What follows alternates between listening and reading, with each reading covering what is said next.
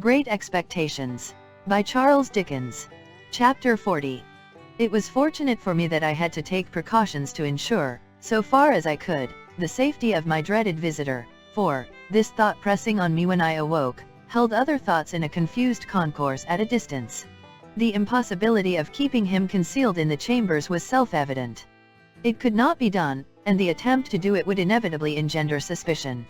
True, I had no avenger in my service now, but I was looked after by an inflammatory old female, assisted by an animated ragbag whom she called her niece, and to keep a room secret from them would be to invite curiosity and exaggeration.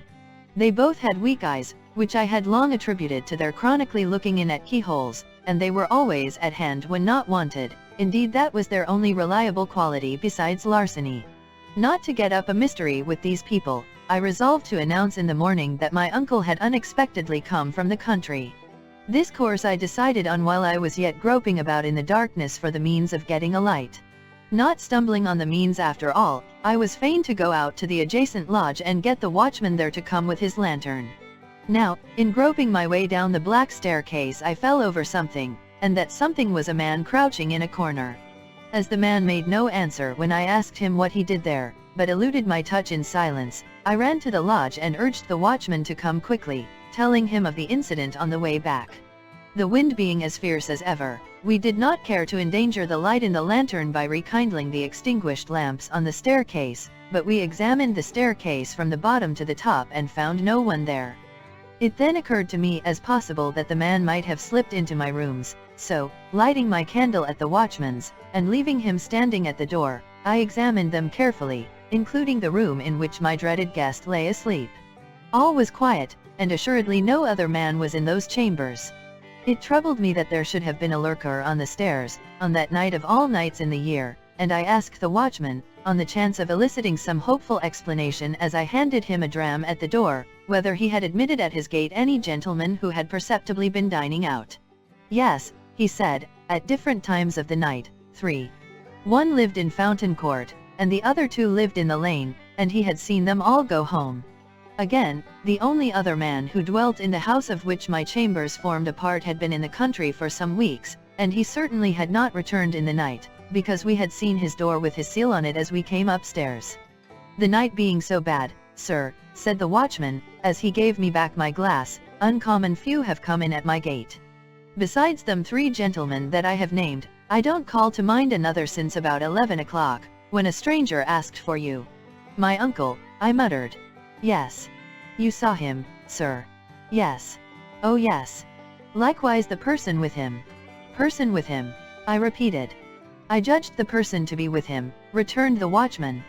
The person stopped, when he stopped to make inquiry of me, and the person took this way when he took this way. What sort of person?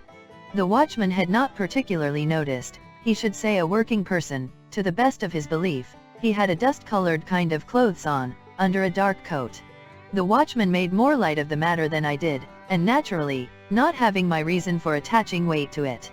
When I had got rid of him, which I thought it well to do without prolonging explanations, my mind was much troubled by these 2 circumstances taken together. Whereas they were easy of innocent solution apart, as, for instance, some diner out or diner at home, who had not gone near this watchman's gate, might have strayed to my staircase and dropped asleep there, and my nameless visitor might have brought someone with him to show him the way. Still, joined, they had an ugly look to one as prone to distrust and fear as the changes of a few hours had made me. I lighted my fire, which burnt with a raw pale flare at that time of the morning, and fell into a doze before it. I seemed to have been dozing a whole night when the clock struck 6. As there was full an hour and a half between me and daylight, I dozed again, now, waking up uneasily, with prolix conversations about nothing, in my ears, now, making thunder of the wind in the chimney, at length, falling off into a profound sleep from which the daylight woke me with a start. All this time I had never been able to consider my own situation, nor could I do so yet. I had not the power to attend to it. I was greatly dejected and distressed, but in an incoherent wholesale sort of way. As to forming any plan for the future, I could as soon have formed an elephant. When I opened the shutters and looked out at the wet wild morning, all of a leaden hue, when I walked from room to room, when I sat down again shivering, before the fire, waiting for my laundress to appear, I thought how miserable I was, but hardly knew why, or how long I had been so, or on what day of the week I made the reflection, or even who I was that made it. At last, the old woman and the niece came in, the latter with a head not easily distinguishable from her dusty broom, and testified surprise at sight of me and the fire. To whom I imparted how my uncle had come in the night and was then asleep, and how the breakfast preparations were to be modified accordingly. Then I washed and dressed while they knocked the furniture about and made a dust, and so, in a sort of dream or sleep-waking, I found myself sitting by the fire again, waiting for him to come to breakfast. By and by, his door opened and he came out. I could not bring myself to bear the sight of him, and I thought he had a worse look by daylight. I do not even know, said I, speaking low as he took his seat at the table, by what name to call you. I have given out that you are my uncle. That's it, dear boy. Call me uncle. You assumed some name, I suppose, on board ship. Yes, dear boy. I took the name of Provis. Do you mean to keep that name? Why, yes, dear boy, it's as good as another unless you'd like another. What is your real name? I asked him in a whisper. Miigwech, he answered, in the same tone, cries and able. What were you brought up to be? A warmint, dear boy. He answered quite seriously, and used the word as if it denoted some profession. When you came into the temple last night, said I, pausing to wonder whether that could really have been last night, which seemed so long ago. Yes, dear boy. When you came in at the gate and asked the watchman the way here, had you anyone with you? With me? No, dear boy. But there was someone there. I didn't take particular notice, he said, dubiously, not knowing the ways of the place. But I think there was a person, too, come in alonger me. Are you known in London? I hope not, said he, giving his neck a jerk with his forefinger that made me turn hot and sick. Were you known in London, once? Not over and above, dear boy. I was in the provinces mostly. Were you tried in London? Which time, said he, with a sharp look. The last time. He nodded. First knowed Mr. Jaggers that way. Jaggers was for me. It was on my lips to ask him what he was tried for, but he took up a knife, gave it a flourish, and with the words, and what I done is worked out and paid for, fell to at his breakfast. He ate in a ravenous way that was very disagreeable, and all his actions were uncouth, noisy, and greedy. Some of his teeth had failed him since I saw him eat on the marshes, and as he turned his food in his mouth, and turned his head sideways to bring his strongest fangs to bear upon it, he looked terribly like a hungry old dog. If I had begun with any appetite, he would have taken it away, and I should have sat much as I did repelled from him by an insurmountable aversion, and gloomily looking at the cloth. I'm a heavy grubber, dear boy, he said, as a polite kind of apology when he made an end of his meal, but I always was. If it had been in my constitution to be a lighter grubber, I might ha' got into lighter trouble. Similarly, I must have my smoke. When I was first hired out as shepherd t'other side the world, it's my belief I should ha' turned into a melancholy mad sheep myself, if I hadn't had my smoke. As he said so, he got up from table, and putting his hand into the breast of the peacoat he wore, brought out a short black pipe, and a handful of loose tobacco of the kind that is called negro head. Having filled his pipe, he put the surplus tobacco back again, as if his pocket were a drawer. Then, he took a live coal from the fire with the tongs, and lighted his pipe at it, and then turned round on the hearthrug with his back to the fire, and went through his favorite action of holding out both his hands for mine. And this, said he, dandling my hands up and down in his, as he puffed at his pipe, and this is the gentleman what I made? The real genuine one. It does me good fur to look at you, Pip. All I stipulate, is, to stand by and look at you, dear boy. I released my hands as soon as I could, and found that I was beginning slowly to settle down to the contemplation of my condition. What I was chained to, and how heavily, became intelligible to me, as I heard his hoarse voice, and sat looking up at his furrowed bald head with its iron grey hair at the sides.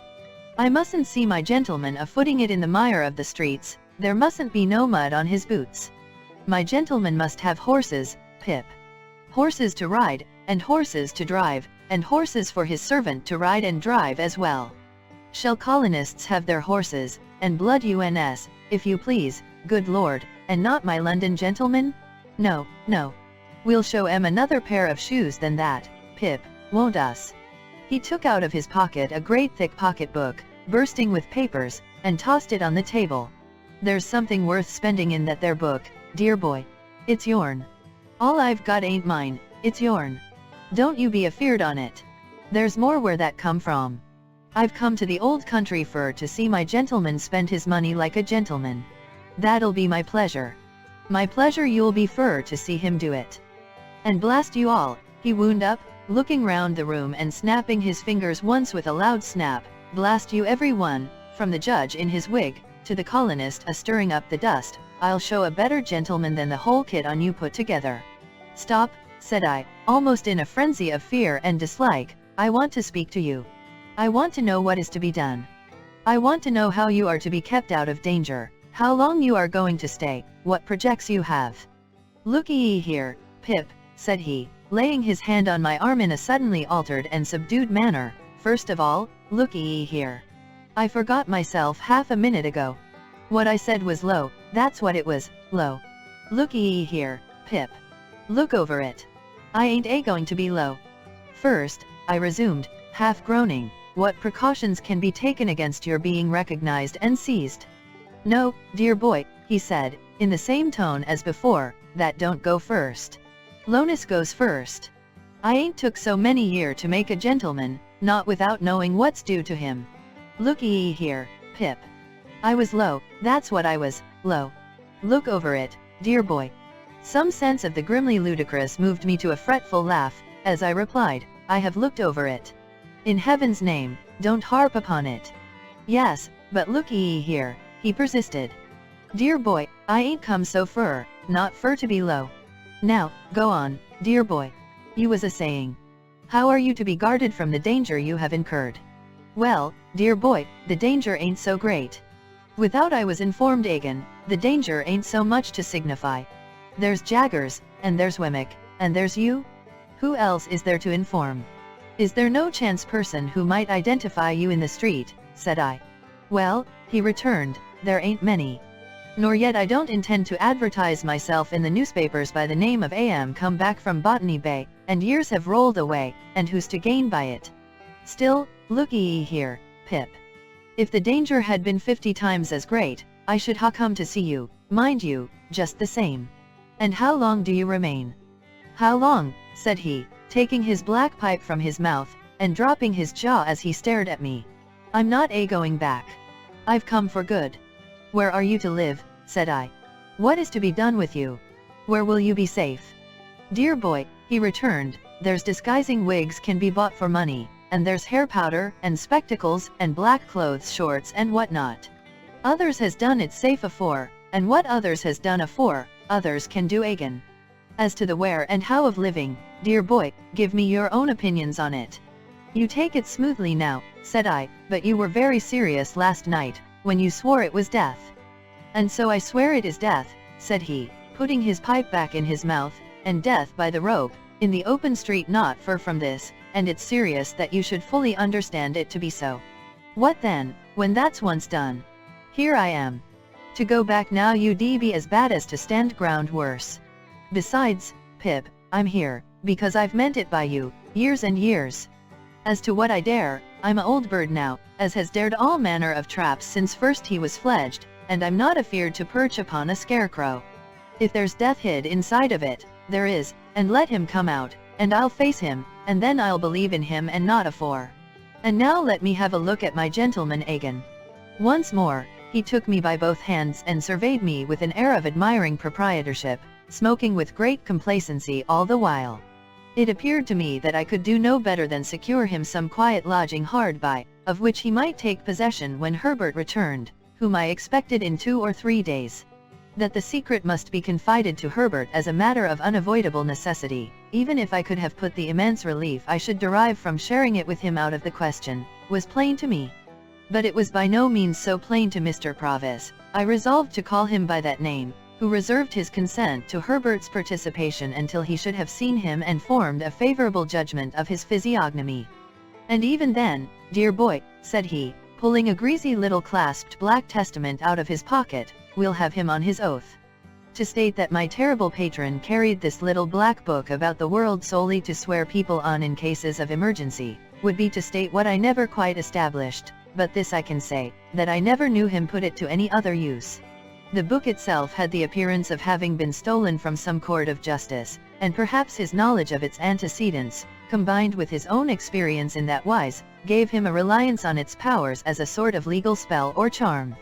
On this first occasion of his producing it, I recalled how he had made me swear fidelity in the churchyard long ago, and how he had described himself last night as always swearing to his resolutions in his solitude. As he was at present dressed in a seafaring slop suit, in which he looked as if he had some parrots and cigars to dispose of, I next discussed with him what dress he should wear. He cherished an extraordinary belief in the virtues of shorts as a disguise, and had in his own mind sketched a dress for himself that would have made him something between a dean and a dentist. It was with considerable difficulty that I won him over to the assumption of a dress more like a prosperous farmer's, and we arranged that he should cut his hair close, and wear a little powder. Lastly, as he had not yet been seen by the laundress or her niece, he was to keep himself out of their view until his change of dress was made. It would seem a simple matter to decide on these precautions, but in my dazed, not to say distracted, state, it took so long, that I did not get out to further them until 2 or 3 in the afternoon. He was to remain shut up in the chambers while I was gone, and was on no account to open the door. There being to my knowledge a respectable lodging house in Essex Street, the back of which looked into the Temple, and was almost within hail of my windows, I first of all repaired to that house, and was so fortunate as to secure the second floor for my uncle, Mr. Provis. I then went from shop to shop, making such purchases as were necessary to the change in his appearance. This business transacted, I turned my face, on my own account, to Little Britain. Mr. Jaggers was at his desk, but, seeing me enter, got up immediately and stood before his fire. "Now, Pip," said he, "be careful." "I will, sir," I returned. For, coming along I had thought well of what I was going to say. "Don't commit yourself," said Mr. Jaggers, "and don't commit anyone. You understand, anyone. Don't tell me anything, I don't want to know anything, I am not curious." Of course I saw that he knew the man was come. "I merely want, Mr. Jaggers," said I, "to assure myself that what I have been told is true. I have no hope of its being untrue, but at least I may verify it." Mr. Jaggers nodded.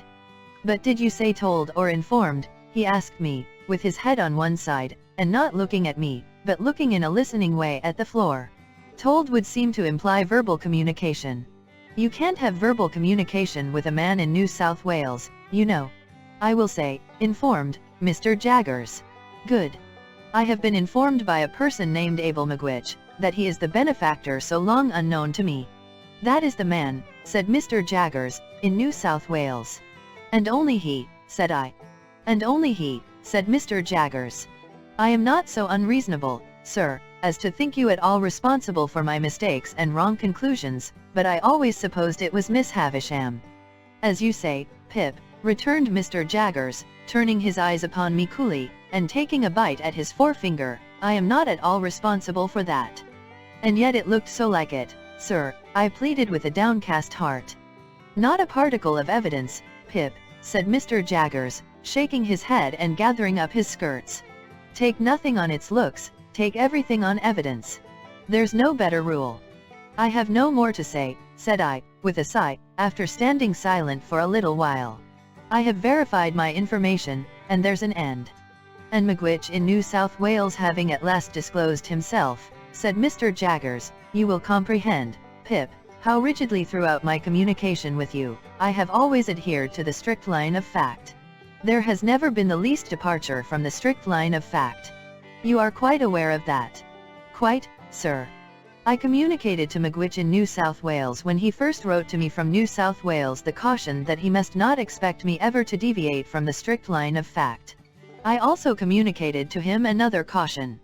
He appeared to me to have obscurely hinted in his letter at some distant idea he had of seeing you in England here. I cautioned him that I must hear no more of that he was not at all likely to obtain a pardon, that he was expatriated for the term of his natural life, and that his presenting himself in this country would be an act of felony, rendering him liable to the extreme penalty of the law.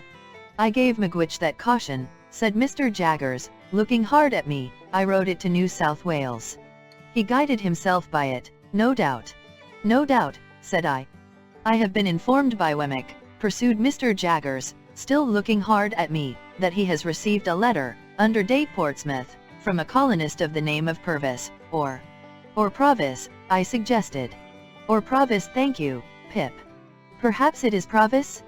Perhaps you know it's Provis. Yes, said I. You know it's Provis.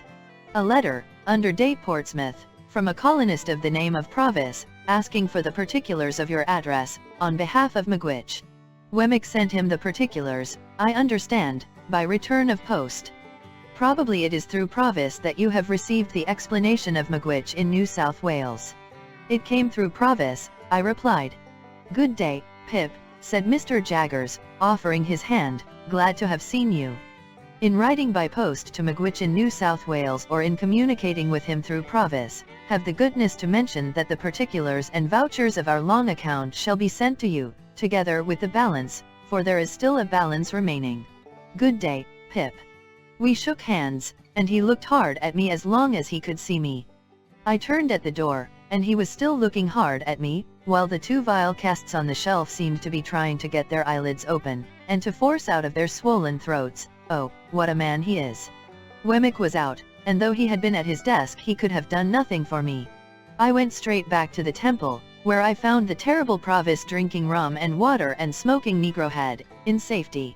Next day the clothes I had ordered all came home, and he put them on.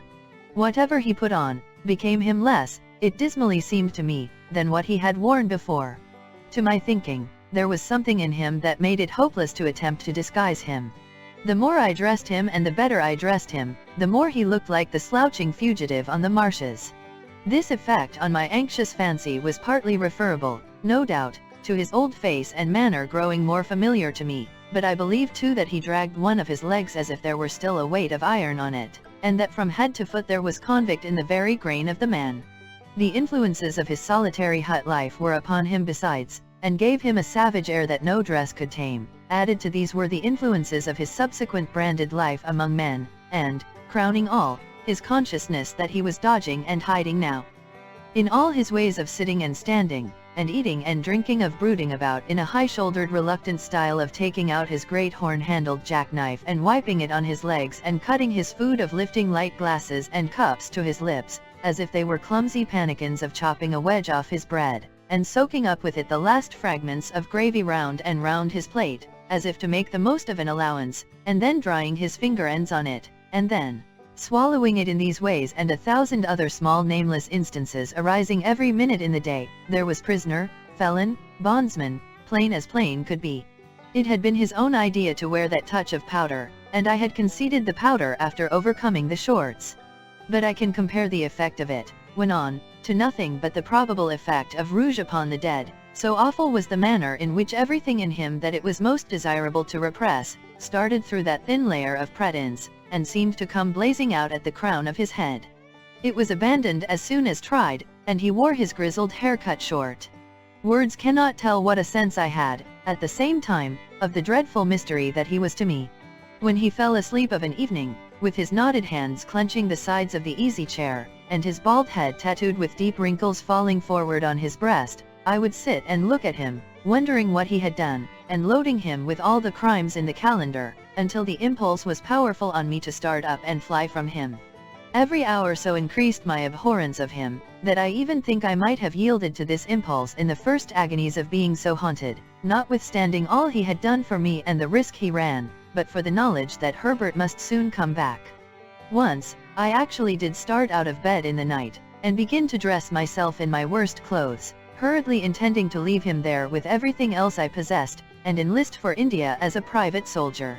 I doubt if a ghost could have been more terrible to me, up in those lonely rooms in the long evenings and long nights, with the wind and the rain always rushing by.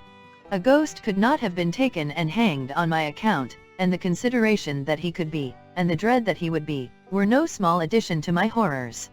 When he was not asleep, or playing a complicated kind of patience with a ragged pack of cards of his own, a game that I never saw before or since, and in which he recorded his winnings by sticking his jackknife into the table when he was not engaged in either of these pursuits, he would ask me to read to him foreign language, dear boy. While I complied, he, not comprehending a single word, would stand before the fire surveying me with the air of an exhibitor, and I would see him, between the fingers of the hand with which I shaded my face, appealing in dumb show to the furniture to take notice of my proficiency. The imaginary student pursued by the misshapen creature he had impiously made, was not more wretched than I, pursued by the creature who had made me, and recoiling from him with a stronger repulsion, the more he admired me and the fonder he was of me. This is written of, I am sensible, as if it had lasted a year. It lasted about 5 days. Expecting Herbert all the time, I dared not go out, except when I took Provis for an airing after dark. At length, one evening when dinner was over and I had dropped into a slumber quite worn out, for my nights had been agitated and my rest broken by fearful dreams, I was roused by the welcome footstep on the staircase. Provis, who had been asleep too, staggered up at the noise I made, and in an instant I saw his jackknife shining in his hand. "Quiet? It's Herbert," I said, and Herbert came bursting in, with the airy freshness of 600 miles of France upon him. "Handel, my dear fellow, how are you? And again how are you? And again how are you? I seem to have been gone a 12-month. Why, so I must have been, for you have grown quite thin and pale. Handel, my hello? I beg your pardon." He was stopped in his running on and in his shaking hands with me, by seeing Provis. Provis, regarding him with a fixed attention, was slowly putting up his jackknife, and groping in another pocket for something else. "Herbert, my dear friend," said I, shutting the double doors, while Herbert stood staring and wondering, "something very strange has happened. This is a visitor of mine." "It's all right, dear boy," said Provis, coming forward, with his little clasped black book, and then addressing himself to Herbert. "Take it in your right hand. Lord strike you dead on the spot, if ever you split in any way somever. Kiss it."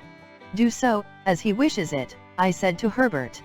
So, Herbert, looking at me with a friendly uneasiness and amazement, complied, and Provis, immediately shaking hands with him, said, "Now you're on your oath, you know. And never believe me on mine, if Pip shan't make a gentleman on you." Chapter 41. In vain should I attempt to describe the astonishment and disquiet of Herbert, when he and I and Provis sat down before the fire, and I recounted the whole of the secret. Enough, that I saw my own feelings reflected in Herbert's face, and not least among them, my repugnance towards the man who had done so much for me. What would alone have set a division between that man and us, if there had been no other dividing circumstance, was his triumph in my story. Saving his troublesome sense of having been low on one occasion since his return, on which point he began to hold forth to Herbert, the moment my revelation was finished he had no perception of the possibility of my finding any fault with my good fortune. His boast that he had made me a gentleman, and that he had come to see me support the character on his ample resources, was made for me quite as much as for himself. And that it was a highly agreeable boast to both of us, and that we must both be very proud of it, was a conclusion quite established in his own mind. "Though, look ye here, Pip's comrade," he said to Herbert, after having discoursed for some time, "I know very well that once since I come back for half a minute I've been low." I said to Pip, "I knowed as I had been low. But don't you fret yourself on that score. I ain't made Pip a gentleman, and Pip ain't going to make you a gentleman, not for me not to know what's due to ye both. Dear boy, and Pip's comrade, you too may count upon me always having a genteel muzzle on. Muzzled I have been since that half a minute when I was betrayed into lowness, muzzled I am at the present time, muzzled I ever will be." Herbert said, "Certainly," but looked as if there were no specific consolation in this, and remained perplexed and dismayed. We were anxious for the time when he would go to his lodging and leave us together, but he was evidently jealous of leaving us together, and sat late. It was midnight before I took him round to Essex Street, and saw him safely in at his own dark door. When it closed upon him, I experienced the first moment of relief I had known since the night of his arrival. Never quite free from an uneasy remembrance of the man on the stairs, I had always looked about me in taking my guest out after dark, and in bringing him back, and I looked about me now. Difficult as it is in a large city to avoid the suspicion of being watched, when the mind is conscious of danger in that regard, I could not persuade myself that any of the people within sight cared about my movements. The few who were passing passed on their several ways, and the street was empty when I turned back into the temple. Nobody had come out at the gate with us, nobody went in at the gate with me. As I crossed by the fountain, I saw his lighted back windows looking bright and quiet, and, When I stood for a few moments in the doorway of the building where I lived, before going up the stairs, Garden Court was as still and lifeless as the staircase was when I ascended it. Herbert received me with open arms, and I had never felt before so blessedly what it is to have a friend. When he had spoken some sound words of sympathy and encouragement, we sat down to consider the question, what was to be done? The chair that Provis had occupied still remaining where it had stood, for he had a barrack way with him of hanging about one spot, in one unsettled manner, and going through one round of observances with his pipe and his negro head and his jackknife and his pack of cards, and what not, as if it were all put down for him on a slate. I say, his chair remaining where it had stood, Herbert unconsciously took it, but next moment started out of it, pushed it away, and took another. He had no occasion to say after that he had conceived an aversion for my patron, neither had I occasion to confess my own. We interchanged that confidence without shaping a syllable. What, said I to Herbert, when he was safe in another chair, what is to be done? My poor dear Handel, he replied, holding his head, I am too stunned to think. So was I, Herbert, when the blow first fell. Still, something must be done. He is intent upon various new expenses, horses, and carriages, and lavish appearances of all kinds. He must be stopped somehow. You mean that you can't accept? How can I interposed, as Herbert paused. Think of him? Look at him. An involuntary shudder passed over both of us. Yet I am afraid the dreadful truth is, Herbert, that he is attached to me, strongly attached to me. Was there ever such a fate? My poor dear Handel, Herbert repeated. Then, said I, after all, stopping short here, never taking another penny from him, think what I owe him already? Then again, I am heavily in debt, very heavily, for me, who have now no expectations, and I have been bred to no calling, and I am fit for nothing. Well, well, well, Herbert remonstrated. Don't say fit for nothing. What am I fit for? I know only one thing that I am fit for, and that is, to go for a soldier. And I might have gone, my dear Herbert, but for the prospect of taking counsel with your friendship and affection. Of course I broke down there, and of course Herbert, beyond seizing a warm grip of my hand, pretended not to know it. Anyhow, my dear Handel, said he presently, soldiering won't do. If you were to renounce this patronage and these favors, I suppose you would do so with some faint hope of one day repaying what you have already had. Not very strong, that hope, if you went soldiering. Besides, it's absurd. You would be infinitely better in Clareiker's house, small as it is. I am working up towards a partnership, you know. Poor fellow! He little suspected with whose money. But there is another question, said Herbert. This is an ignorant, determined man, who has long had one fixed idea. More than that, he seems to me, I may misjudge him, to be a man of a desperate and fierce character. I know he is, I returned. Let me tell you what evidence I have seen of it. And I told him what I had not mentioned in my narrative, of that encounter with the other convict. See, then, said Herbert, think of this. He comes here at the peril of his life, for the realization of his fixed idea. In the moment of realization, after all his toil and waiting, you cut the ground from under his feet, destroy his idea, and make his gains worthless to him. Do you see nothing that he might do, under the disappointment? I have seen it, Herbert, and dreamed of it, ever since the fatal night of his arrival. Nothing has been in my thoughts so distinctly as his putting himself in the way of being taken. Then you may rely upon it, said Herbert, that there would be great danger of his doing it. That is his power over you as long as he remains in England, and that would be his reckless course if you forsook him. I was so struck by the horror of this idea, which had weighed upon me from the first, and the working out of which would make me regard myself, in some sort, as his murderer, that I could not rest in my chair, but began pacing to and fro.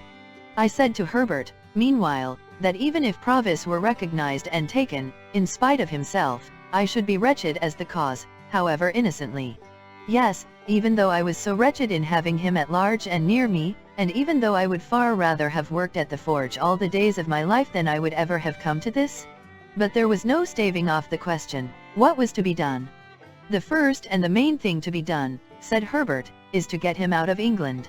You will have to go with him, and then he may be induced to go. But get him where I will, could I prevent his coming back? My good Handel, is it not obvious that with Newgate in the next street, there must be far greater hazard in your breaking your mind to him and making him reckless, here, than elsewhere. If a pretext to get him away could be made out of that other convict, or out of anything else in his life, now.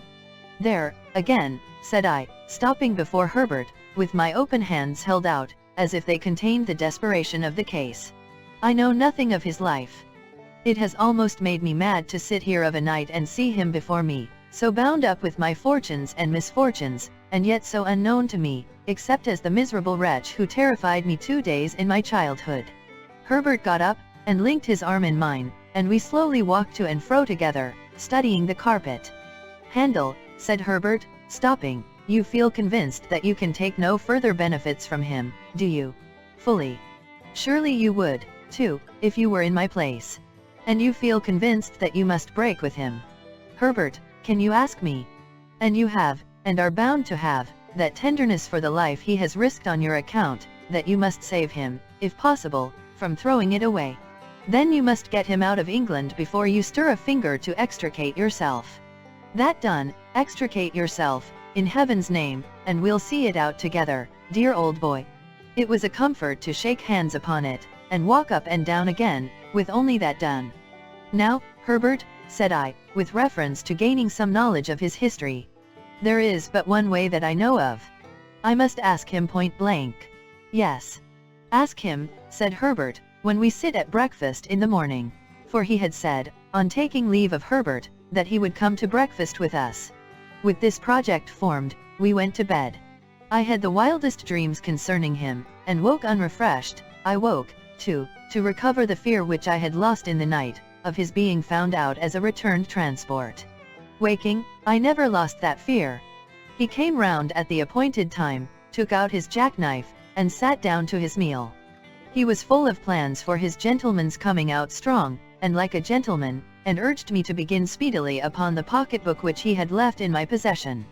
He considered the chambers and his own lodging as temporary residences, and advised me to look out at once for a fashionable crib near Hyde Park, in which he could have a shakedown. When he had made an end of his breakfast, and was wiping his knife on his leg, I said to him, without a word of preface, after you were gone last night, I told my friend of the struggle that the soldiers found you engaged in on the marshes, when we came up. You remember? Remember, said he. I think so. We want to know something about that man and about you. It is strange to know no more about either, and particularly you, than I was able to tell last night. Is not this as good a time as another for our knowing more? Well, he said, after consideration. You're on your oath, you know, Pip's comrade. Assuredly, replied Herbert. As to anything I say, you know, he insisted. The oath applies to all. I understand it to do so. And look ye here. Whatever I done is worked out and paid for, he insisted again. So be it. He took out his black pipe and was going to fill it with negro head, when, looking at the tangle of tobacco in his hand, he seemed to think it might perplex the thread of his narrative. He put it back again, stuck his pipe in a buttonhole of his coat, spread a hand on each knee, and after turning an angry eye on the fire for a few silent moments, looked round at us and said what follows. Chapter 42. Dear boy and Pip's comrade. I am not going fur to tell you my life like a song, or a storybook. But to give it you short and handy, I'll put it at once into a mouthful of English. In jail and out of jail, in jail and out of jail, in jail and out of jail. There, you've got it. That's my life pretty much, down to such times as I got shipped off, arter Pip stood my friend. I've been done everything to, pretty well except hanged. I've been locked up as much as a silver tea kettle. I've been carted here and carted there, and put out of this town, and put out of that town, and stuck in the stocks, and whipped and worried and drove. I've no more notion where I was born than you have if so much. I first become aware of myself down in Essex, a thieving turnips for my living. Someone had run away from me a man a tinker and he'd took the fire with him, and left me wery cold. I knowed my name to be Magwitch, Cries and Abel. How did I know it? Much as I knowed the birds' names in the hedges to be chaffinch, sparrer, thrush. I might have thought it was all lies together, only as the birds' names come out true, I supposed mine did. So fur as I could find, there warn't a soul that see young Abel Magwitch, with us little on him as in him, but what caught fright at him, and either drove him off, or took him up. I was took up, to that extent that I regularly growed up took up. This is the way it was, that when I was a ragged little creature as much to be pitied as ever I see, not that I looked in the glass, for there warn't many insides of furnished houses known to me, I got the name of being hardened. This is a terrible hardened one, they says to prison visitors, picking out me. May be said to live in jails, this boy. Then they looked at me, and I looked at them, and they measured my head, some on 'em they had better measured my stomach and others on 'em give me tracts what I couldn't read, and made me speeches what I couldn't understand. They always went on egging me about the devil. But what the devil was I to do? I must put something into my stomach, mustn't I? Howsoever, I'm a-getting low, and I know what's due. Dear boy and Pip's comrade, don't you be afeard of me being low. Tramping, begging, thieving, working sometimes when I could, though that warn't as often as you may think, till you put the question whether you would ha been over ready to give me work yourselves, a bit of a poacher, a bit of a laborer, a bit of a wagoner, a bit of a haymaker, a bit of a hawker, a bit of most things that don't pay and lead to trouble. I got to be a man. A deserting soldier in a traveler's rest, what lay hid up to the chin under a lot of tatters, learnt me to read, and a traveling giant what signed his name at a penny a time learnt me to write. I warn't locked up as often now as formerly, but I wore out my good share of key metal still. At Epsom races, a matter of over 20 years ago, I got acquainted wi a man whose skull I'd cracked wi this poker, like the claw of a lobster, if I'd got it on this hob. His right name was Compeyson, and that's the man, dear boy, what you see me a-pounding in the ditch, according to what you truly told your comrade arter I was gone last night.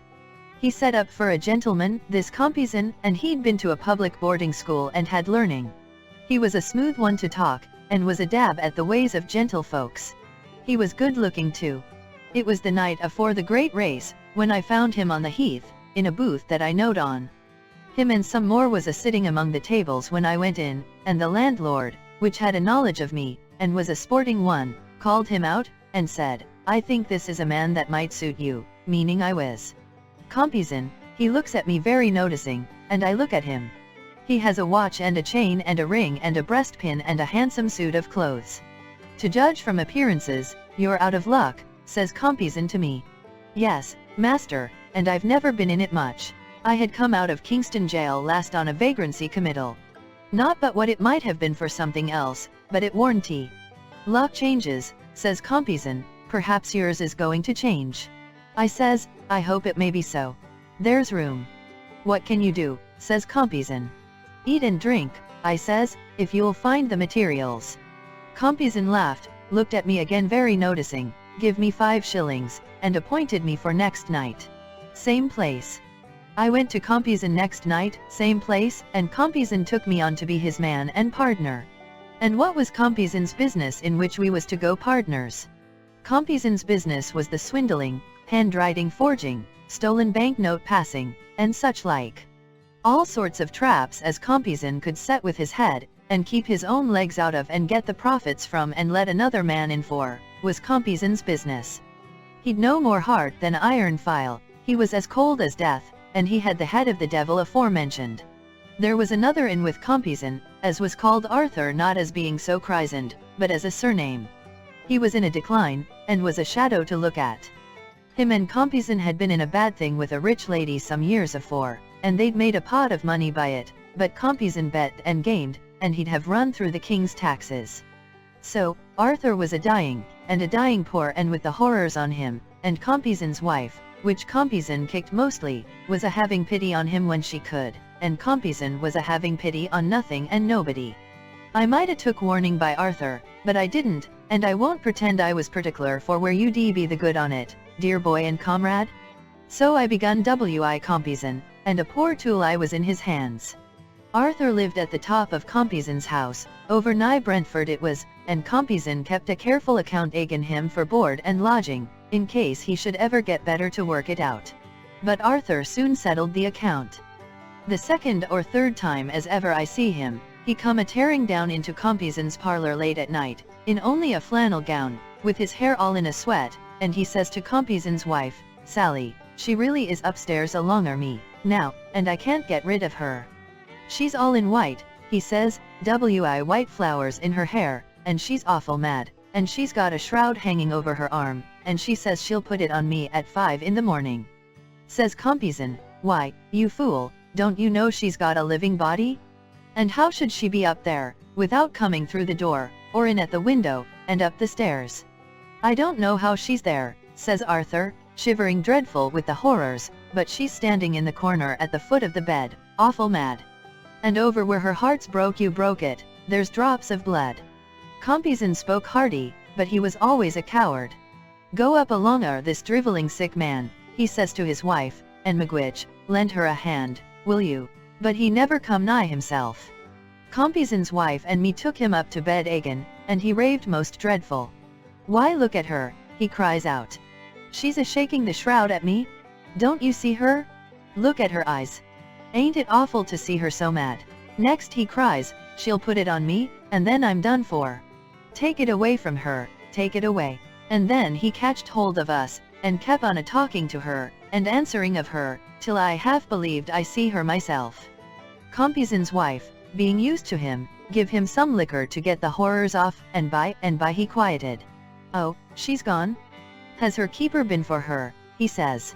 Yes, says Compeyson's wife. Did you tell him to lock her and bar her in? Yes. And to take that ugly thing away from her? Yes, yes, all right.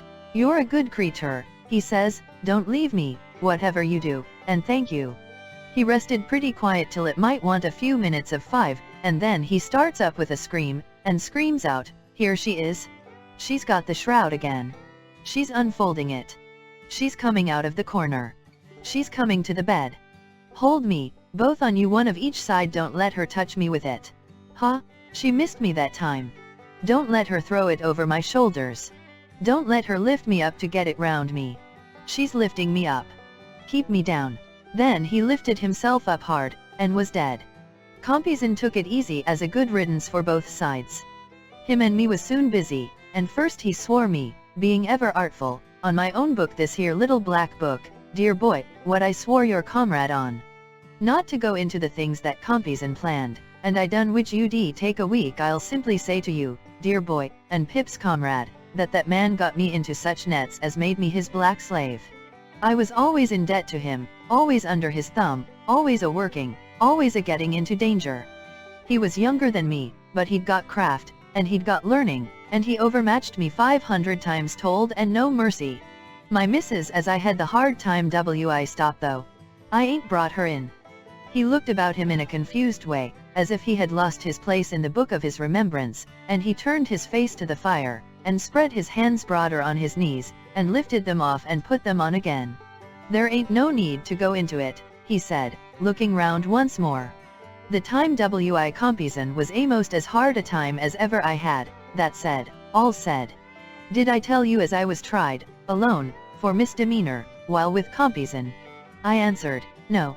Well, he said, I was, and got convicted. As to took up on suspicion, that was 2 or 3 times in the 4 or 5 year that it lasted, but evidence was wanting. At last, me and Compeyson was both committed for felony on a charge of putting stolen notes in circulation, and there was other charges behind. Compeyson says to me, separate defenses, no communication, and that was all. And I was so miserable poor, that I sold all the clothes I had, except what hung on my back, afore I could get jaggers. When we was put in the dock, I noticed first of all what a gentleman Compeyson looked, W.I. his curly hair and his black clothes and his white pocket handkercher, and what a common sort of a wretch I looked. When the prosecution opened and the evidence was put short, aforehand, I noticed how heavy it all bore on me, and how light on him. When the evidence was give in the box, I noticed how it was always me that had come for'ard, and could be swore to, how it was always me that the money had been paid to, how it was always me that had seemed to work the thing and get the profit. But when the defense come on, then I see the plan plainer, for, says the counsellor for Compeyson, my lord and gentlemen, here you has afore you, side by side, 2 persons as your eyes can separate wide, 1, the younger, well brought up, who will be spoke to as such, 1, the elder, ill brought up, who will be spoke to as such, 1, the younger, seldom if ever seen in these here transactions, and only suspected, t'other, the elder, always seen in and always W.I. his guilt brought home. Can you doubt, if there is but one in it, which is the one, and, if there is two in it, which is much the worst one, and such like. And when it come to character, warranty it Compeyson as had been to the school, and warranty it his schoolfellows as was in this position and in that, and warranty it him as had been knowed by witnesses in such clubs and societies, and now to his disadvantage. And warranty it me as had been tried afore, and as had been knowed up hill and down dale in Bridewells and Lock Ups. And when it come to speech making, warranty it Compeyson as could speak to MWI his face dropping every now and then into his white pocket handkercher and WI verses in his speech, to and warranty it me as could only say, gentlemen, this man at my side is a most precious rascal.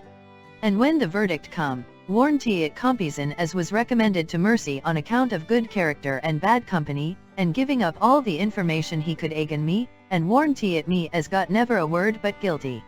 And when I says to Compeyson, once out of this court, I'll smash that face of yourn, ain't it Compeyson as prays the judge to be protected, and gets 2 turnkeys stood betwixt us. And when we're sentenced, ain't it him as gets 7 year, and me 14, and ain't it him as the judge is sorry for, because he might a done so well, and ain't it me as the judge perceives to be a old offender of violent passion, likely to come to worse. He had worked himself into a state of great excitement, but he checked it, took 2 or 3 short breaths, swallowed as often, and stretching out his hand towards me said, in a reassuring manner, I ain't going to be low, dear boy. He had so heated himself that he took out his handkerchief and wiped his face and head and neck and hands, before he could go on. I had said to Compeyson that I'd smash that face of his, and I swore Lord smash mine, to do it. We was in the same prison ship, but I couldn't get at him for long, though I tried. At last I come behind him and hit him on the cheek to turn him round and get a smashing one at him, when I was seen and seized. The black hole of that ship warranty a strong one, to a judge of black holes that could swim and dive. I escaped to the shore, and I was a-hiding among the graves there, envying them as was in and all over, when I first see my boy. He regarded me with a look of affection that made him almost abhorrent to me again, though I had felt great pity for him. By my boy, I was give to understand as Compeyson was out on them marshes too. Upon my soul, I half believe he escaped in his terror, to get quit of me, not knowing it was me as had got ashore. I hunted him down. I smashed his face. And now, says I, as the worst thing I can do, caring nothing for myself, I'll drag you back. And I'd have swum off, towing him by the hair, if it had come to that, and I'd a got him aboard without the soldiers. Of course he'd much the best of it to the last, his character was so good. He had escaped when he was made half wild by me and my murderous intentions, and his punishment was light. I was put in irons, brought to trial again, and sent for life. I didn't stop for life, dear boy, and Pip's comrade, being here.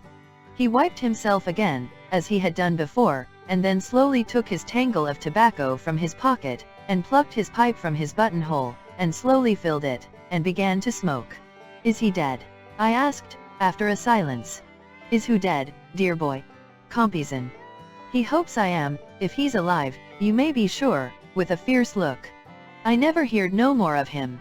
Herbert had been writing with his pencil in the cover of a book. He softly pushed the book over to me, as Provis stood smoking with his eyes on the fire, and I read in it. Young Havisham's name was Arthur. Compeyson is the man who professed to be Miss Havisham's lover. I shut the book and nodded slightly to Herbert, and put the book by, but we neither of us said anything, and both looked at Provis as he stood smoking by the fire. Chapter 43. Why should I pause to ask how much of my shrinking from Provis might be traced to Estella?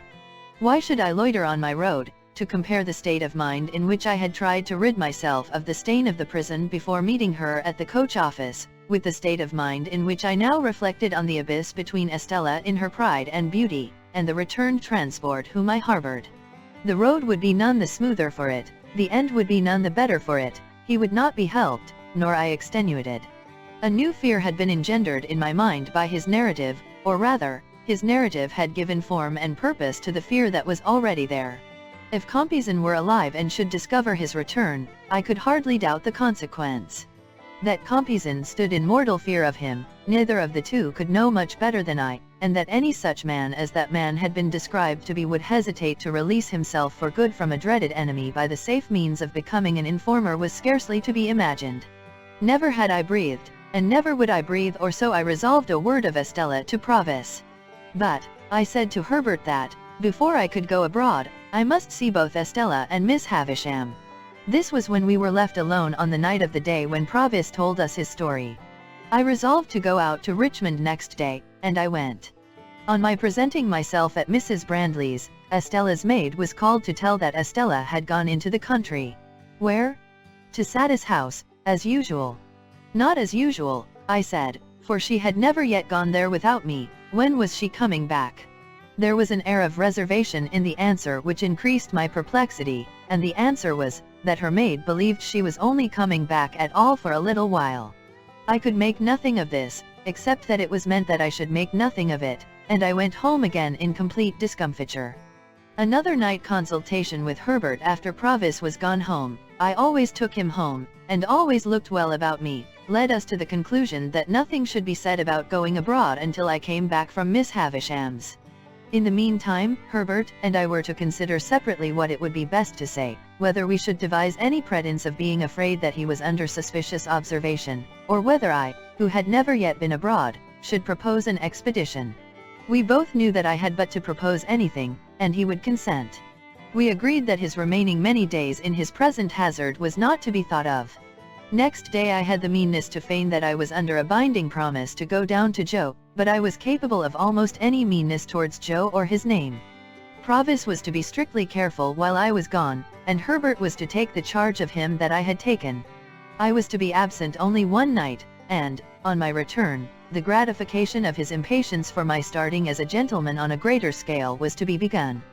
It occurred to me then, and as I afterwards found to Herbert also, that he might be best got away across the water, on that pretence as, to make purchases, or the like. Having thus cleared the way for my expedition to Miss Havisham's, I set off by the early morning coach before it was yet light, and was out on the open country road when the day came creeping on, halting and whimpering and shivering, and wrapped in patches of cloud and rags of mist, like a beggar. When we drove up to the Blue Boar after a drizzly ride, whom should I see come out under the gateway, toothpick in hand, to look at the coach, but Bentley Drummle? As he pretended not to see me, I pretended not to see him. It was a very lame pretence on both sides, the lamer, because we both went into the coffee room, where he had just finished his breakfast, and where I ordered mine. It was poisonous to me to see him in the town, for I very well knew why he had come there. Pretending to read a smeary newspaper long out of date, which had nothing half so legible in its local news, as the foreign matter of coffee, pickles, fish sauces, gravy, melted butter, and wine with which it was sprinkled all over, as if it had taken the measles in a highly irregular form, I sat at my table while he stood before the fire. By degrees it became an enormous injury to me that he stood before the fire. And I got up, determined to have my share of it. I had to put my hand behind his legs for the poker when I went up to the fireplace to stir the fire, but still pretended not to know him. "Is this a cut?" said Mr. Drummle. "Oh," said I, poker in hand, "it's you, is it? How do you do?" I was wondering who it was, who kept the fire off. With that, I poked tremendously, and having done so, planted myself side by side with Mr. Drummle, my shoulders squared and my back to the fire. "You have just come down," said Mr. Drummle, edging me a little away with his shoulder. "Yes," said I, edging him a little away with my shoulder. "Beastly place," said Drummle. "You're part of the country, I think." "Yes," I assented. "I am told it's very like your Shropshire." "Not in the least like it," said Drummle. Here Mr. Drummle looked at his boots and I looked at mine, and then Mr. Drummle looked at my boots, and I looked at his. "Have you been here long?" I asked, determined not to yield an inch of the fire. "Long enough to be tired of it," returned Drummle, pretending to yawn, but equally determined. "Do you stay here long?" "Can't say," answered Mr. Drummle. "Do you?" "Can't say," said I. I felt here, through a tingling in my blood, that if Mr. Drummle's shoulder had claimed another hair's breadth of room, I should have jerked him into the window, equally, that if my own shoulder had urged a similar claim, Mr. Drummle would have jerked me into the nearest box. He whistled a little. "So did I." "Large tract of marshes about here, I believe," said Drummle. "Yes." "What of that?" said I. Mr. Drummle looked at me, and then at my boots, and then said, "Oh," and laughed. "Are you amused?" Mr. Drummle? No, said he, not particularly. I am going out for a ride in the saddle. I mean to explore those marshes for amusement. Out of the way villages there, they tell me. Curious little public houses and smithies and that. Waiter. Yes, sir. Is that horse of mine ready? Brought round to the door, sir. I say. Look here, you sir. The lady won't ride today, the weather won't do. Very good, sir. And I don't dine, because I'm going to dine at the lady's. Very good, sir. Then, Drummle glanced at me, with an insolent triumph on his great jowled face that cut me to the heart, dull as he was, and so exasperated me, that I felt inclined to take him in my arms, as the robber in the storybook is said to have taken the old lady, and seat him on the fire. One thing was manifest to both of us, and that was, that until relief came, neither of us could relinquish the fire. There we stood, well squared up before it, shoulder to shoulder and foot to foot, with our hands behind us, not budging an inch. The horse was visible outside in the drizzle at the door, my breakfast was put on the table, Drummle's was cleared away, the waiter invited me to begin, I nodded, we both stood our ground. Have you been to the grove since? Said Drummle. No, said I had quite enough of the Finches the last time I was there. Was that when we had a difference of opinion? Yes, I replied, very shortly. Come, come. They let you off easily enough, sneered Drummle. You shouldn't have lost your temper. Mr. Drummle, said I, you are not competent to give advice on that subject. When I lose my temper, not that I admit having done so on that occasion, I don't throw glasses. I do, said Drummle. After glancing at him once or twice, in an increased state of smoldering ferocity, I said, Mr. Drummle, I did not seek this conversation, and I don't think it an agreeable one. I am sure it's not, said he, superciliously over his shoulder, I don't think anything about it. And therefore, I went on, with your leave, I will suggest that we hold no kind of communication in future. Quite my opinion, said Drummle, and what I should have suggested myself, or done more likely without suggesting. But don't lose your temper. Haven't you lost enough without that? What do you mean, sir? Waiter, said Drummle, by way of answering me. The waiter reappeared. Look here, you sir. You quite understand that the young lady don't ride today, and that I dine at the young lady's. Quite so, sir. When the waiter had felt my fast-cooling teapot with the palm of his hand, and had looked imploringly at me, and had gone out, Drummle, careful not to move the shoulder next me, took a cigar from his pocket and bit the end off, but showed no sign of stirring. Choking and boiling as I was, I felt that we could not go a word further, without introducing Estella's name, which I could not endure to hear him utter, and therefore I looked stonily at the opposite wall, as if there were no one present, and forced myself to silence. How long we might have remained in this ridiculous position it is impossible to say, but for the incursion of 3 thriving farmers laid on by the waiter, I think, who came into the coffee-room unbuttoning their greatcoats and rubbing their hands, and before whom, as they charged at the fire, we were obliged to give way. I saw him through the window, seizing his horse's mane, and mounting in his blundering brutal manner, and sidling and backing away. I thought he was gone, when he came back, calling for a light for the cigar in his mouth, which he had forgotten. A man in a dust-colored dress appeared with what was wanted. I could not have said from where, whether from the inn-yard, or the street, or where not, and as Drummle leaned down from the saddle and lighted his cigar and laughed, with a jerk of his head towards the coffee-room windows, the slouching shoulders and ragged hair of this man whose back was towards me reminded me of Orlick. Too heavily out of sorts to care much at the time whether it were he or no, or after all to touch the breakfast, I washed the weather and the journey from my face and hands, and went out to the memorable old house that it would have been so much the better for me never to have entered, never to have seen. Chapter 44. In the room where the dressing table stood, and where the wax candles burnt on the wall, I found Miss Havisham and Estella, Miss Havisham seated on a settee near the fire, and Estella on a cushion at her feet. Estella was knitting, and Miss Havisham was looking on. They both raised their eyes as I went in, and both saw an alteration in me.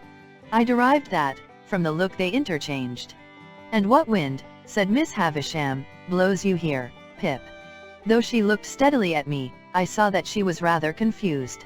Estella, pausing a moment in her knitting with her eyes upon me, and then going on, I fancied that I read in the action of her fingers, as plainly as if she had told me in the dumb alphabet, that she perceived I had discovered my real benefactor. Miss Havisham, said I went to Richmond yesterday, to speak to Estella, and finding that some wind had blown her here, I followed. Miss Havisham motioning to me for the third or fourth time to sit down, I took the chair by the dressing table, which I had often seen her occupy. With all that ruin at my feet and about me, it seemed a natural place for me, that day. What I had to say to Estella, Miss Havisham, I will say before you, presently in a few moments. It will not surprise you, it will not displease you. I am as unhappy as you can ever have meant me to be. Miss Havisham continued to look steadily at me. I could see in the action of Estella's fingers as they worked that she attended to what I said, but she did not look up. I have found out who my patron is. It is not a fortunate discovery, and is not likely ever to enrich me in reputation, station, fortune, anything. There are reasons why I must say no more of that. It is not my secret, but another's.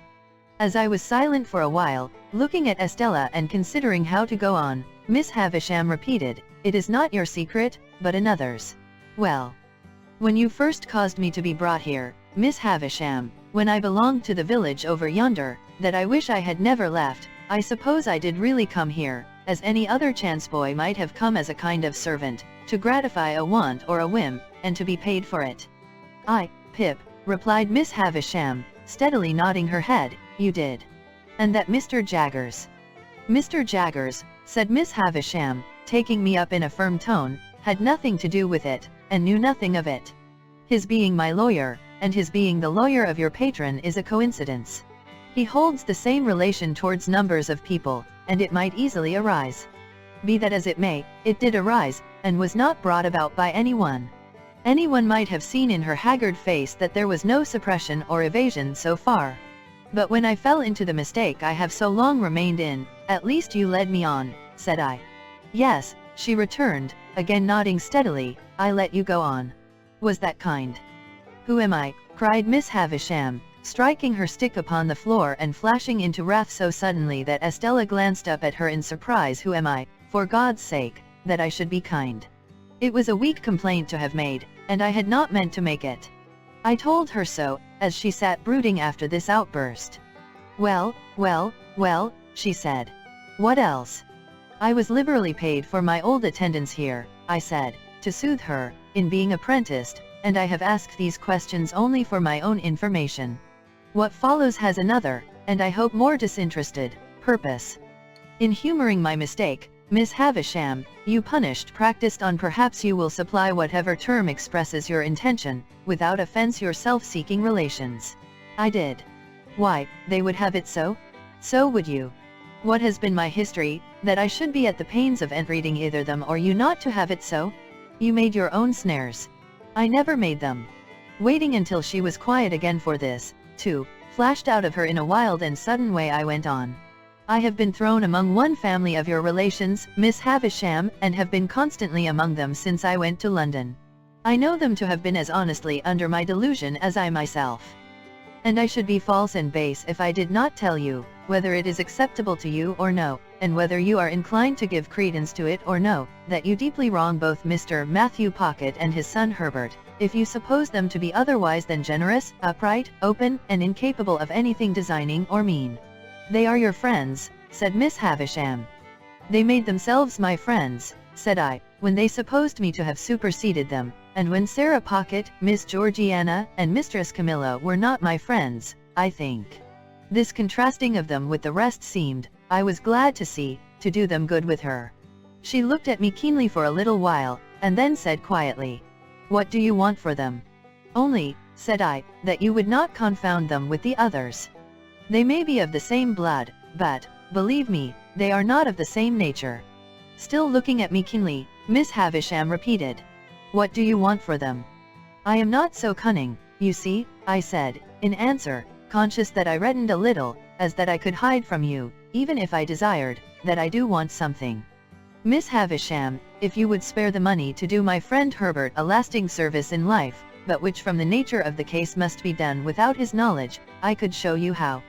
Why must it be done without his knowledge? She asked, settling her hands upon her stick, that she might regard me the more attentively. Because, said I began the service myself, more than 2 years ago, without his knowledge, and I don't want to be betrayed. Why I fail in my ability to finish it, I cannot explain. It is a part of the secret which is another person's and not mine. She gradually withdrew her eyes from me, and turned them on the fire. After watching it for what appeared in the silence and by the light of the slowly wasting candles to be a long time, she was roused by the collapse of some of the red coals, and looked towards me again at first, vacantly then, with a gradually concentrating attention. All this time Estella knitted on. When Miss Havisham had fixed her attention on me, she said, speaking as if there had been no lapse in our dialogue. What else? Estella, said I, turning to her now, and trying to command my trembling voice, you know I love you. You know that I have loved you long and dearly. She raised her eyes to my face, on being thus addressed, and her fingers plied their work, and she looked at me with an unmoved countenance. I saw that Miss Havisham glanced from me to her, and from her to me. I should have said this sooner, but for my long mistake. It induced me to hope that Miss Havisham meant us for one another. While I thought you could not help yourself, as it were, I refrained from saying it. But I must say it now. Preserving her unmoved countenance, and with her fingers still going, Estella shook her head. I know, said I, in answer to that action I know. I have no hope that I shall ever call you mine, Estella. I am ignorant what may become of me very soon, how poor I may be, or where I may go. Still, I love you. I have loved you ever since I first saw you in this house. Looking at me perfectly unmoved and with her fingers busy, she shook her head again.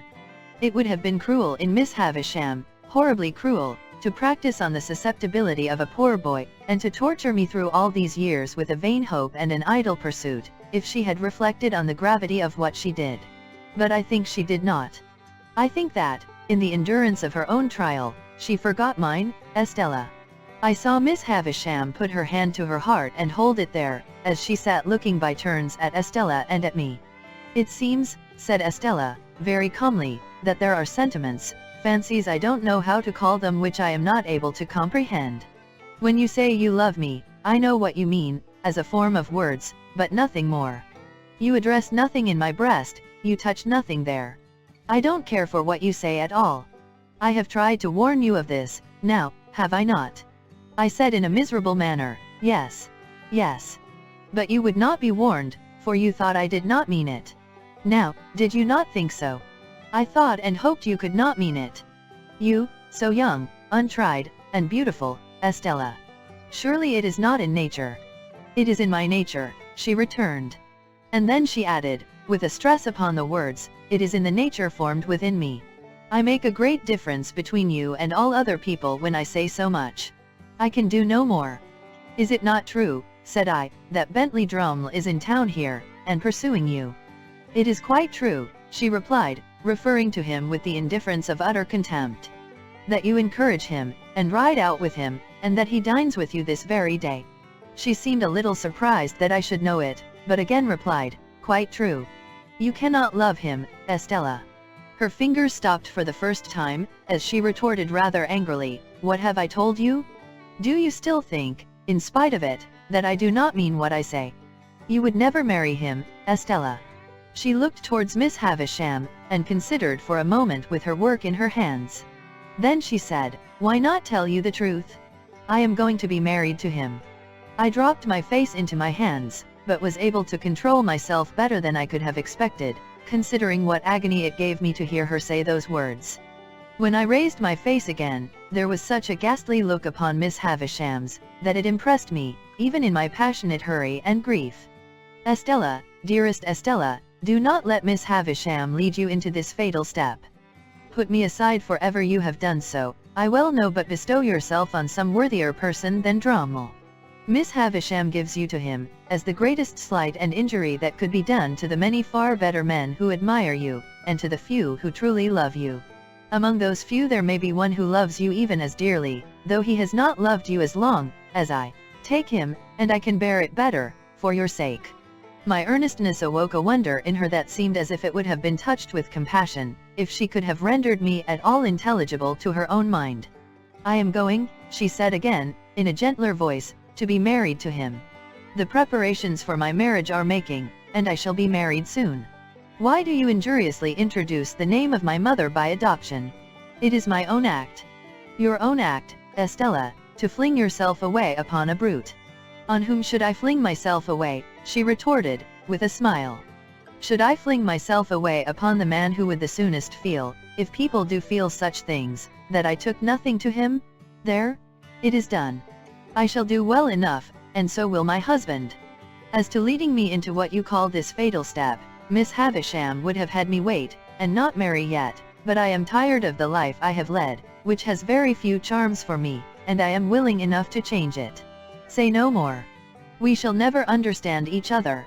Such a mean brute, such a stupid brute, I urged, in despair. Don't be afraid of my being a blessing to him, said Estella, I shall not be that. Come. Here is my hand. Do we part on this, you visionary boy or man? Oh Estella, I answered, as my bitter tears fell fast on her hand, do what I would to restrain them, even if I remained in England and could hold my head up with the rest, how could I see you Drommel's wife? Nonsense, she returned, nonsense. This will pass in no time. Never, Estella. You will get me out of your thoughts in a week. Out of my thoughts. You are part of my existence, part of myself. You have been in every line I have ever read since I first came here, the rough common boy whose poor heart you wounded even then. You have been in every prospect I have ever seen since on the river, on the sails of the ships, on the marshes, in the clouds, in the light, in the darkness, in the wind, in the woods, in the sea, in the streets. You have been the embodiment of every graceful fancy that my mind has ever become acquainted with. The stones of which the strongest London buildings are made are not more real, or more impossible to be displaced by your hands, than your presence and influence have been to me, there and everywhere, and will be. Estella, to the last hour of my life, you cannot choose but remain part of my character, part of the little good in me, part of the evil.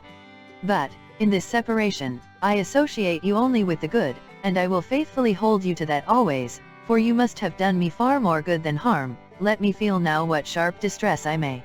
Oh God bless you, God forgive you. In what ecstasy of unhappiness I got these broken words out of myself, I don't know. The rhapsody welled up within me, like blood from an inward wound, and gushed out. I held her hand to my lips some lingering moments, and so I left her. But ever afterwards, I remembered, and soon afterwards with stronger reason, that while Estella looked at me merely with incredulous wonder, the spectral figure of Miss Havisham, her hand still covering her heart, seemed all resolved into a ghastly stare of pity and remorse. All done, all gone? So much was done and gone, that when I went out at the gate, the light of the day seemed of a darker color than when I went in. For a while, I hid myself among some lanes and bypaths, and then struck off to walk all the way to London.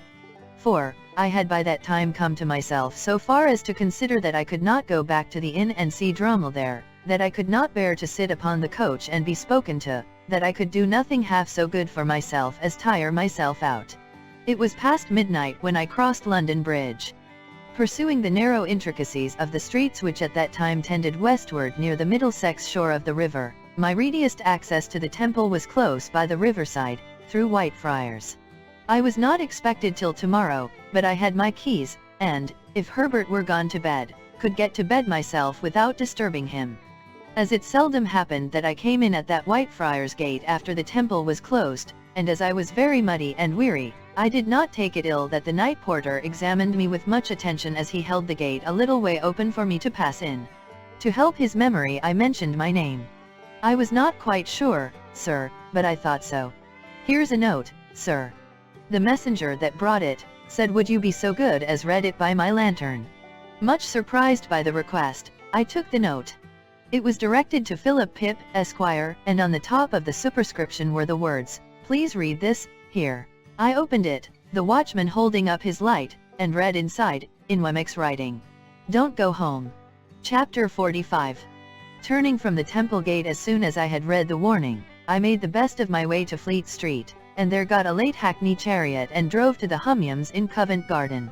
In those times a bed was always to be got there at any hour of the night, and the chamberlain, letting me in at his ready wicket, lighted the candle next in order on his shelf, and showed me straight into the bedroom next in order on his list.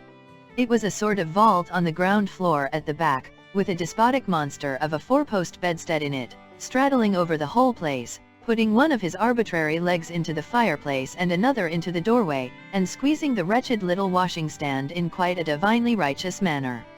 As I had asked for a night light, the chamberlain had brought me in, before he left me, the good old constitutional rushlight of those virtuous days, an object like the ghost of a walking cane, which instantly broke its back if it were touched, which nothing could ever be lighted at, and which was placed in solitary confinement at the bottom of a high tin tower, perforated with round holes that made a staringly wide-awake pattern on the walls.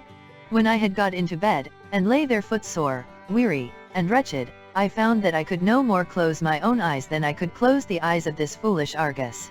And thus, in the gloom and death of the night, we stared at one another. What a doleful night! How anxious, how dismal, how long? There was an inhospitable smell in the room, of cold soot and hot dust, and, as I looked up into the corners of the tester over my head, I thought what a number of bluebottle flies from the butcher's, and earwigs from the market, and grubs from the country, must be holding on up there, lying by for next summer. This led me to speculate whether any of them ever tumbled down, and then I fancied that I felt light falls on my face, a disagreeable turn of thought, suggesting other and more objectionable approaches up my back. When I had lain awake a little while, those extraordinary voices with which silence teams began to make themselves audible. The closet whispered, the fireplace sighed, the little washing stand ticked, and one guitar string played occasionally in the chest of drawers. At about the same time, the eyes on the wall acquired a new expression, and in every one of those staring rounds I saw written, "Don't go home." Whatever night fancies and night noises crowded on me, they never warded off this "Don't go home." It plated itself into whatever I thought of, as a bodily pain would have done. Not long before, I had read in the newspapers, how a gentleman unknown had come to the Humyums in the night, and had gone to bed, and had destroyed himself, and had been found in the morning weltering in blood. It came into my head that he must have occupied this very vault of mine, and I got out of bed to assure myself that there were no red marks about, then opened the door to look out into the passages, and cheer myself with the companionship of a distant light, near which I knew the chamberlain to be dozing. But all this time, why I was not to go home, and what had happened at home, and when I should go home, and whether Provis was safe at home, were questions occupying my mind so busily, that one might have supposed there could be no more room in it for any other theme. Even when I thought of Estella, and how we had parted that day forever, and when I recalled all the circumstances of our parting, and all her looks and tones, and the action of her fingers while she knitted, even then I was pursuing, here and there and everywhere, the caution, "Don't go home." When at last I dozed, in sheer exhaustion of mind and body, it became a vast shadowy verb which I had to conjugate. Imperative mood, present tense, do not thou go home, let him not go home, let us not go home, do not ye or you go home, let not them go home. Then potentially, I may not and I cannot go home, and I might not, could not, would not, and should not go home, until I felt that I was going distracted, and rolled over on the pillow, and looked at the staring rounds upon the wall again.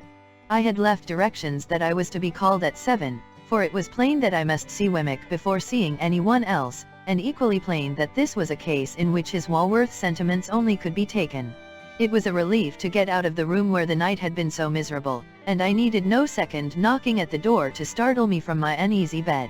The castle battlements arose upon my view at 8 o'clock. The little servant happening to be entering the fortress with 2 hot rolls, I passed through the postern and crossed the drawbridge in her company, and so came without announcement into the presence of Wemmick as he was making tea for himself and the aged. An open door afforded a perspective view of the aged in bed. "Hello, Mr. Pip," said Wemmick. "You did come home, then?" "Yes," I returned, "but I didn't go home." "That's all right," said he, rubbing his hands. "I left a note for you at each of the temple gates, on the chance." "Which gate did you come to?" I told him. "I'll go round to the others in the course of the day and destroy the notes," said Wemmick. "It's a good rule never to leave documentary evidence if you can help it, because you don't know when it may be put in. I'm going to take a liberty with you. Would you mind toasting this sausage for the aged P?" I said I should be delighted to do it. "Then you can go about your work, Marianne," said Wemmick to the little servant, "which leaves us to ourselves, don't you see, Mr. Pip," he added, winking, as she disappeared. I thanked him for his friendship and caution, and our discourse proceeded in a low tone, while I toasted the aged's sausage and he buttered the crumb of the aged's roll. "Now, Mr. Pip, you know," said Wemmick, "you and I understand one another. We are in our private and personal capacities, and we have been engaged in a confidential transaction before today. Official sentiments are one thing. We are extra-official." I cordially assented. I was so very nervous, that I had already lighted the aged's sausage like a torch, and been obliged to blow it out. "I accidentally heard, yesterday morning," said Wemmick, "being in a certain place where I once took you even between you and me, it's as well not to mention names when avoidable." "Much better not," said I. "I understand you. I heard there by chance, yesterday morning," said Wemmick, "that a certain person not altogether of uncolonial pursuits, and not unpossessed of portable property, I don't know who it may really be, we won't name this person." "Not necessary," said I. "Had made some little stir in a certain part of the world where a good many people go, not always in gratification of their own inclinations, and not quite irrespective of the government expense." In watching his face, I made quite a firework of the aged's sausage, and greatly discomposed both my own attention and Wemmick's, for which I apologized. By disappearing from such place, and being no more heard of thereabouts. "From which," said Wemmick, "conjectures had been raised and theories formed. I also heard that you at your chambers in Garden Court, Temple, had been watched, and might be watched again." "By whom?" said I. "I wouldn't go into that," said Wemmick, evasively, "it might clash with official responsibilities. I heard it, as I have in my time heard other curious things in the same place. I don't tell it you on information received. I heard it." He took the toasting fork and sausage from me as he spoke, and set forth the aged's breakfast neatly on a little tray. Previous to placing it before him, he went into the aged's room with a clean white cloth, and tied the same under the old gentleman's chin, and propped him up, and put his nightcap on one side, and gave him quite a rakish air. Then he placed his breakfast before him with great care, and said, "All right, ain't you, aged P?" To which the cheerful aged replied, "All right, John, my boy, all right." As there seemed to be a tacit understanding that the aged was not in a presentable state, and was therefore to be considered invisible, I made a pretense of being in complete ignorance of these proceedings. "This watching of me at my chambers, which I have once had reason to suspect," I said to Wemmick when he came back, "is inseparable from the person to whom you have adverted, is it?" Wemmick looked very serious. "I couldn't undertake to say that, of my own knowledge. I mean, I couldn't undertake to say it was at first. But it either is, or it will be, or it's in great danger of being." As I saw that he was restrained by fealty to Little Britain from saying as much as he could, and as I knew with thankfulness to him how far out of his way he went to say what he did, I could not press him. But I told him, after a little meditation over the fire, that I would like to ask him a question, subject to his answering or not answering, as he deemed right, and sure that his course would be right. He paused in his breakfast, and crossing his arms, and pinching his shirt sleeves, his notion of indoor comfort was to sit without any coat. He nodded to me once, to put my question. "You have heard of a man of bad character, whose true name is Compeyson?" He answered with one other nod. "Is he living?" One other nod. "Is he in London?"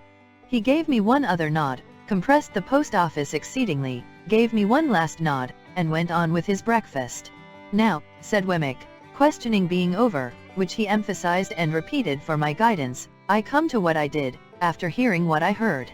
I went to Garden Court to find you. Not finding you, I went to Clarikers to find Mr. Herbert." "And him you found?" said I, with great anxiety. "And him I found."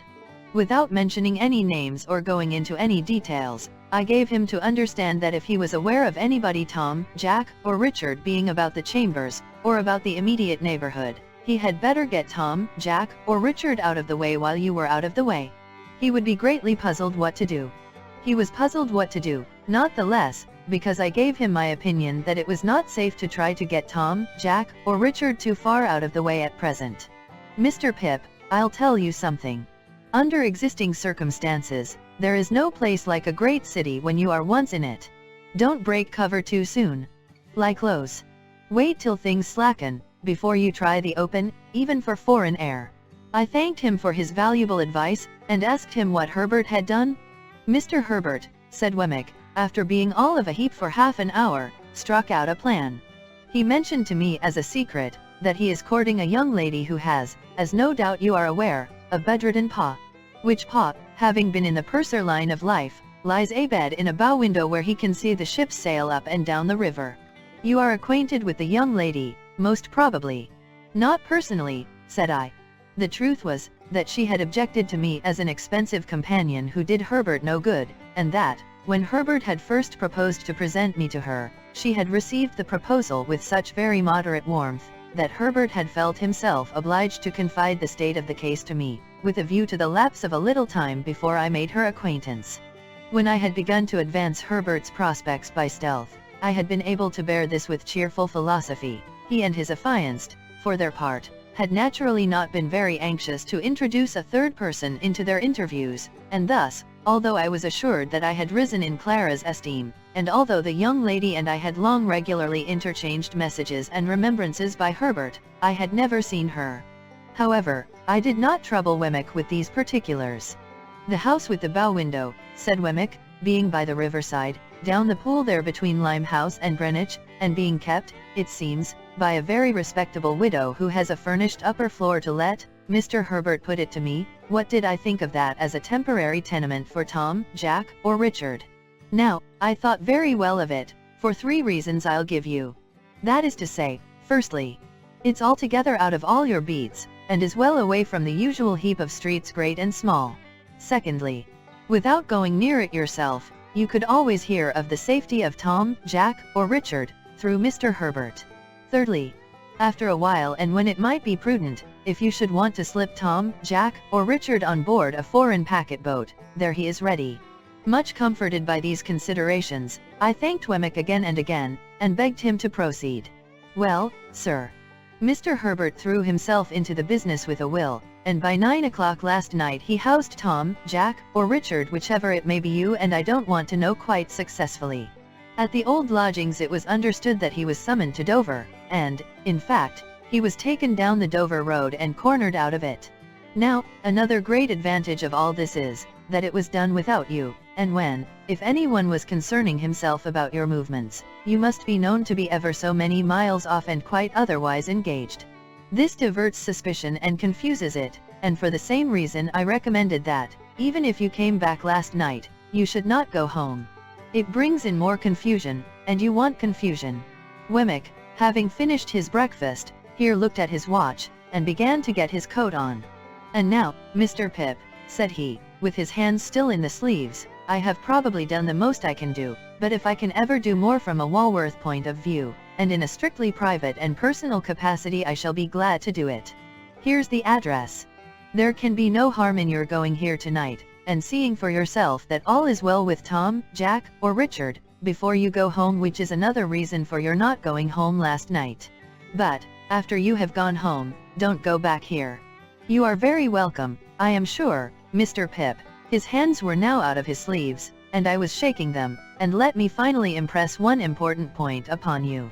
He laid his hands upon my shoulders, and added in a solemn whisper, avail yourself of this evening to lay hold of his portable property. You don't know what may happen to him. Don't let anything happen to the portable property. Quite despairing of making my mind clear to Wemmick on this point, I forbore to try. Time's up, said Wemmick, and I must be off. If you had nothing more pressing to do than to keep here till dark, that's what I should advise. You look very much worried, and it would do you good to have a perfectly quiet day with the aged. He'll be up presently, and a little bit of you remember the pig. Of course, said I. Well, and a little bit of him. That sausage you toasted was his, and he was in all respects a first-rater. Do try him, if it is only for old acquaintance' sake. Goodbye, aged parent, in a cheery shout. All right, John, all right, my boy, piped the old man from within.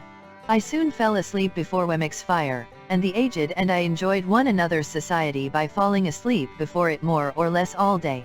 We had loin of pork for dinner, and greens grown on the estate, and I nodded at the aged with a good intention whenever I failed to do it drowsily.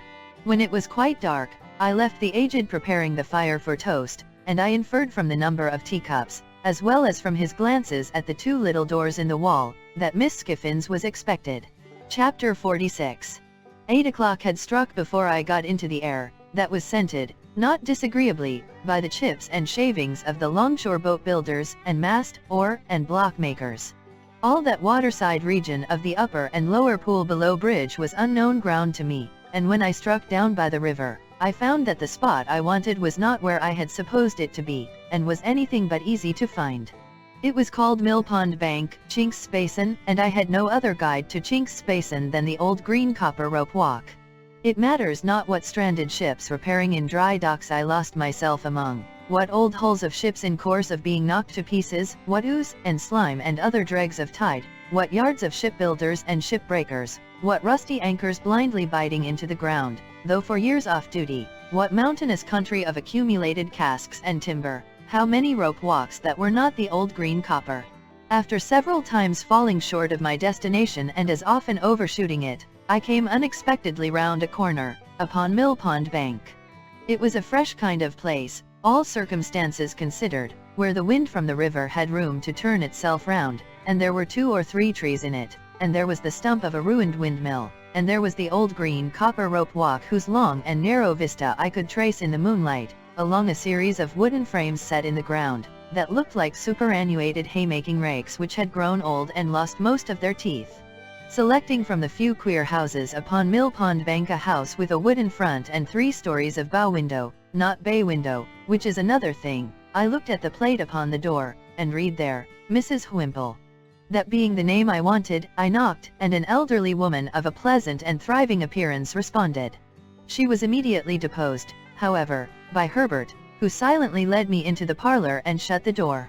It was an odd sensation to see his very familiar face established quite at home in that very unfamiliar room and region, and I found myself looking at him, much as I looked at the corner cupboard with the glass and china, the shells upon the chimney-piece, and the colored engravings on the wall, representing the death of Captain Cook, a ship launch, and His Majesty King George III in a state coachman's wig, leather breeches, and top boots, on the terrace at Windsor. "All is well, Handel," said Herbert, "and he is quite satisfied, though eager to see you. My dear girl is with her father, and if you'll wait till she comes down, I'll make you known to her, and then we'll go upstairs." "That's her father." I had become aware of an alarming growling overhead, and had probably expressed the fact in my countenance. "I am afraid he is a sad old rascal," said Herbert, smiling, "but I have never seen him. Don't you smell rum? He is always at it." "At rum?" said I. "Yes," returned Herbert, "and you may suppose how mild it makes his gout. He persists, too, in keeping all the provisions upstairs in his room, and serving them out. He keeps them on shelves over his head, and will weigh them all. His room must be like a chandler's shop." While he thus spoke, the growling noise became a prolonged roar, and then died away. "What else can be the consequence," said Herbert, in explanation, "if he will cut the cheese? A man with the gout in his right hand and everywhere else can't expect to get through a double Gloucester without hurting himself." He seemed to have hurt himself very much, for he gave another furious roar. "To have provis for an upper lodger is quite a godsend to Mrs. Whimple," said Herbert, "for of course people in general won't stand that noise. A curious place, Handel, isn't it?" It was a curious place, indeed, but remarkably well kept and clean. "Mrs. Whimple," said Herbert, when I told him so, "is the best of housewives, and I really do not know what my Clara would do without her motherly help. For Clara has no mother of her own, Handel, and no relation in the world but old Gruff and Grim. Surely that's not his name, Herbert?" "No, no," said Herbert, "that's my name for him. His name is Mr. Barley. But what a blessing it is for the son of my father and mother to love a girl who has no relations, and who can never bother herself or anybody else about her family." Herbert had told me on former occasions, and now reminded me, that he first knew Miss Clara Barley when she was completing her education at an establishment at Hammersmith, and that on her being recalled home to nurse her father, he and she had confided their affection to the motherly Mrs. Whimple, by whom it had been fostered and regulated with equal kindness and discretion, ever since. It was understood that nothing of a tender nature could possibly be confided to old Barley, by reason of his being totally unequal to the consideration of any subject more psychological than gout, rum, and purser's stores. As we were thus conversing in a low tone while old Barley's sustained growl vibrated in the beam that crossed the ceiling, the room door opened, and a very pretty, slight, dark-eyed girl of 20 or so came in with a basket in her hand, whom Herbert tenderly relieved of the basket, and presented, blushing, as Clara. She really was a most charming girl, and might have passed for a captive fairy, whom that truculent ogre, old Barley, had pressed into his service. "Look here," said Herbert, showing me the basket, with a compassionate and tender smile, after we had talked a little. "Here's poor Clara's supper, served out every night. Here's her allowance of bread, and here's her slice of cheese, and here's her rum which I drink. This is Mr. Barley's breakfast for tomorrow, served out to be cooked. 2 mutton chops, 3 potatoes, some split peas, a little flour, 2 ounces of butter, a pinch of salt, and all this black pepper. It's stewed up together, and taken hot, and it's a nice thing for the gout, I should think." There was something so natural and winning in Clara's resigned way of looking at these stores in detail, as Herbert pointed them out, and something so confiding, loving, and innocent in her modest manner of yielding herself to Herbert's embracing arm, and something so gentle in her, so much needing protection on Millpond Bank, by Chinks Basin, and the old green copper rope walk, with old Barley growling in the beam, that I would not have undone the engagement between her and Herbert for all the money in the pocketbook I had never opened. I was looking at her with pleasure and admiration, when suddenly the growl swelled into a roar again, and a frightful bumping noise was heard above, as if a giant with a wooden leg were trying to bore it through the ceiling to come at us. Upon this Clara said to Herbert, "Papa wants me, darling," and ran away. "There is an unconscionable old shark for you," said Herbert. "What do you suppose he wants now, Handel?" "I don't know," said I. "Something to drink." "That's it," cried Herbert, as if I had made a guess of extraordinary merit. "He keeps his grog ready mixed in a little tub on the table. Wait a moment, and you'll hear Clara lift him up to take some. There he goes." Another roar, with a prolonged shake at the end. "Now," said Herbert, as it was succeeded by silence, "he's drinking." "Now," said Herbert, as the growl resounded in the beam once more, "he's down again on his back." Clara returned soon afterwards, and Herbert accompanied me upstairs to see our charge. As we passed Mr. Barley's door, he was heard hoarsely muttering within, in a strain that rose and fell like wind, the following refrain, in which I substitute good wishes for something quite the reverse. "Ahoy! Bless your eyes, here's old Bill Barley. Here's old Bill Barley, bless your eyes. Here's old Bill Barley on the flat of his back, by the Lord. Lying on the flat of his back like a drifting old dead flounder. Here's your old Bill Barley, bless your eyes. Ahoy! Bless you!" In this strain of consolation, Herbert informed me the invisible Barley would commune with himself by the day and night together, often, while it was light, having, at the same time, one eye at a telescope which was fitted on his bed for the convenience of sweeping the river.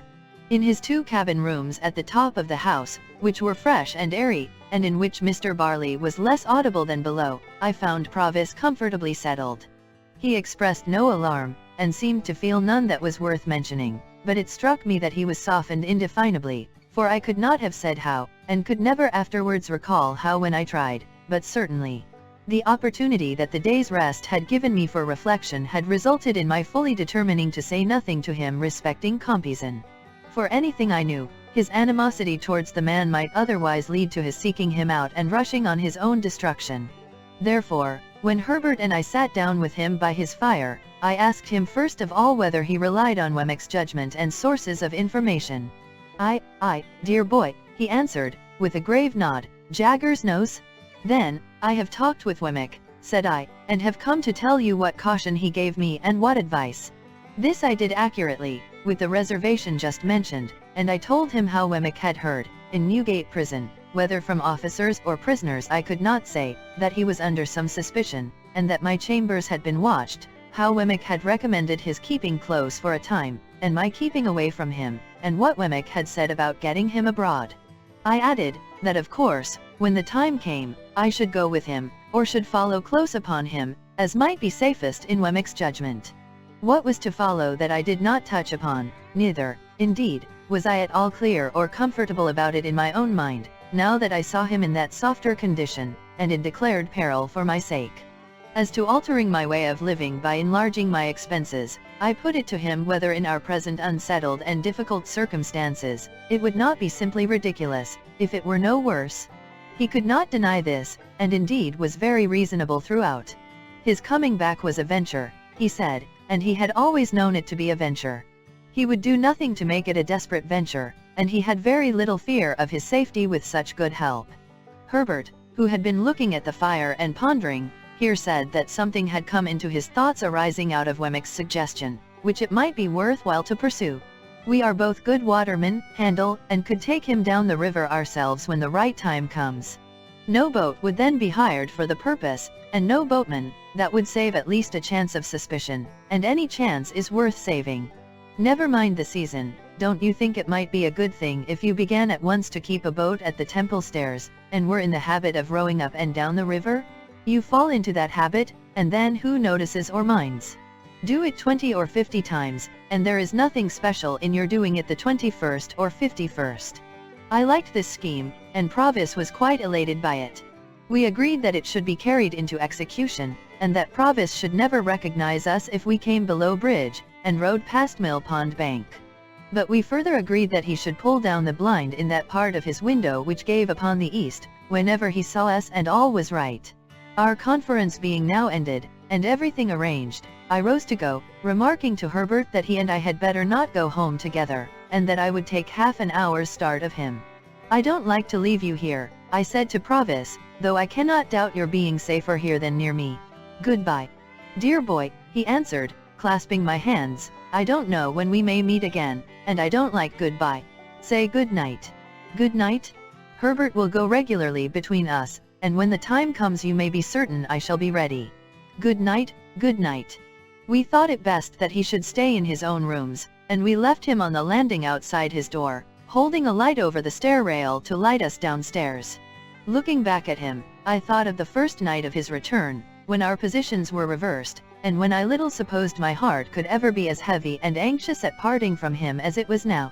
Old Barley was growling and swearing when we repassed his door, with no appearance of having ceased or of meaning to cease. When we got to the foot of the stairs, I asked Herbert whether he had preserved the name of Provis. He replied, certainly not, and that the lodger was Mr. Campbell. He also explained that the utmost known of Mr. Campbell there was, that he, Herbert, had Mr. Campbell consigned to him, and felt a strong personal interest in his being well cared for, and living a secluded life. So, when we went into the parlor where Mrs. Whimple and Clara were seated at work, I said nothing of my own interest in Mr. Campbell, but kept it to myself. When I had taken leave of the pretty, gentle, dark-eyed girl, and of the motherly woman who had not outlived her honest sympathy with a little affair of true love, I felt as if the old green copper rope walk had grown quite a different place. Old Barley might be as old as the hills, and might swear like a whole field of troopers, but there were redeeming youth and trust and hope enough in Chinks's basin to fill it to overflowing. And then I thought of Estella, and of our parting, and went home very sadly. All things were as quiet in the temple as ever I had seen them. The windows of the rooms on that side, lately occupied by Provis, were dark and still, and there was no lounger in Garden Court. I walked past the fountain twice or thrice before I descended the steps that were between me and my rooms, but I was quite alone. Herbert, coming to my bedside when he came in, for I went straight to bed, dispirited and fatigued, made the same report. Opening one of the windows after that, he looked out into the moonlight, and told me that the pavement was as solemnly empty as the pavement of any cathedral at that same hour. Next day I set myself to get the boat. It was soon done, and the boat was brought round to the temple stairs, and lay where I could reach her within a minute or two. Then, I began to go out as for training and practice, sometimes alone, sometimes with Herbert. I was often out in cold, rain, and sleet, but nobody took much note of me after I had been out a few times. At first, I kept above Blackfriars Bridge, but as the hours of the tide changed, I took towards London Bridge. It was old London Bridge in those days, and at certain states of the tide there was a race and fall of water there which gave it a bad reputation. But I knew well enough how to shoot the bridge after seeing it done, and so began to row about among the shipping in the Pool, and down to Erith. The first time I passed Mill Pond Bank, Herbert and I were pulling a pair of oars, and, both in going and returning, we saw the blind towards the east come down. Herbert was rarely there less frequently than 3 times in a week, and he never brought me a single word of intelligence that was at all alarming. Still, I knew that there was cause for alarm, and I could not get rid of the notion of being watched. Once received, it is a haunting idea. How many undesigning persons I suspected of watching me, it would be hard to calculate. In short, I was always full of fears for the rash man who was in hiding.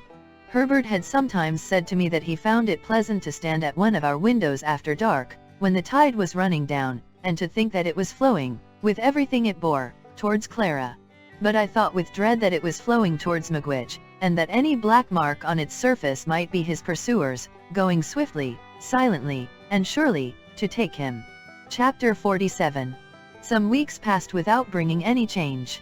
We waited for Wemmick, and he made no sign. If I had never known him out of Little Britain, and had never enjoyed the privilege of being on a familiar footing at the castle, I might have doubted him, not so for a moment, knowing him as I did. My worldly affairs began to wear a gloomy appearance, and I was pressed for money by more than one creditor. Even I myself began to know the want of money, I mean of ready money in my own pocket, and to relieve it by converting some easily spared articles of jewelry into cash. But I had quite determined that it would be a heartless fraud to take more money from my patron in the existing state of my uncertain thoughts and plans. Therefore, I had sent him the unopened pocketbook by Herbert, to hold in his own keeping, and I felt a kind of satisfaction, whether it was a false kind or a true, I hardly know, in not having profited by his generosity since his revelation of himself. As the time wore on, an impression settled heavily upon me that Estella was married. Fearful of having it confirmed, though it was all but a conviction, I avoided the newspapers, and begged Herbert, to whom I had confided the circumstances of our last interview, never to speak of her to me. Why I hoarded up this last wretched little rag of the robe of hope that was rent and given to the winds, how do I know? Why did you who read this, commit that not dissimilar inconsistency of your own last year, last month, last week? It was an unhappy life that I lived, and its one dominant anxiety, towering over all its other anxieties, like a high mountain above a range of mountains, never disappeared from my view. Still, no new cause for fear arose. Let me start from my bed as I would, with the terror fresh upon me that he was discovered, let me sit listening, as I would with dread, for Herbert's returning step at night, lest it should be fleeter than ordinary, and winged with evil news. For all that, and much more to like purpose, the round of things went on. Condemned to inaction and a state of constant restlessness and suspense, I rowed about in my boat, and waited, as I best could. There were states of the tide when, having been down the river, I could not get back through the eddy-chafed arches and starlings of old London Bridge. Then, I left my boat at a wharf near the Custom House, to be brought up afterwards to the Temple Stairs. I was not averse to doing this, as it served to make me and my boat a commoner incident among the waterside people there. From this slight occasion sprang two meetings that I have now to tell of.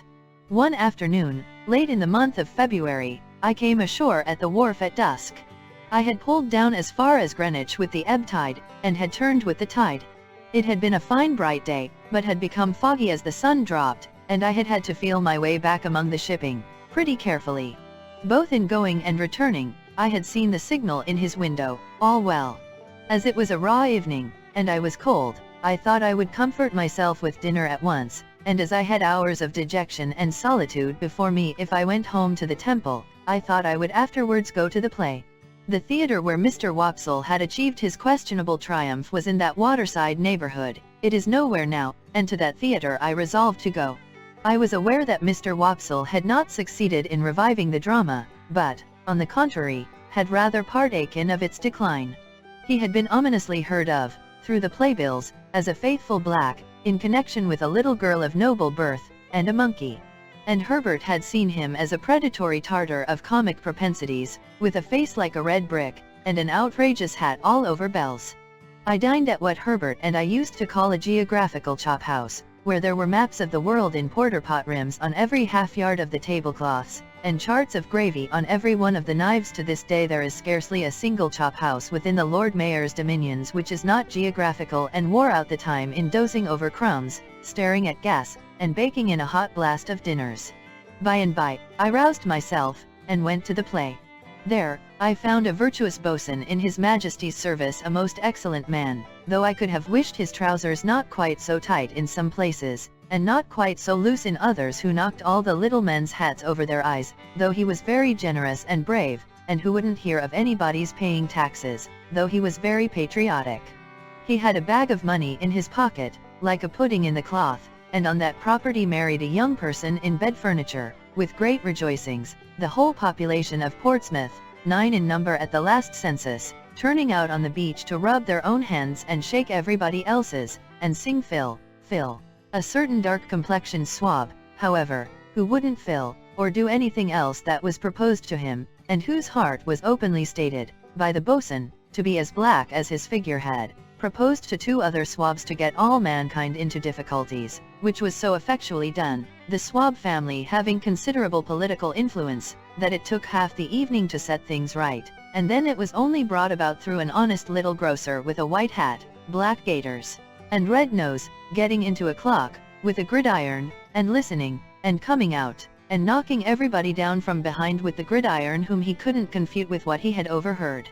This led to Mr. Wopsle's, who had never been heard of before, coming in with a star and garter on, as a plenipotentiary of great power direct from the Admiralty, to say that the swabs were all to go to prison on the spot, and that he had brought the boatswain down the Union Jack, as a slight acknowledgment of his public services.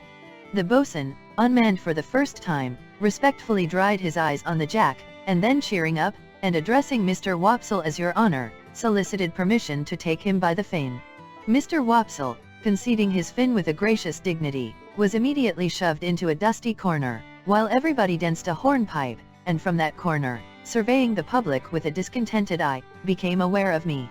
The second piece was the last new grand comic Christmas pantomime, in the first scene of which, it pained me to suspect that I detected Mr. Wopsle with red worsted legs under a highly magnified phosphoric countenance and a shock of red curtain fringe for his hair, engaged in the manufacture of thunderbolts in a mine, and displaying great cowardice when his gigantic master came home, very hoarse, to dinner. But he presently presented himself under worthier circumstances, for, the genius of youthful love being in want of assistance on account of the parental brutality of an ignorant farmer who opposed the choice of his daughter's heart, by purposely falling upon the object, in a flour sack, out of the first-floor window summoned a sententious enchanter, and he, coming up from the antipodes rather unsteadily, after an apparently violent journey, proved to be Mr. Wopsle in a high-crowned hat, with a necromantic work in 1 volume under his arm. The business of this enchanter on earth being principally to be talked at, sung at, budded at, danced at, and flashed at with fires of various colors, he had a good deal of time on his hands. And I observed, with great surprise, that he devoted it to staring in my direction as if he were lost in amazement. There was something so remarkable in the increasing glare of Mr. Wopsle's eye, and he seemed to be turning so many things over in his mind and to grow so confused, that I could not make it out. I sat thinking of it long after he had ascended to the clouds in a large watch case, and still I could not make it out. I was still thinking of it when I came out of the theatre an hour afterwards, and found him waiting for me near the door. "How do you do?" said I, shaking hands with him as we turned down the street together. "I saw that you saw me." "So you, Mr. Pip," he returned. "Yes, of course I saw you. But who else was there?" "Who else? It is the strangest thing," said Mr. Wopsle, drifting into his lost look again, and yet I could swear to him. Becoming alarmed, I entreated Mr. Wopsle to explain his meaning. "Whether I should have noticed him at first but for your being there," said Mr. Wopsle, going on in the same lost way, "I can't be positive, yet I think I should." Involuntarily I looked round me, as I was accustomed to look round me when I went home, for these mysterious words gave me a chill. "Oh? He can't be in sight," said Mr. Wopsle. "He went out before I went off. I saw him go." Having the reason that I had for being suspicious, I even suspected this poor actor. I mistrusted a design to entrap me into some admission. Therefore I glanced at him as we walked on together, but said nothing. I had a ridiculous fancy that he must be with you, Mr. Pip, till I saw that you were quite unconscious of him, sitting behind you there like a ghost. My former chill crept over me again, but I was resolved not to speak yet, for it was quite consistent with his words that he might be set on to induce me to connect these references with Provis. Of course, I was perfectly sure and safe that Provis had not been there.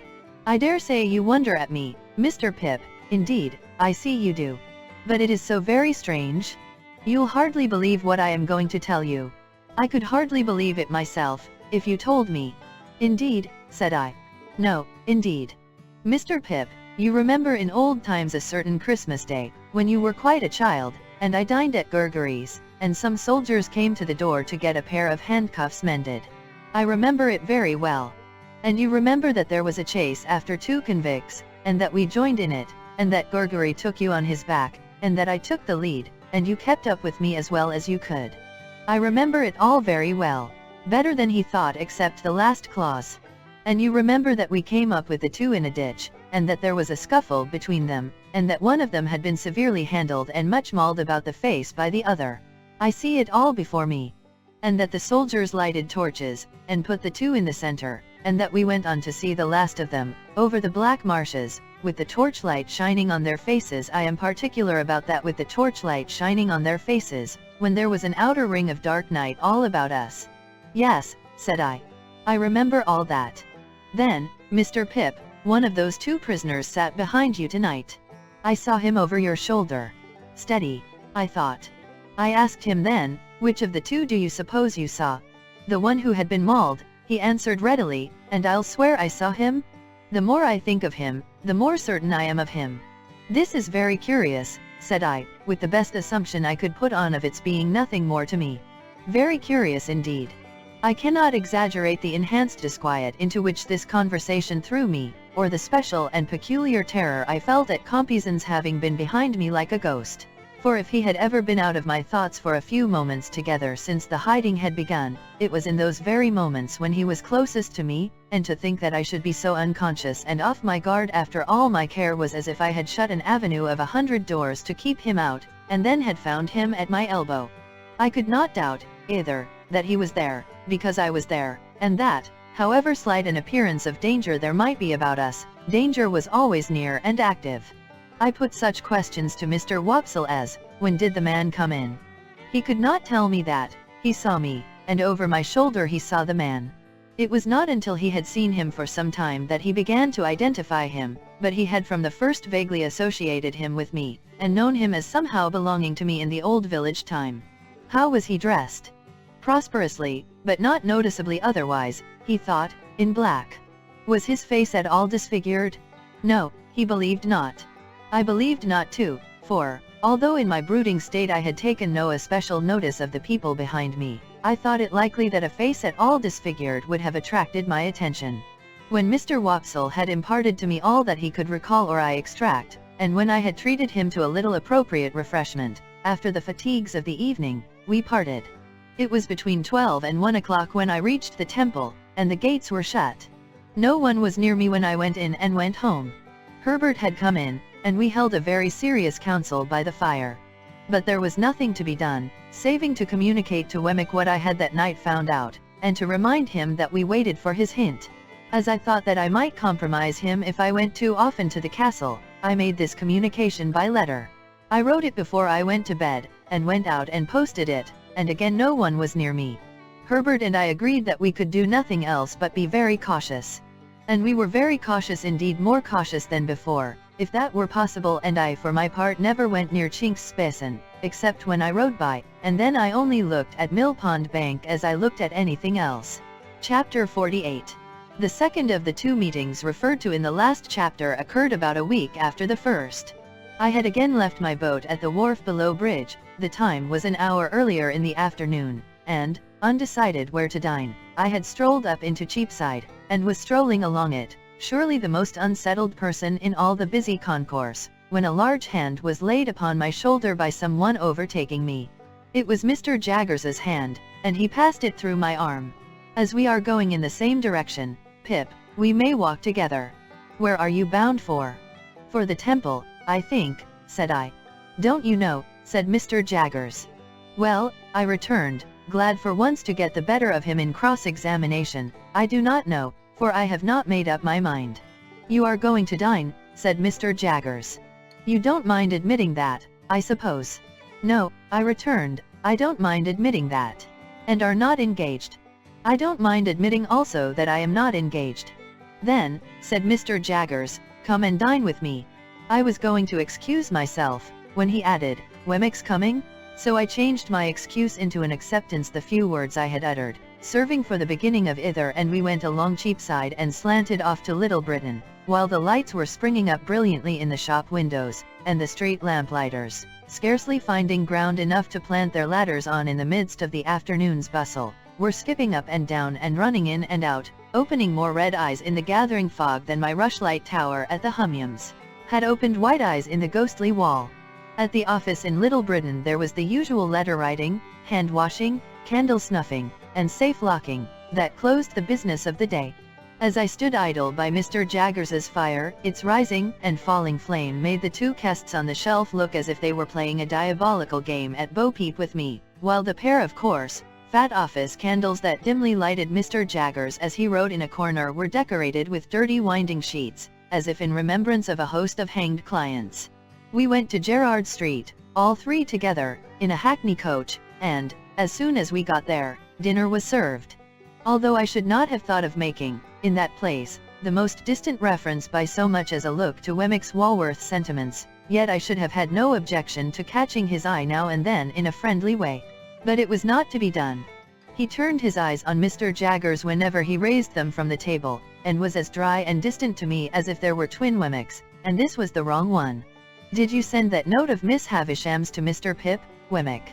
Mr. Jaggers asked, soon after we began dinner. "No, sir," returned Wemmick, "it was going by post, when you brought Mr. Pip into the office. Here it is." He handed it to his principal instead of to me. "It's a note of 2 lines, Pip," said Mr. Jaggers, handing it on, "sent up to me by Miss Havisham on account of her not being sure of your address. She tells me that she wants to see you on a little matter of business you mentioned to her. You'll go down?" "Yes," said I, casting my eyes over the note, which was exactly in those terms. "When do you think of going down?" "I have an impending engagement," said I, glancing at Wemmick, who was putting fish into the post office, "that renders me rather uncertain of my time. At once, I think." "If Mr. Pip has the intention of going at once," said Wemmick to Mr. Jaggers, "he needn't write an answer, you know." Receiving this as an intimation that it was best not to delay, I settled that I would go tomorrow, and said so. Wemmick drank a glass of wine, and looked with a grimly satisfied air at Mr. Jaggers, but not at me. "So, Pip, our friend the spider," said Mr. Jaggers, "has played his cards. He has won the pool." It was as much as I could do to assent.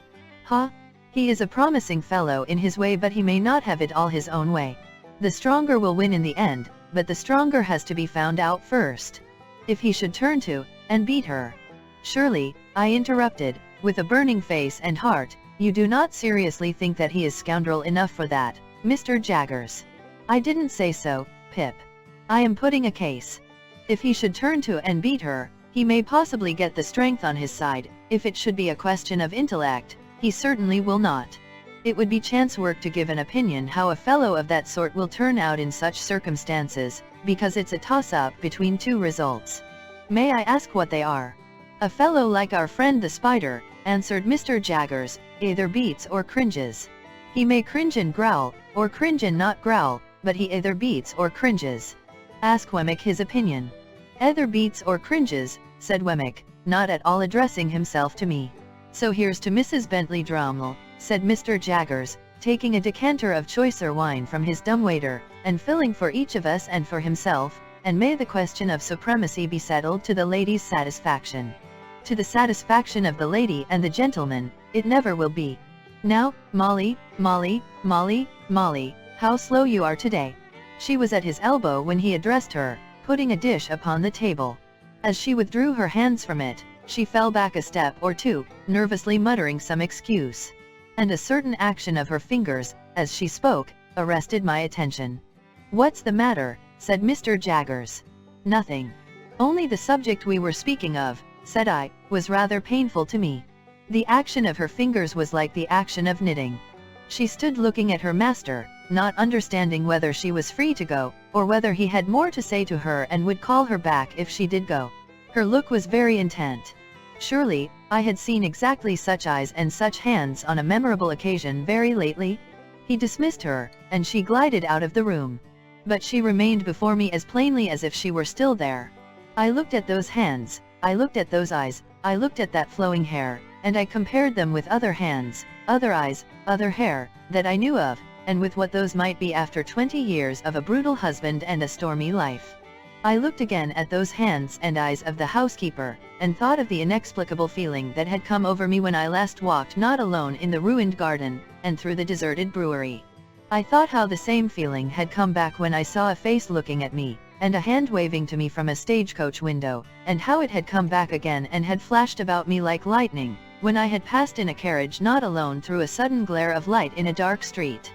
I thought how one link of association had helped that identification in the theater, and how such a link, wanting before, had been riveted for me now, when I had passed by a chance swift from Estella's name to the fingers with their knitting action, and the attentive eyes. And I felt absolutely certain that this woman was Estella's mother. Mr. Jaggers had seen me with Estella, and was not likely to have missed the sentiments I had been at no pains to conceal. He nodded when I said the subject was painful to me, clapped me on the back, put round the wine again, and went on with his dinner. Only twice more did the housekeeper reappear, and then her stay in the room was very short, and Mr. Jaggers was sharp with her. But her hands were Estella's hands, and her eyes were Estella's eyes, and if she had reappeared 100 times I could have been neither more sure nor less sure that my conviction was the truth. It was a dull evening, for Wemmick drew his wine, when it came round, quite as a matter of business, just as he might have drawn his salary when that came round, and with his eyes on his chief, sat in a state of perpetual readiness for cross-examination. As to the quantity of wine, his post office was as indifferent and ready as any other post office for its quantity of letters. From my point of view, he was the wrong twin all the time, and only externally like the Wemmick of Walworth. We took our leave early, and left together. Even when we were groping among Mr. Jaggers's stock of boots for our hats, I felt that the right twin was on his way back, and we had not gone half a dozen yards down Gerrard Street in the Walworth direction, before I found that I was walking arm in arm with the right twin, and that the wrong twin had evaporated into the evening air. "Well," said Wemmick, "that's over. He's a wonderful man, without his living likeness, but I feel that I have to screw myself up when I dine with him, and I dine more comfortably unscrewed." I felt that this was a good statement of the case, and told him so. "Wouldn't say it to anybody but yourself," he answered. "I know that what is said between you and me goes no further."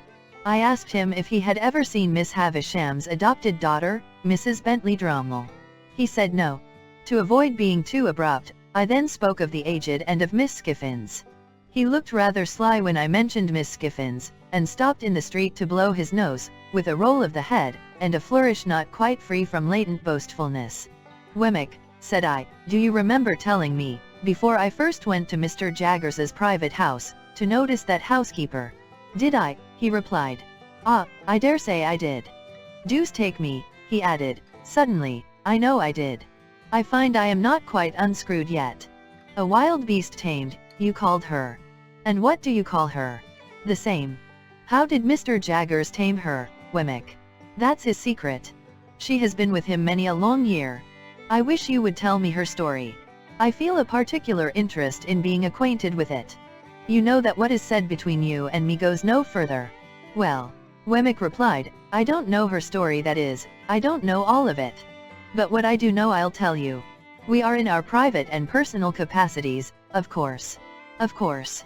A score or so of years ago, that woman was tried at the Old Bailey for murder, and was acquitted. She was a very handsome young woman, and I believe had some gypsy blood in her. Anyhow, it was hot enough when it was up, as you may suppose. But she was acquitted. Mr. Jaggers was for her," pursued Wemmick, with a look full of meaning, "and worked the case in a way quite astonishing. It was a desperate case, and it was comparatively early days with him then, and he worked it to general admiration. In fact, it may almost be said to have made him. He worked it himself at the police office, day after day for many days, contending against even a committal, and at the trial where he couldn't work it himself, sat under counsel, and everyone knew put in all the salt and pepper. The murdered person was a woman a good 10 years older, very much larger, and very much stronger. It was a case of jealousy. They both led tramping lives, and this woman in Gerrard Street here had been married very young, over the broomstick, as we say, to a tramping man, and was a perfect fury in point of jealousy. The murdered woman, more a match for the man, certainly, in point of years, was found dead in a barn near Hounslow Heath. There had been a violent struggle, perhaps a fight. She was bruised and scratched and torn, and had been held by the throat, at last, and choked. Now, there was no reasonable evidence to implicate any person but this woman, and on the improbabilities of her having been able to do it Mr. Jaggers principally rested his case. "You may be sure," said Wemmick, touching me on the sleeve, "that he never dwelt upon the strength of her hands then, though he sometimes does now." I had told Wemmick of his showing us her wrists, that day of the dinner party. "Well, sir," Wemmick went on, "it happened, don't you see, that this woman was so very artfully dressed from the time of her apprehension, that she looked much slighter than she really was. In particular, her sleeves are always remembered to have been so skillfully contrived that her arms had quite a delicate look. She had only a bruise or two about her, nothing for a tramp, but the backs of her hands were lacerated, and the question was it with fingernails?"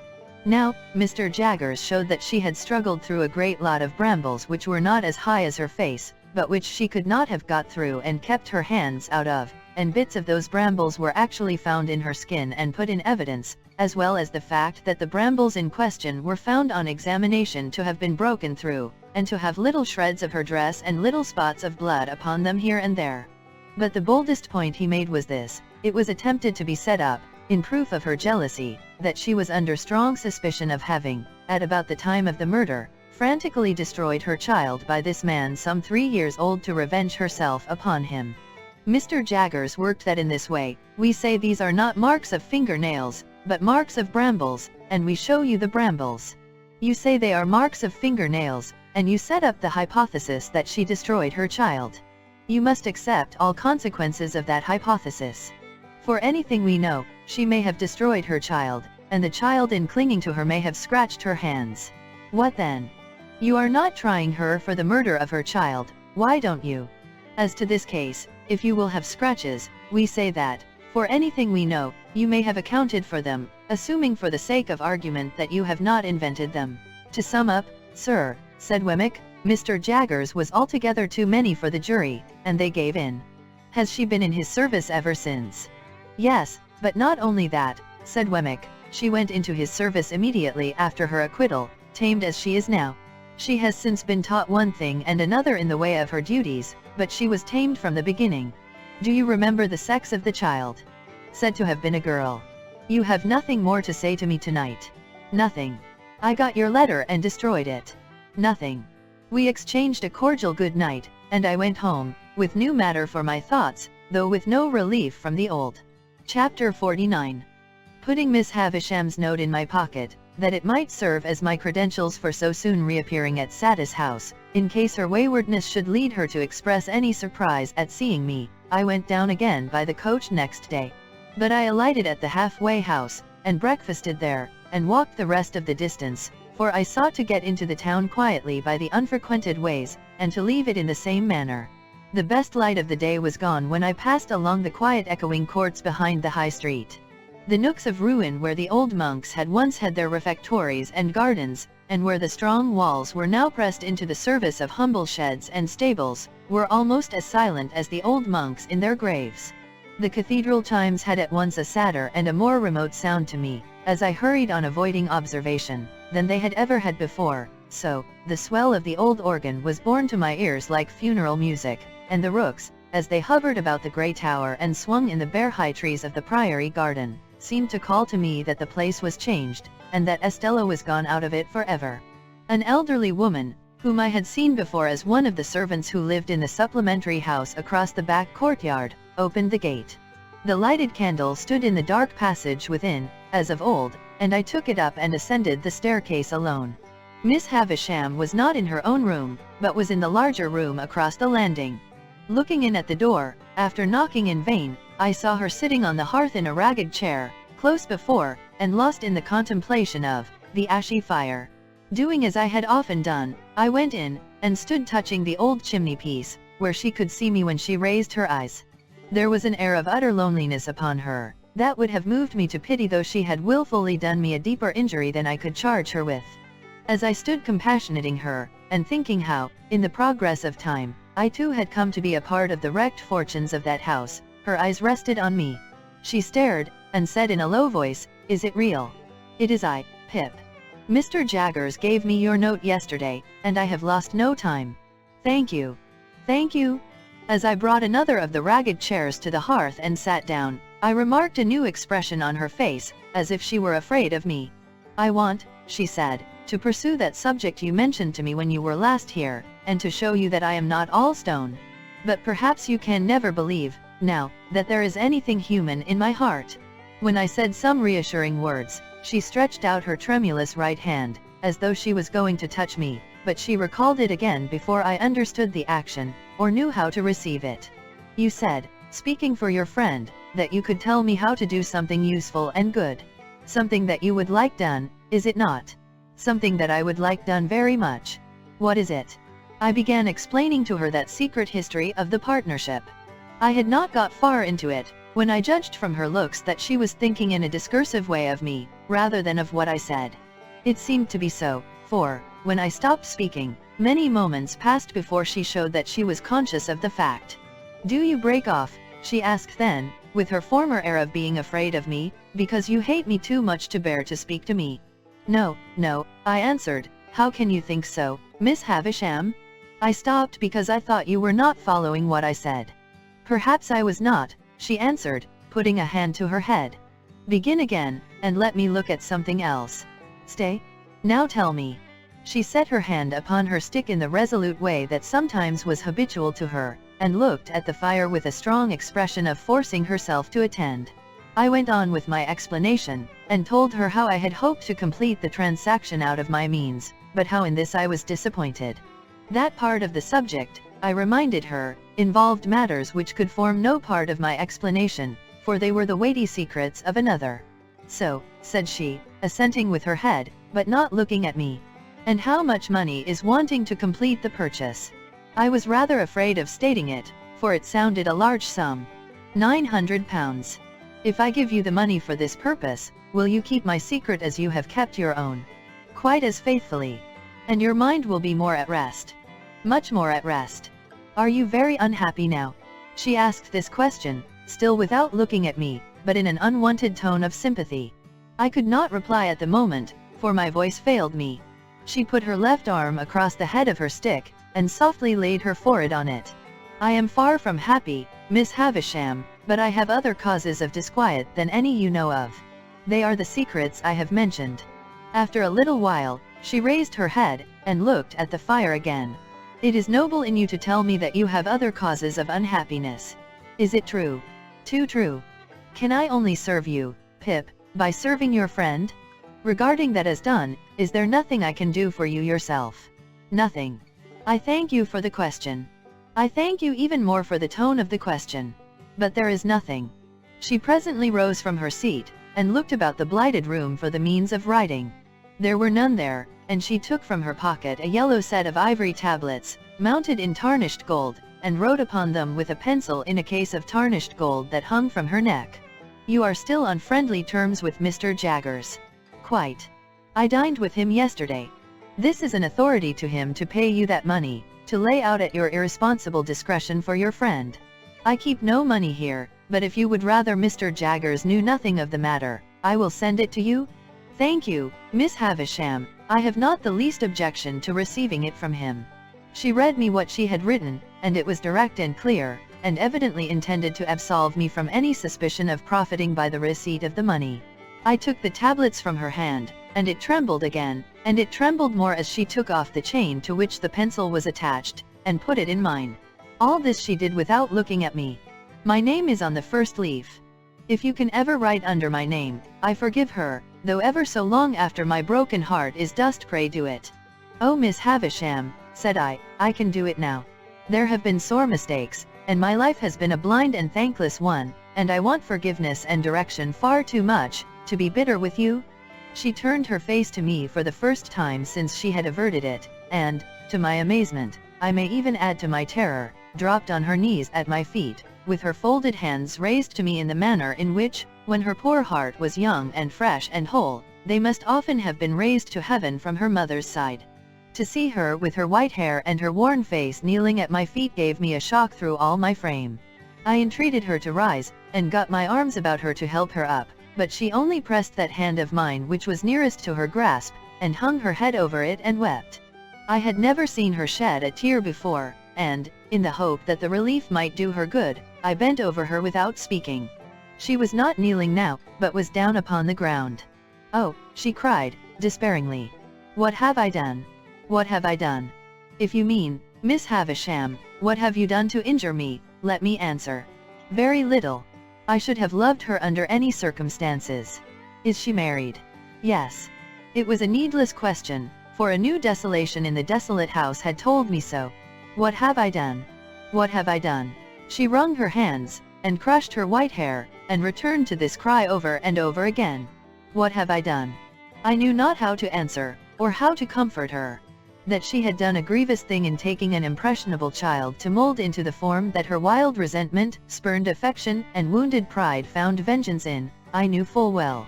But that, in shutting out the light of day, she had shut out infinitely more, that, in seclusion, she had secluded herself from 1,000 natural and healing influences, that, her mind, brooding solitary, had grown diseased, as all minds do and must and will that reverse the appointed order of their Maker, I knew equally well.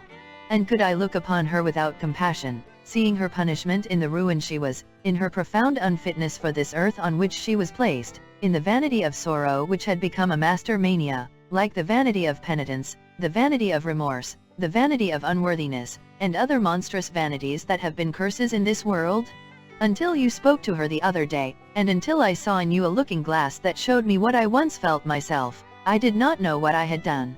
What have I done? What have I done? And so again, 20, 50 times over, what had she done? "Miss Havisham," I said, when her cry had died away, "you may dismiss me from your mind and conscience. But Estella is a different case, and if you can ever undo any scrap of what you have done amiss in keeping a part of her right nature away from her, it will be better to do that than to bemoan the past through 100 years. Yes, yes, I know it. But, Pip my dear," there was an earnest womanly compassion for me in her new affection. "My dear? Believe this, when she first came to me, I meant to save her from misery like my own. At first, I meant no more." "Well, well," said I hope so. But as she grew, and promised to be very beautiful, I gradually did worse, and with my praises, and with my jewels, and with my teachings, and with this figure of myself always before her, a warning to back and point my lessons, I stole her heart away, and put ice in its place. Better, I could not help saying, to have left her a natural heart, even to be bruised or broken. With that, Miss Havisham looked distractedly at me for a while, and then burst out again. What had she done? "If you knew all my story," she pleaded, "you would have some compassion for me and a better understanding of me." "Miss Havisham," I answered, as delicately as I could, "I believe I may say that I do know your story, and have known it ever since I first left this neighborhood. It has inspired me with great commiseration, and I hope I understand it and its influences. Does what has passed between us give me any excuse for asking you a question relative to Estella? Not as she is, but as she was when she first came here." She was seated on the ground, with her arms on the ragged chair, and her head leaning on them. She looked full at me when I said this, and replied, "Go on. Whose child was Estella?" She shook her head. "You don't know." She shook her head again. "But Mr. Jaggers brought her here, or sent her here." "Brought her here. Will you tell me how that came about?" She answered in a low whisper and with caution, "I had been shut up in these rooms a long time, I don't know how long, you know what time the clocks keep here, when I told him that I wanted a little girl to rear and love, and save from my fate. I had first seen him when I sent for him to lay this place waste for me, having read of him in the newspapers, before I and the world parted. He told me that he would look about him for such an orphan child. One night he brought her here asleep, and I called her Estella. Might I ask her age then? 2 or 3. She herself knows nothing, but that she was left an orphan and I adopted her. So convinced I was of that woman's being her mother, that I wanted no evidence to establish the fact in my own mind. But, to any mind, I thought, the connection here was clear and straight. What more could I hope to do by prolonging the interview? I had succeeded on behalf of Herbert, Miss Havisham had told me all she knew of Estella, I had said and done what I could to ease her mind. No matter with what other words we parted, we parted. Twilight was closing in when I went downstairs into the natural air. I called to the woman who had opened the gate when I entered, that I would not trouble her just yet, but would walk round the place before leaving. For I had a presentiment that I should never be there again, and I felt that the dying light was suited to my last view of it. by the wilderness of casks that I had walked on long ago, and on which the rain of years had fallen since, rotting them in many places, and leaving miniature swamps and pools of water upon those that stood on end, I made my way to the ruined garden. I went all round it, round by the corner where Herbert and I had fought our battle, round by the paths where Estella and I had walked. So cold, so lonely, so dreary all. Taking the brewery on my way back, I raised the rusty latch of a little door at the garden end of it, and walked through. I was going out at the opposite door, not easy to open now, for the damp wood had started and swelled, and the hinges were yielding, and the threshold was encumbered with a growth of fungus when I turned my head to look back. A childish association revived with wonderful force in the moment of the slight action, and I fancied that I saw Miss Havisham hanging to the beam. So strong was the impression, that I stood under the beam shuddering from head to foot before I knew it was a fancy, though to be sure I was there in an instant. The mournfulness of the place and time, and the great terror of this illusion, though it was but momentary, caused me to feel an indescribable awe as I came out between the open wooden gates where I had once wrung my hair after Estella had wrung my heart. Passing on into the front courtyard, I hesitated whether to call the woman to let me out at the locked gate of which she had the key, or first to go upstairs and assure myself that Miss Havisham was as safe and well as I had left her. I took the latter course and went up.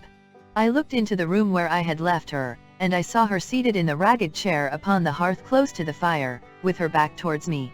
In the moment when I was withdrawing my head to go quietly away, I saw a great flaming light spring up. In the same moment I saw her running at me, shrieking, with a whirl of fire blazing all about her, and soaring at least as many feet above her head as she was high. I had a double-caped greatcoat on, and over my arm another thick coat. That I got them off, closed with her, threw her down, and got them over her, that I dragged the great cloth from the table for the same purpose, and with it dragged down the heap of rottenness in the midst, and all the ugly things that sheltered there, that we were on the ground struggling like desperate enemies, and that the closer I covered her, the more wildly she shrieked and tried to free herself. That this occurred I knew through the result, but not through anything I felt, or thought, or knew I did. I knew nothing until I knew that we were on the floor by the great table, and that patches of tinder yet alight were floating in the smoky air, which, a moment ago, had been her faded bridal dress. Then, I looked round and saw the disturbed beetles and spiders running away over the floor, and the servants coming in with breathless cries at the door. I still held her forcibly down with all my strength, like a prisoner who might escape, and I doubt if I even knew who she was, or why we had struggled, or that she had been in flames, or that the flames were out, until I saw the patches of tinder that had been her garments no longer alight but falling in a black shower around us. She was insensible, and I was afraid to have her moved, or even touched.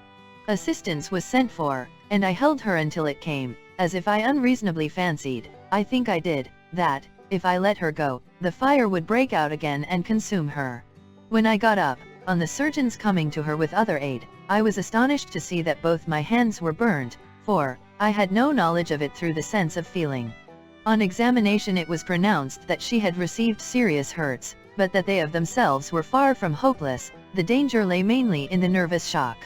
By the surgeon's directions, her bed was carried into that room and laid upon the great table, which happened to be well suited to the dressing of her injuries. When I saw her again, an hour afterwards, she lay, indeed, where I had seen her strike her stick, and had heard her say that she would lie one day. Though every vestige of her dress was burned, as they told me, she still had something of her old ghastly bridal appearance, for they had covered her to the throat with white cotton wool, and as she lay with a white sheet loosely overlying that, the phantom air of something that had been and was changed was still upon her. I found, on questioning the servants, that Estella was in Paris, and I got a promise from the surgeon that he would write to her by the next post. Miss Havisham's family I took upon myself, intending to communicate with Mr. Matthew Pocket only, and leave him to do as he liked about informing the rest. This I did next day, through Herbert, as soon as I returned to town. There was a stage, that evening, when she spoke collectedly of what had happened, though with a certain terrible vivacity. Towards midnight she began to wander in her speech, and after that it gradually set in that she said innumerable times in a low solemn voice, "What have I done?" And then, when she first came, I meant to save her from misery like mine. And then, take the pencil and write under my name, "I forgive her." She never changed the order of these 3 sentences, but she sometimes left out a word in one or other of them, never putting in another word, but always leaving a blank and going on to the next word. As I could do no service there, and as I had, nearer home, that pressing reason for anxiety and fear which even her wanderings could not drive out of my mind, I decided, in the course of the night, that I would return by the early morning coach, walking on a mile or so, and being taken up clear of the town. At about 6 o'clock of the morning, therefore, I leaned over her and touched her lips with mine, just as they said, not stopping for being touched, "Take the pencil and write under my name, I forgive her." Chapter 50. My hands had been dressed twice or thrice in the night, and again in the morning. My left arm was a good deal burned to the elbow, and, less severely, as high as the shoulder. It was very painful, but the flames had set in that direction, and I felt thankful it was no worse. My right hand was not so badly burnt but that I could move the fingers. It was bandaged, of course, but much less inconveniently than my left hand and arm, those I carried in a sling, and I could only wear my coat like a cloak, loose over my shoulders and fastened at the neck. My hair had been caught by the fire, but not my head or face. When Herbert had been down to Hammersmith and seen his father, he came back to me at our chambers, and devoted the day to attending on me. He was the kindest of nurses, and at stated times took off the bandages, and steeped them in the cooling liquid that was kept ready, and put them on again, with a patient tenderness that I was deeply grateful for. At first, as I lay quiet on the sofa, I found it painfully difficult, I might say impossible, to get rid of the impression of the glare of the flames, their hurry and noise, and the fierce burning smell. If I dozed for a minute, I was awakened by Miss Havisham's cries, and by her running at me with all that height of fire above her head. This pain of the mind was much harder to strive against than any bodily pain I suffered, and Herbert, seeing that, did his utmost to hold my attention engaged. Neither of us spoke of the boat, but we both thought of it. That was made apparent by our avoidance of the subject, and by our agreeing without agreement to make my recovery of the use of my hands a question of so many hours, not of so many weeks. My first question when I saw Herbert had been, of course, whether all was well down the river. As he replied in the affirmative, with perfect confidence and cheerfulness, we did not resume the subject until the day was wearing away. But then, as Herbert changed the bandages, more by the light of the fire than by the outer light, he went back to it spontaneously. "I sat with Provis last night, Handel, 2 good hours. Where was Clara?" "Dear little thing," said Herbert. "She was up and down with Gruff and Grim all the evening. He was perpetually pegging at the floor the moment she left his sight. I doubt if he can hold out long, though. What with rum and pepper and rum, I should think his pegging must be nearly over. And then you will be married, Herbert. How can I take care of the dear child otherwise? Lay your arm out upon the back of the sofa, my dear boy, and I'll sit down here, and get the bandage off so gradually that you shall not know when it comes. I was speaking of Provis. Do you know, Handel, he improves. I said to you I thought he was softened when I last saw him. So you did. And so he is. He was very communicative last night, and told me more of his life. You remember his breaking off here about some woman that he had had great trouble with. Did I hurt you? I had started, but not under his touch. His words had given me a start. I had forgotten that, Herbert, but I remember it now you speak of it. Well? He went into that part of his life, and a dark wild part it is. Shall I tell you? Or would it worry you just now? Tell me by all means. Every word. Herbert bent forward to look at me more nearly, as if my reply had been rather more hurried or more eager than he could quite account for. Your head is cool, he said, touching it. Quite, said I. Tell me what Provis said, my dear Herbert. It seems, said Herbert, there's a bandage off most charmingly, and now comes the cool one. Makes you shrink at first, my poor dear fellow, don't it? But it will be comfortable presently. It seems that the woman was a young woman, and a jealous woman, and a revengeful woman, revengeful, Handel, to the last degree. To what last degree? Murder. Does it strike too cold on that sensitive place? I don't feel it. How did she murder? Whom did she murder? Why, the deed may not have merited quite so terrible a name, said Herbert, but she was tried for it, and Mr. Jaggers defended her, and the reputation of that defense first made his name known to Provis. It was another and a stronger woman who was the victim, and there had been a struggle in a barn. Who began it, or how fair it was, or how unfair, may be doubtful, but how it ended is certainly not doubtful, for the victim was found throttled. Was the woman brought in guilty? No, she was acquitted. My poor Handel, I hurt you. It is impossible to be gentler, Herbert. Yes? What else? This acquitted young woman and Provis had a little child of whom Provis was exceedingly fond. On the evening of the very night when the object of her jealousy was strangled, as I tell you, the young woman presented herself before Provis for one moment, and swore that she would destroy the child, which was in her possession, and he should never see it again. Then she vanished. There's the worst arm comfortably in the sling once more, and now there remains but the right hand, which is a far easier job. I can do it better by this light than by a stronger, for my hand is steadiest when I don't see the poor blistered patches too distinctly. You don't think your breathing is affected, my dear boy? You seem to breathe quickly. Perhaps I do, Herbert. Did the woman keep her oath? There comes the darkest part of Provis's life. She did. That is, he says she did. Why, of course, my dear boy, returned Herbert, in a tone of surprise, and again bending forward to get a nearer look at me. He says it all. I have no other information. No, to be sure. Now, whether, pursued Herbert, he had used the child's mother ill, or whether he had used the child's mother well, Provis doesn't say, but she had shared some 4 or 5 years of the wretched life he described to us at this fireside, and he seems to have felt pity for her, and forbearance towards her.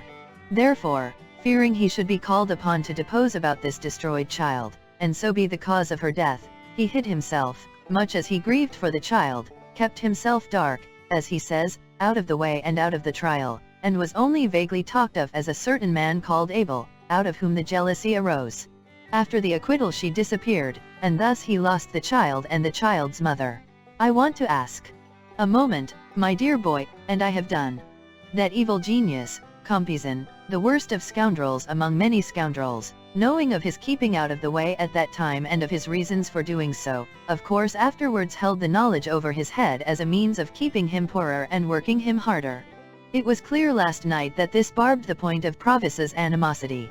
I want to know, said I, and particularly, Herbert, whether he told you when this happened. Particularly? Let me remember, then, what he said as to that. His expression was, a round score o' year ago, and most directly after I took up W.I. Compeyson. How old were you when you came upon him in the little churchyard? I think in my 7th year. It had happened some 3 or 4 years then, he said, and you brought into his mind the little girl so tragically lost, who would have been about your age. Herbert, said I, after a short silence, in a hurried way, can you see me best by the light of the window, or the light of the fire? By the firelight, answered Herbert, coming close again. Look at me. I do look at you, my dear boy. Touch me. I do touch you, my dear boy. You are not afraid that I am in any fever, or that my head is much disordered by the accident of last night? And no, my dear boy, said Herbert, after taking time to examine me. You are rather excited, but you are quite yourself. I know I am quite myself. And the man we have in hiding down the river, is Estella's father. Chapter 51. What purpose I had in view when I was hot on tracing out and proving Estella's parentage, I cannot say. It will presently be seen that the question was not before me in a distinct shape until it was put before me by a wiser head than my own. But when Herbert and I had held our momentous conversation, I was seized with a feverish conviction that I ought to hunt the matter down, that I ought not to let it rest, but that I ought to see Mr. Jaggers, and come at the bare truth. I really do not know whether I felt that I did this for Estella's sake, or whether I was glad to transfer to the man in whose preservation I was so much concerned some rays of the romantic interest that had so long surrounded me. Perhaps the latter possibility may be the nearer to the truth. Anyway, I could scarcely be withheld from going out to Gerrard Street that night. Herbert's representations that, if I did, I should probably be laid up and stricken useless, when our fugitive's safety would depend upon me, alone restrained my impatience. On the understanding, again and again reiterated, that, come what would, I was to go to Mr. Jaggers tomorrow, I at length submitted to keep quiet, and to have my hurts looked after, and to stay at home. Early next morning we went out together, and at the corner of Giltspur Street by Smithfield, I left Herbert to go his way into the city, and took my way to Little Britain. There were periodical occasions when Mr. Jaggers and Wemmick went over the office accounts, and checked off the vouchers, and put all things straight. On these occasions, Wemmick took his books and papers into Mr. Jaggers's room, and one of the upstairs clerks came down into the outer office. Finding such clerk on Wemmick's post that morning, I knew what was going on, but I was not sorry to have Mr. Jaggers and Wemmick together, as Wemmick would then hear for himself that I said nothing to compromise him. My appearance, with my arm bandaged and my coat loose over my shoulders, favored my object. Although I had sent Mr. Jaggers a brief account of the accident as soon as I had arrived in town, yet I had to give him all the details now, and the speciality of the occasion caused our talk to be less dry and hard, and less strictly regulated by the rules of evidence, than it had been before. While I described the disaster, Mr. Jaggers stood, according to his wont, before the fire. Wemmick leaned back in his chair, staring at me, with his hands in the pockets of his trousers, and his pen put horizontally into the post. The two brutal casts, always inseparable in my mind from the official proceedings, seemed to be congestively considering whether they didn't smell fire at the present moment. My narrative finished, and their questions exhausted, I then produced Miss Havisham's authority to receive the £900 for Herbert.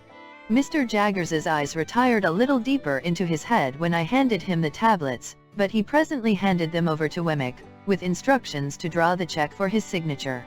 While that was in course of being done, I looked on at Wemmick as he wrote, and Mr. Jaggers, poising and swaying himself on his well-polished boots, looked on at me. "I am sorry, Pip," said he, as I put the check in my pocket, when he had signed it, "that we do nothing for you." "Miss Havisham was good enough to ask me," I returned, "whether she could do nothing for me, and I told her no." "Everybody should know his own business," said Mr. Jaggers. And I saw Wemmick's lips form the words portable property. "I should not have told her no, if I had been you," said Mr. Jaggers, "but every man ought to know his own business best." "Every man's business," said Wemmick, rather reproachfully towards me, "is portable property."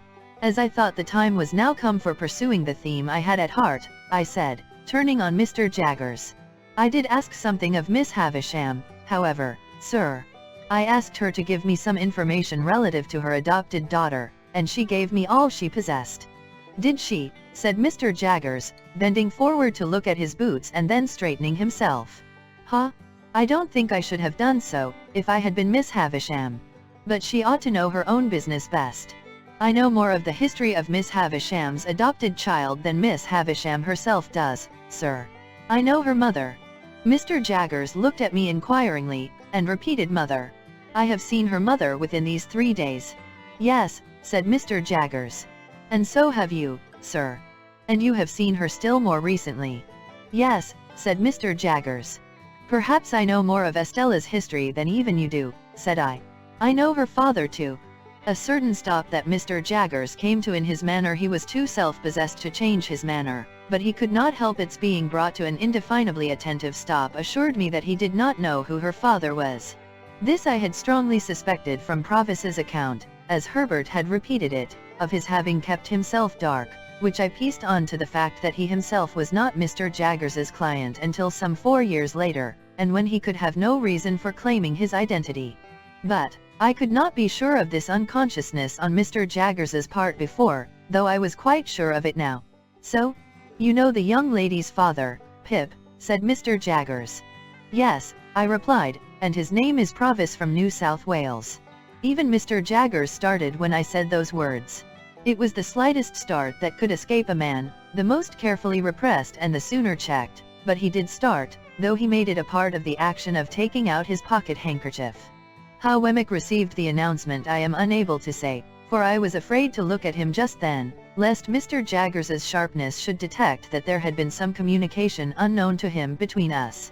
"And on what evidence, Pip?" asked Mr. Jaggers, very coolly, as he paused with his handkerchief halfway to his nose, "does Provis make this claim?" "He does not make it," said I, "and has never made it, and has no knowledge or belief that his daughter is in existence." For once, the powerful pocket handkerchief failed. My reply was so unexpected, that Mr. Jaggers put the handkerchief back into his pocket without completing the usual performance, folded his arms, and looked with stern attention at me, though with an immovable face. Then I told him all I knew, and how I knew it, with the one reservation that I left him to infer that I knew from Miss Havisham what I in fact knew from Wemmick. I was very careful indeed as to that. Nor did I look towards Wemmick until I had finished all I had to tell, and had been for some time silently meeting Mr. Jaggers's look.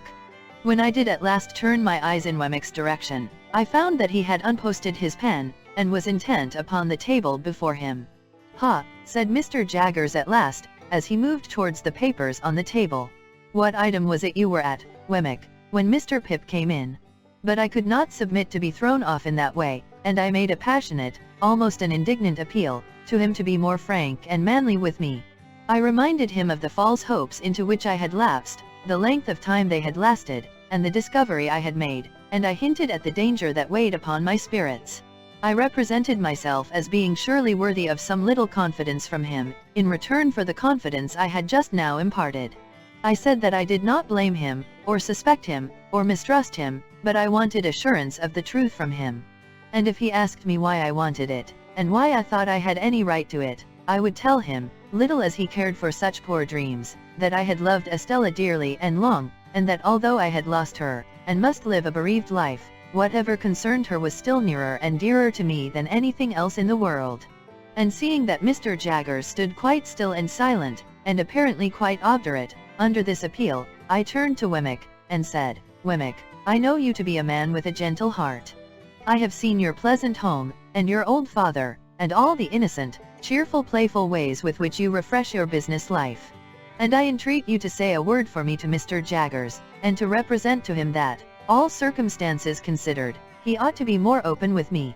I have never seen two men look more oddly at one another than Mr. Jaggers and Wemmick did after this apostrophe. At first, a misgiving crossed me that Wemmick would be instantly dismissed from his employment, but it melted as I saw Mr. Jaggers relax into something like a smile, and Wemmick become bolder. "What's all this?" said Mr. Jaggers. "You with an old father, and you with pleasant and playful ways." "Well," returned Wemmick, "if I don't bring em here, what does it matter?" "Pip," said Mr. Jaggers, laying his hand upon my arm, and smiling openly, "this man must be the most cunning impostor in all London." "Not a bit of it," returned Wemmick, growing bolder and bolder. "I think you're another." Again they exchanged their former odd looks, each apparently still distrustful that the other was taking him in. "You with a pleasant home," said Mr. Jaggers. "Since it don't interfere with business," returned Wemmick, "let it be so. Now, I look at you, sir, I shouldn't wonder if you might be planning and contriving to have a pleasant home of your own one of these days, when you're tired of all this work." Mr. Jaggers nodded his head retrospectively 2 or 3 times, and actually drew a sigh. "Pip," said he, "we won't talk about poor dreams, you know more about such things than I, having much fresher experience of that kind. But now about this other matter. I'll put a case to you. Mind? I admit nothing." He waited for me to declare that I quite understood that he expressly said that he admitted nothing. "Now, Pip," said Mr. Jaggers, "put this case. Put the case that a woman, under such circumstances as you have mentioned, held her child concealed, and was obliged to communicate the fact to her legal adviser, on his representing to her that he must know, with an eye to the latitude of his defense, how the fact stood about that child. Put the case that, at the same time he held a trust to find a child for an eccentric rich lady to adopt and bring up. I follow you, sir. Put the case that he lived in an atmosphere of evil, and that all he saw of children was their being generated in great numbers for certain destruction. Put the case that he often saw children solemnly tried at a criminal bar, where they were held up to be seen. Put the case that he habitually knew of their being imprisoned, whipped, transported, neglected, cast out, qualified in all ways for the hangman, and growing up to be hanged. Put the case that pretty nigh all the children he saw in his daily business life he had reason to look upon as so much spawn, to develop into the fish that were to come to his net to be prosecuted, defended, forsworn, made orphans, bedeviled somehow. I follow you, sir. Put the case, Pip, that here was one pretty little child out of the heap who could be saved, whom the father believed dead, and dared make no stir about, as to whom, over the mother, the legal adviser had this power. I know what you did, and how you did it. You came so and so, you did such and such things to divert suspicion. I have tracked you through it all, and I tell it you all.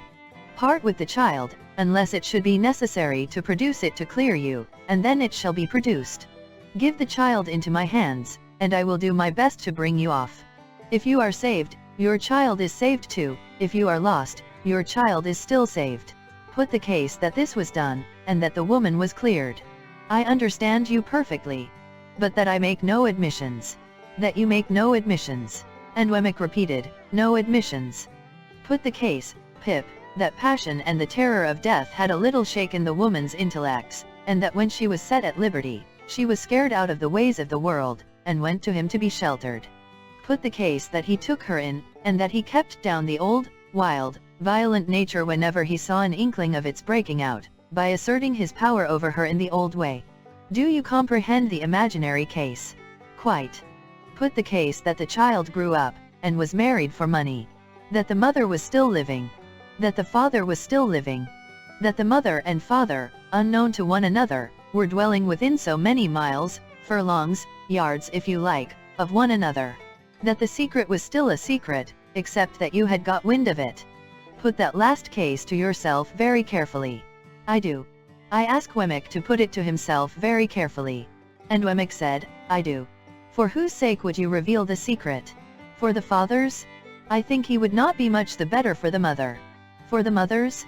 I think if she had done such a deed she would be safer where she was. For the daughter's? I think it would hardly serve her to establish her parentage for the information of her husband, and to drag her back to disgrace, after an escape of 20 years, pretty secure to last for life. But add the case that you had loved her, Pip, and had made her the subject of those poor dreams which have, at one time or another, been in the heads of more men than you think likely, then I tell you that you had better and would much sooner when you had thought well of it chop off that bandaged left hand of yours with your bandaged right hand, and then pass the chopper on to Wemmick there, to cut that off too. I looked at Wemmick, whose face was very grave. He gravely touched his lips with his forefinger. I did the same. Mr. Jaggers did the same. Now, Wemmick, said the latter then, resuming his usual manner, what item was it you were at when Mr. Pip came in? Standing by for a little, while they were at work, I observed that the odd looks they had cast at one another were repeated several times, with this difference now, that each of them seemed suspicious, not to say conscious, of having shown himself in a weak and unprofessional light to the other. For this reason, I suppose, they were now inflexible with one another, Mr. Jaggers being highly dictatorial, and Wemmick obstinately justifying himself whenever there was the smallest point in abeyance for a moment. I had never seen them on such ill terms, for generally they got on very well indeed together. But they were both happily relieved by the opportune appearance of Mike, the client with the fur cap and the habit of wiping his nose on his sleeve, whom I had seen on the very first day of my appearance within those walls. This individual, who, either in his own person or in that of some member of his family, seemed to be always in trouble, which in that place meant Newgate, called to announce that his eldest daughter was taken up on suspicion of shoplifting. As he imparted this melancholy circumstance to Wemmick, Mr. Jaggers standing magisterially before the fire and taking no share in the proceedings, Mike's eye happened to twinkle with a tear. "What are you about?" demanded Wemmick, with the utmost indignation. "What do you come snivelling here for?" "I didn't go to do it, Mr. Wemmick." "You did," said Wemmick. "How dare you? You're not in a fit state to come here, if you can't come here without spluttering like a bad pan." "What do you mean by it?" "A man can't help his feelings, Mr. Wemmick," pleaded Mike. "His what?" demanded Wemmick, quite savagely. "Say that again." "Now look here, my man," said Mr. Jaggers, advancing a step, and pointing to the door. "Get out of this office. I'll have no feelings here. Get out." "It serves you right," said Wemmick, "get out." So, the unfortunate Mike very humbly withdrew, and Mr. Jaggers and Wemmick appeared to have re-established their good understanding, and went to work again with an air of refreshment upon them as if they had just had lunch. Chapter 52. From Little Britain I went, with my cheque in my pocket, to Miss Skiffins's brother, the accountant, and Miss Skiffins's brother, the accountant, going straight to Clarriker's and bringing Clarriker to me. I had the great satisfaction of concluding that arrangement. It was the only good thing I had done, and the only completed thing I had done, since I was first apprised of my great expectations. Clarriker informing me on that occasion that the affairs of the house were steadily progressing, that he would now be able to establish a small branch house in the East which was much wanted for the extension of the business, and that Herbert in his new partnership capacity would go out and take charge of it, I found that I must have prepared for a separation from my friend, even though my own affairs had been more settled. And now, indeed, I felt as if my last anchor were loosening its hold, and I should soon be driving with the winds and waves. But there was recompense in the joy with which Herbert would come home of a night and tell me of these changes, little imagining that he told me no news, and would sketch airy pictures of himself conducting Clara Barley to the land of the Arabian Nights, and of me going out to join them, with a caravan of camels, I believe, and of our all going up the Nile and seeing wonders. Without being sanguine as to my own part in those bright plans, I felt that Herbert's way was clearing fast, and that old Bill Barley had but to stick to his pepper and rum, and his daughter would soon be happily provided for. We had now got into the month of March. My left arm, though it presented no bad symptoms, took, in the natural course, so long to heal that I was still unable to get a coat on. My right arm was tolerably restored, disfigured, but fairly serviceable. On a Monday morning, when Herbert and I were at breakfast, I received the following letter from Wemmick by the post. Walworth. Burn this as soon as read. Early in the week, or say Wednesday, you might do what you know of, if you felt disposed to try it. Now burn. When I had shown this to Herbert and had put it in the fire, but not before we had both got it by heart, we considered what to do. For, of course, my being disabled could now be no longer kept out of view. I have thought it over again and again, said Herbert, and I think I know a better course than taking a Thames waterman. Take Startop. A good fellow, a skilled hand, fond of us, and enthusiastic and honorable. I had thought of him more than once. But how much would you tell him, Herbert? It is necessary to tell him very little. Let him suppose it a mere freak, but a secret one, until the morning comes, then let him know that there is urgent reason for your getting Provis aboard and away. You go with him. No doubt. Where? It had seemed to me, in the many anxious considerations I had given the point, almost indifferent what port we made for Hamburg, Rotterdam, Antwerp. The place signified little, so that he was out of England. Any foreign steamer that fell in our way and would take us up would do. I had always proposed to myself to get him well down the river in the boat, certainly well beyond Gravesend, which was a critical place for search or inquiry if suspicion were afoot. As foreign steamers would leave London at about the time of high water, our plan would be to get down the river by a previous ebb tide, and lie by in some quiet spot until we could pull off to one. The time when one would be due where we lay, wherever that might be, could be calculated pretty nearly, if we made inquiries beforehand. Herbert assented to all this, and we went out immediately after breakfast to pursue our investigations.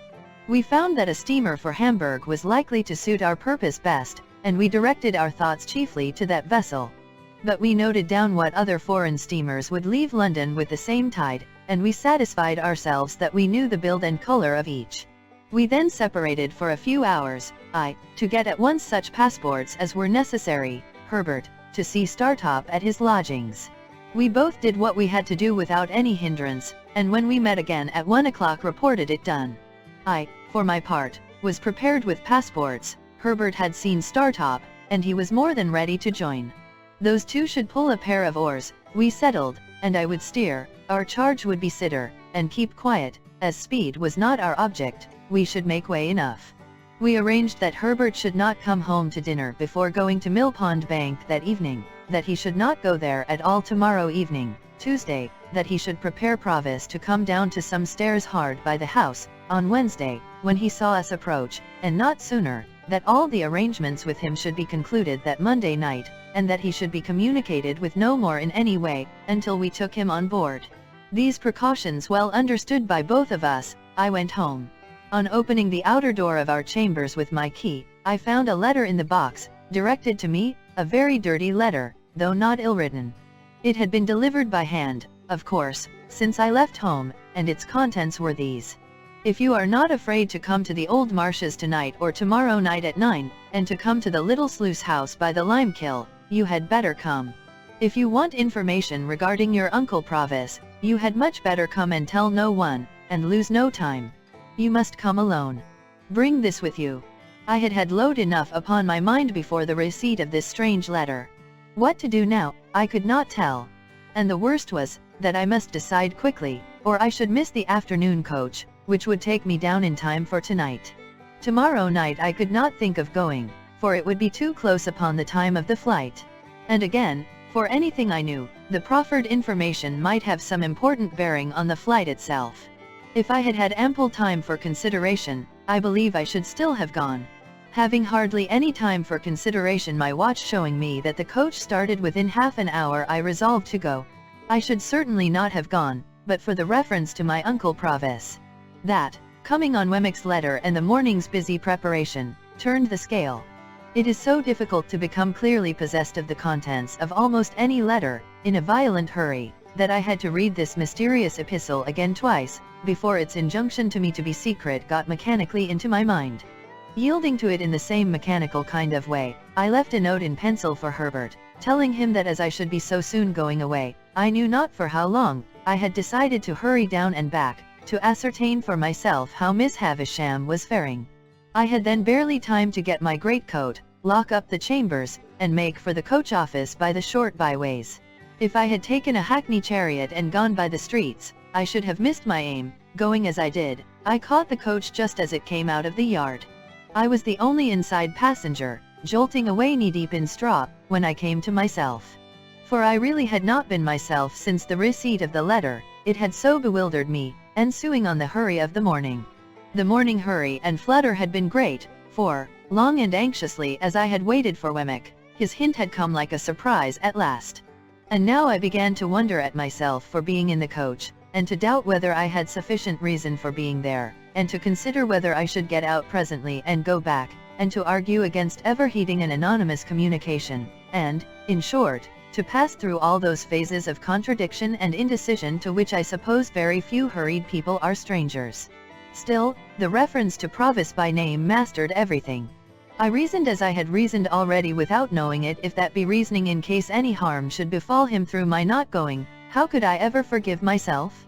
It was dark before we got down, and the journey seemed long and dreary to me, who could see little of it inside, and who could not go outside in my disabled state. Avoiding the Blue Boar, I put up at an inn of minor reputation down the town, and ordered some dinner. While it was preparing, I went to Satis house and inquired for Miss Havisham. She was still very ill, though considered something better. My inn had once been a part of an ancient ecclesiastical house, and I dined in a little octagonal common room, like a font. As I was not able to cut my dinner, the old landlord with a shining bald head did it for me. This bringing us into conversation, he was so good as to entertain me with my own story, of course with the popular feature that Pumblechook was my earliest benefactor and the founder of my fortunes. "Do you know the young man?" said I. "Know him," repeated the landlord. "Ever since he was no height at all. Does he ever come back to this neighborhood?" He comes back," said the landlord, "to his great friends, now and again, and gives the cold shoulder to the man that made him." "What man is that?" "Him that I speak of," said the landlord. "Mr. Pumblechook." "Is he ungrateful to no one else?" "No doubt he would be, if he could," returned the landlord, "but he can't." "And why?" "Because Pumblechook done everything for him." "Does Pumblechook say so?" "Say so," replied the landlord. "He haunt no call to say so." "But does he say so?"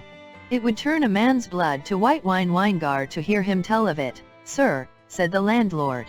I thought, "Yet Joe, dear Joe, you never tell of it. Long-suffering and loving Joe, you never complain. Nor you, sweet-tempered Biddy. Your appetite's been touched like by your accident," said the landlord, glancing at the bandaged arm under my coat.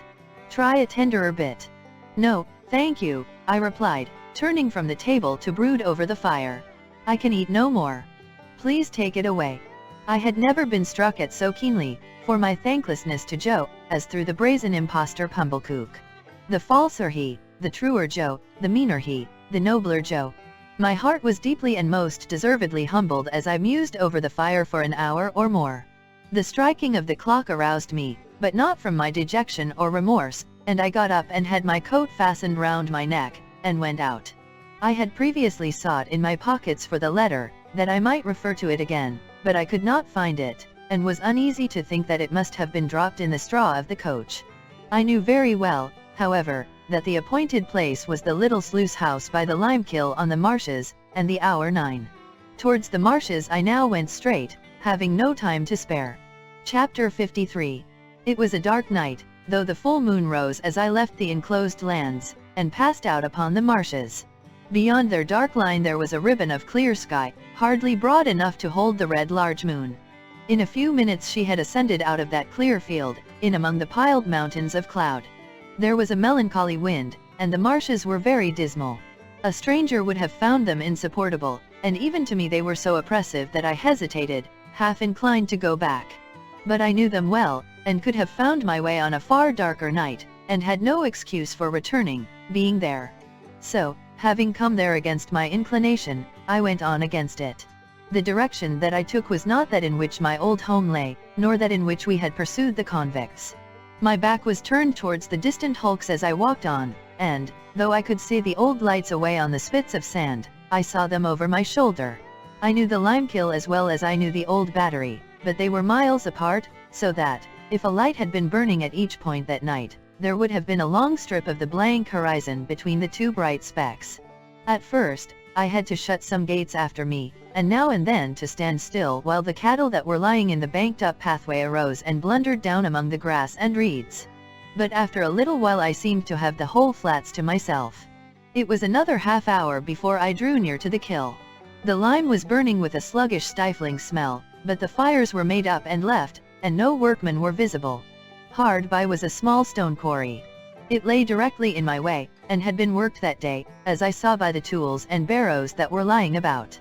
Coming up again to the marsh level out of this excavation, for the rude path lay through it, I saw a light in the old sluice house. I quickened my pace, and knocked at the door with my hand. Waiting for some reply, I looked about me, noticing how the sluice was abandoned and broken, and how the house of wood with a tiled roof would not be proof against the weather much longer, if it were so even now, and how the mud and ooze were coated with lime, and how the choking vapor of the kiln crept in a ghostly way towards me. Still there was no answer, and I knocked again. No answer still, and I tried the latch. It rose under my hand, and the door yielded. Looking in, I saw a lighted candle on a table, a bench, and a mattress on a truckle bedstead. As there was a loft above, I called, "Is there anyone here?" but no voice answered. Then I looked at my watch, and, finding that it was past 9, called again, "Is there anyone here?" There being still no answer, I went out at the door, irresolute what to do. It was beginning to rain fast. Seeing nothing save what I had seen already, I turned back into the house, and stood just within the shelter of the doorway, looking out into the night. While I was considering that someone must have been there lately and must soon be coming back, or the candle would not be burning, it came into my head to look if the wick were long. I turned round to do so, and had taken up the candle in my hand, when it was extinguished by some violent shock, and the next thing I comprehended was, that I had been caught in a strong running noose, thrown over my head from behind. "Now," said a suppressed voice with an oath, "I've got you." "What is this?" I cried, struggling. "Who is it? Help, help, help." Not only were my arms pulled close to my sides, but the pressure on my bad arm caused me exquisite pain. Sometimes, a strong man's hand, sometimes a strong man's breast, was set against my mouth to deaden my cries, and with a hot breath always close to me, I struggled ineffectually in the dark, while I was fastened tight to the wall.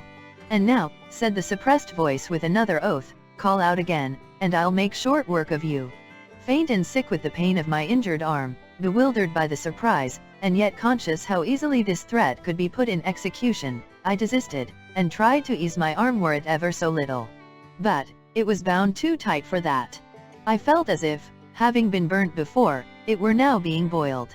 The sudden exclusion of the night, and the substitution of black darkness in its place, warned me that the man had closed a shutter.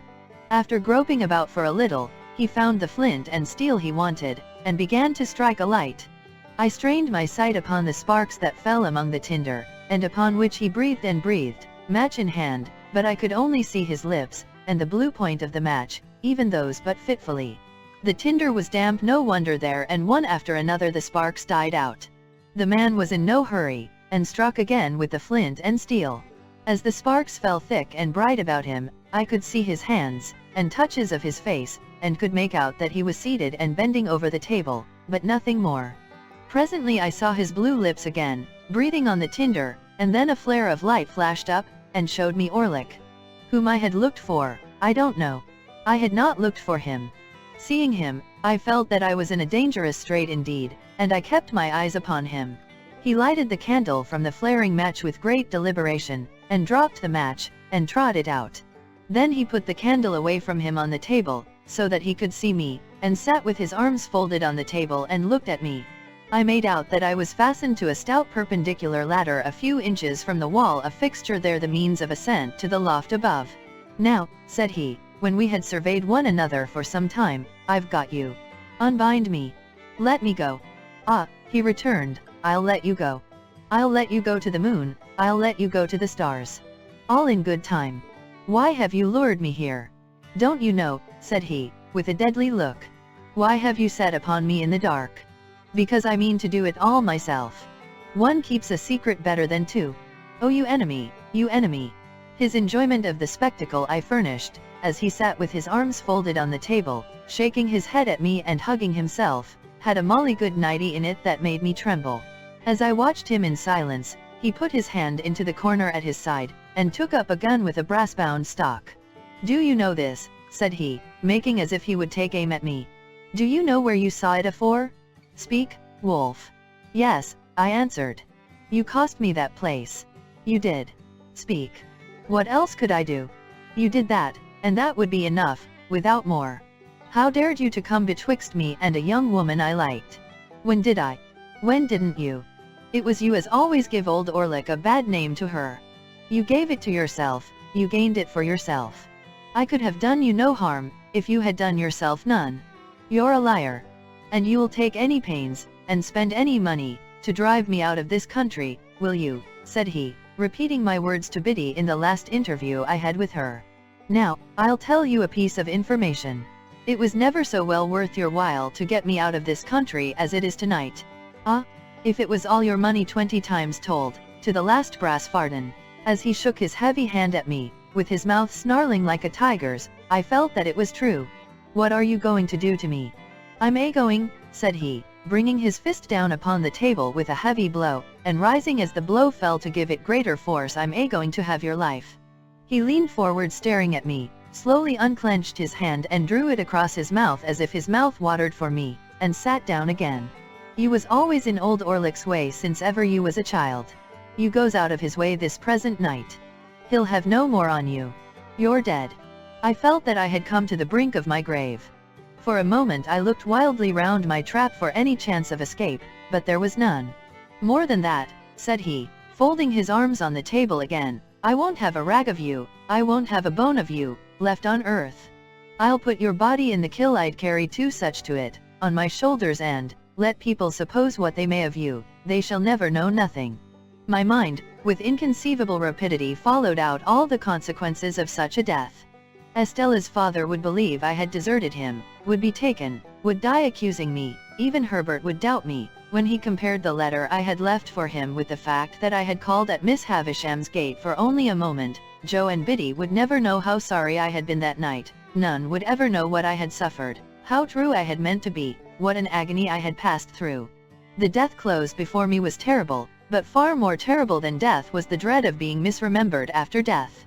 And so quick were my thoughts, that I saw myself despised by unborn generations, Estella's children, and their children, while the wretch's words were yet on his lips. "Now, wolf," said he, "afore I kill you like any other beast, which is what I mean to do and what I have tied you up for, I'll have a good look at you and a good goad at you. Oh, you enemy!" It had passed through my thoughts to cry out for help again, though few could know better than I, the solitary nature of the spot, and the hopelessness of aid. But as he sat gloating over me, I was supported by a scornful detestation of him that sealed my lips. Above all things, I resolved that I would not entreat him, and that I would die making some last poor resistance to him. Softened as my thoughts of all the rest of men were in that dire extremity, humbly beseeching pardon, as I did, of heaven, melted at heart, as I was, by the thought that I had taken no farewell, and never now could take farewell of those who were dear to me, or could explain myself to them, or ask for their compassion on my miserable errors. Still, if I could have killed him, even in dying, I would have done it. He had been drinking, and his eyes were red and bloodshot. Around his neck was slung a tin bottle, as I had often seen his meat and drink slung about him in other days. He brought the bottle to his lips, and took a fiery drink from it, and I smelt the strong spirits that I saw flash into his face. "Wolf," said he, folding his arms again, "old Orlick's going to tell you something. It was you as did for your shrew sister. Again my mind, with its former inconceivable rapidity, had exhausted the whole subject of the attack upon my sister, her illness, and her death, before his slow and hesitating speech had formed these words. "It was you, villain," said I. "I tell you it was your doing, I tell you it was done through you," he retorted, catching up the gun, and making a blow with the stock at the vacant air between us. "I come upon her from behind, as I come upon you tonight. I give it her.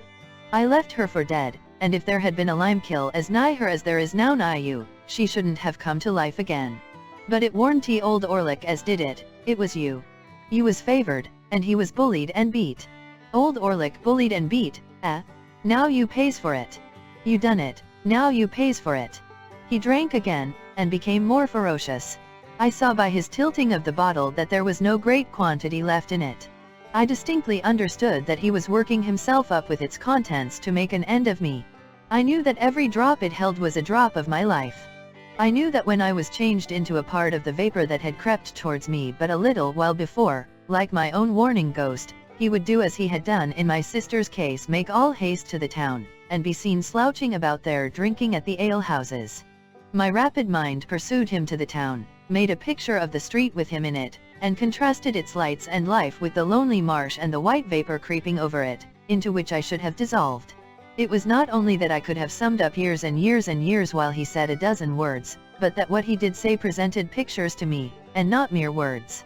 In the excited and exalted state of my brain, I could not think of a place without seeing it, or of persons without seeing them. It is impossible to overstate the vividness of these images, and yet I was so intent, all the time, upon him himself who would not be intent on the tiger crouching to spring, that I knew of the slightest action of his fingers. When he had drunk this second time, he rose from the bench on which he sat, and pushed the table aside. Then, he took up the candle, and, shading it with his murderous hand so as to throw its light on me, stood before me, looking at me and enjoying the sight. "Wolf, I'll tell you something more. It was old Orlick as you tumbled over on your stairs that night. I saw the staircase with its extinguished lamps. I saw the shadows of the heavy stair rails, thrown by the watchman's lantern on the wall. I saw the rooms that I was never to see again, here, a door half open, there, a door closed, all the articles of furniture around. And why was old Orlick there? I'll tell you something more, Wolf. You and her have pretty well hunted me out of this country, so far as getting a easy living in it goes, and I've took up with new companions, and new masters. Some of 'em writes my letters when I wants 'em wrote, do you mind, writes my letters, Wolf? They writes 50 hands, they're not like sneaking you, as writes but one. I've had a firm mind and a firm will to have your life, since you was down here at your sister's burying. I hunt seen a way to get you safe, and I've looked arter you to know your ins and outs. For, says old Orlick to himself, somehow or another I'll have him. What? When I looks for you, I finds your Uncle Provis, Mill Pond Bank, and Chinks Basin, and the old green copper rope walk, all so clear and plain. Provis in his rooms, the signal whose use was over, pretty Clara, the good motherly woman, old Bill Barley on his back, all drifting by, as on the swift stream of my life fast running out to sea? You with a uncle too? Why, I knowed you at Gurgeries when you was so small a wolf that I could have took your weason betwixt this finger and thumb and chucked you away dead, as I'd thoughts o' doing, odd times, when I see you loitering amongst the pollards on a Sunday, and you hadn't found no uncles then. No, not you. But when old Orlick come for to hear that your Uncle Provis had most like wore the leg iron what old Orlick had picked up, filed asunder, on these meshes ever so many year ago, and what he kept by him till he dropped your sister with it, like a bullock, as he means to drop you hey, when he come for to hear that hey. In his savage taunting, he flared the candle so close at me that I turned my face aside to save it from the flame. Ah, he cried, laughing, after doing it again, the burnt child dreads the fire? Old Orlick knowed you was burnt, old Orlick knowed you was smuggling your Uncle Provis away, old Orlick's a match for you and knowed you'd come tonight. Now I'll tell you something more, Wolf, and this ends it. There's them that's as good a match for your Uncle Provis as old Orlick has been for you. Let him wear them, when he's lost his nevy. Let him wear them, when no man can't find a rag of his dear relation's clothes, nor yet a bone of his body. There's them that can't and that won't have Miigwech, yes, I know the name, alive in the same land with them, and that's had such sure information of him when he was alive in another land, as that he couldn't and shouldn't leave it unbeknown and put them in danger. Perhaps it's them that writes 50 hands, and that's not like sneaking you as writes but one. Where Compeyson, Magwitch, and the gallows. He flared the candle at me again, smoking my face and hair, and for an instant blinding me, and turned his powerful back as he replaced the light on the table. I had thought a prayer, and had been with Joe and Biddy and Herbert, before he turned towards me again. There was a clear space of a few feet between the table and the opposite wall. Within this space, he now slouched backwards and forwards. His great strength seemed to sit stronger upon him than ever before, as he did this with his hands hanging loose and heavy at his sides, and with his eyes scowling at me. I had no grain of hope left. Wild as my inward hurry was, and wonderful the force of the pictures that rushed by me instead of thoughts, I could yet clearly understand that, unless he had resolved that I was within a few moments of surely perishing out of all human knowledge, he would never have told me what he had told. Of a sudden, he stopped, took the cork out of his bottle, and tossed it away. Light as it was, I heard it fall like a plummet. He swallowed slowly, tilting up the bottle by little and little, and now he looked at me no more. The last few drops of liquor he poured into the palm of his hand, and licked up. Then, with a sudden hurry of violence and swearing horribly, he threw the bottle from him, and stooped, and I saw in his hand a stone hammer with a long heavy handle. The resolution I had made did not desert me, for, without uttering one vain word of appeal to him, I shouted out with all my might, and struggled with all my might. It was only my head and my legs that I could move, but to that extent I struggled with all the force, until then unknown, that was within me. In the same instant I heard responsive shouts, saw figures, and a gleam of light dash in at the door, heard voices and tumult, and saw Orlick emerge from a struggle of men, as if it were tumbling water, clear the table at a leap, and fly out into the night. After a blank, I found that I was lying unbound, on the floor, in the same place, with my head on someone's knee. My eyes were fixed on the ladder against the wall, when I came to myself had opened on it before my mind saw it, and thus as I recovered consciousness, I knew that I was in the place where I had lost it. Too indifferent at first, even to look round and ascertain who supported me, I was lying looking at the ladder, when there came between me and it a face. The face of Trabsboy? "I think he's all right," said Trabsboy, in a sober voice, "but ain't he just pale though?" At these words, the face of him who supported me looked over into mine, and I saw my supporter to be Herbert? Great heaven! "Softly," said Herbert. "Gently, Handel. Don't be too eager. And our old comrade, Startop," I cried, as he too bent over me. "Remember what he is going to assist us in," said Herbert, "and be calm." The illusion made me spring up, though I dropped again from the pain in my arm. "The time has not gone by, Herbert, has it? What night is tonight? How long have I been here?" For I had a strange and strong misgiving that I had been lying there a long time, a day and a night, 2 days and nights more. "The time has not gone by. It is still Monday night. Thank God. And you have all tomorrow, Tuesday, to rest in," said Herbert. "But you can't help groaning, my dear Handel. What hurt have you got? Can you stand?" Yes, said I can walk. I have no hurt but in this throbbing arm." They laid it bare, and did what they could. It was violently swollen and inflamed, and I could scarcely endure to have it touched. But they tore up their handkerchiefs to make fresh bandages, and carefully replaced it in the sling, until we could get to the town and obtain some cooling lotion to put upon it. In a little while we had shut the door of the dark and empty sluice house, and were passing through the quarry on our way back. Trab's overgrown young man now went before us with a lantern, which was the light I had seen come in at the door. But the moon was a good 2 hours higher than when I had last seen the sky, and the night, though rainy, was much lighter. The white vapor of the kill was passing from us as we went by, and as I had thought a prayer before, I thought a thanksgiving now. Entreating Herbert to tell me how he had come to my rescue, which at first he had flatly refused to do, but had insisted on my remaining quiet, I learnt that I had in my hurry dropped the letter, open, in our chambers, where he, coming home to bring with him Startop, whom he had met in the street on his way to me, found it, very soon after I was gone. Its tone made him uneasy, and the more so because of the inconsistency between it and the hasty letter I had left for him. His uneasiness increasing instead of subsiding, after a quarter of an hour's consideration, he set off for the coach office with Startop, who volunteered his company, to make inquiry when the next coach went down. Finding that the afternoon coach was gone, and finding that his uneasiness grew into positive alarm, as obstacles came in his way, he resolved to follow in a post-chaise.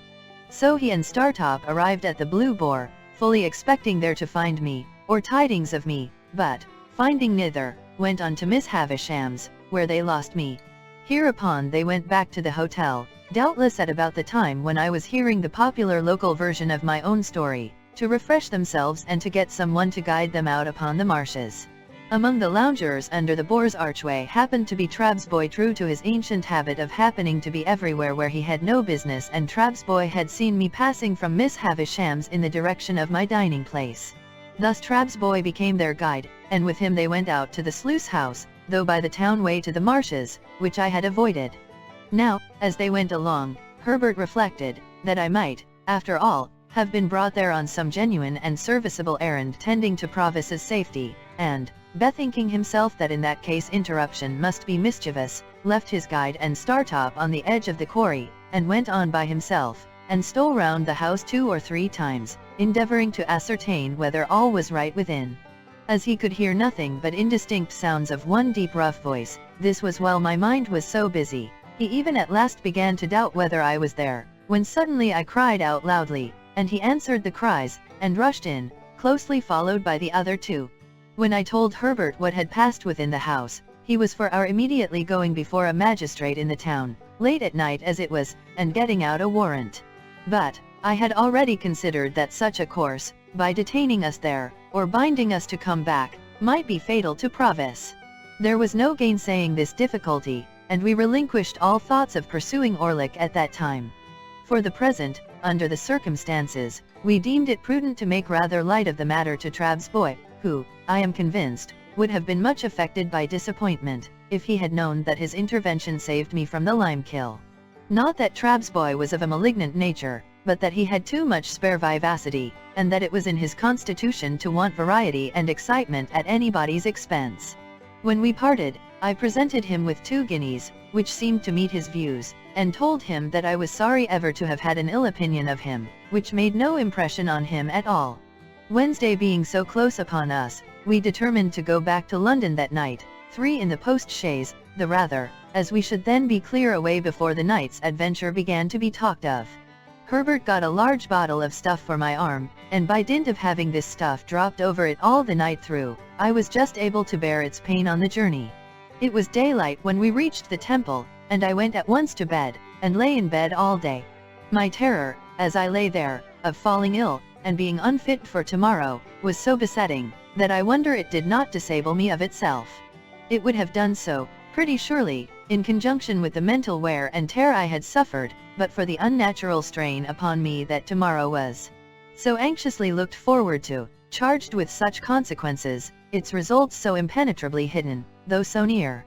No precaution could have been more obvious than our refraining from communication with him that day, yet this again increased my restlessness. I started at every footstep and every sound, believing that he was discovered and taken, and this was the messenger to tell me so.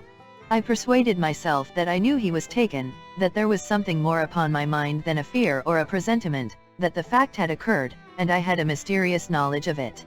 As the days wore on, and no ill news came, as the day closed in and darkness fell, my overshadowing dread of being disabled by illness before tomorrow morning altogether mastered me. My burning arm throbbed, and my burning head throbbed, and I fancied I was beginning to wander.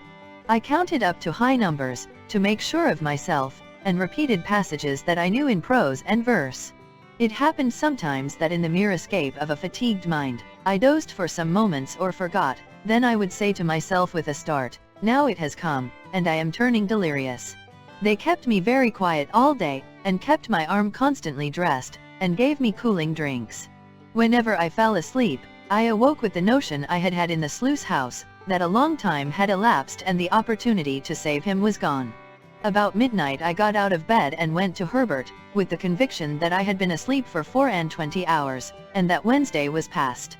It was the last self-exhausting effort of my fretfulness, for after that I slept soundly.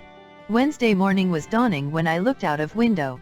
The winking lights upon the bridges were already pale, the coming sun was like a marsh of fire on the horizon. The river, still dark and mysterious, was spanned by bridges that were turning coldly grey, with here and there at top a warm touch from the burning in the sky. As I looked along the clustered roofs, with church towers and spires shooting into the unusually clear air, the sun rose up, and a veil seemed to be drawn from the river, and millions of sparkles burst out upon its waters. From me too, a veil seemed to be drawn, and I felt strong and well. Herbert lay asleep in his bed, and our old fellow student lay asleep on the sofa. I could not dress myself without help, but I made up the fire, which was still burning, and got some coffee ready for them. In good time they too started up strong and well, and we admitted the sharp morning air at the windows, and looked at the tide that was still flowing towards us. "When it turns at 9 o'clock, said Herbert, cheerfully, "look out for us, and stand ready, you over there at Mill Pond Bank." Chapter 54. It was one of those March days when the sun shines hot and the wind blows cold, when it is summer in the light, and winter in the shade. We had our peacoats with us, and I took a bag. Of all my worldly possessions I took no more than the few necessaries that filled the bag. Where I might go, what I might do, or when I might return, were questions utterly unknown to me, nor did I vex my mind with them, for it was wholly set on Provis's safety. I only wondered for the passing moment, as I stopped at the door and looked back, under what altered circumstances I should next see those rooms, if ever. We loitered down to the temple stairs, and stood loitering there, as if we were not quite decided to go upon the water at all. Of course, I had taken care that the boat should be ready and everything in order. After a little show of indecision, which there were none to see but the 2 or 3 amphibious creatures belonging to our temple stairs, we went on board and cast off, Herbert in the bow, I steering. It was then about high water 8:30. Our plan was this. The tide, beginning to run down at 9, and being with us until 3, we intended still to creep on after it had turned, and row against it until dark. We should then be well in those long reaches below Gravesend, between Kent and Essex, where the river is broad and solitary, where the waterside inhabitants are very few, and where lone public houses are scattered here and there, of which we could choose one for a resting place. There, we meant to lie by all night. The steamer for Hamburg and the steamer for Rotterdam would start from London at about 9 on Thursday morning. We should know at what time to expect them, according to where we were, and would hail the first, so that, if by any accident we were not taken abroad, we should have another chance. We knew the distinguishing marks of each vessel. The relief of being at last engaged in the execution of the purpose was so great to me that I felt it difficult to realize the condition in which I had been a few hours before. The crisp air, the sunlight, the movement on the river, and the moving river itself, the road that ran with us, seeming to sympathize with us, animate us, and encourage us on, freshened me with new hope. I felt mortified to be of so little use in the boat, but there were few better oarsmen than my 2 friends, and they rowed with a steady stroke that was to last all day. At that time, the steam traffic on the Thames was far below its present extent, and watermen's boats were far more numerous.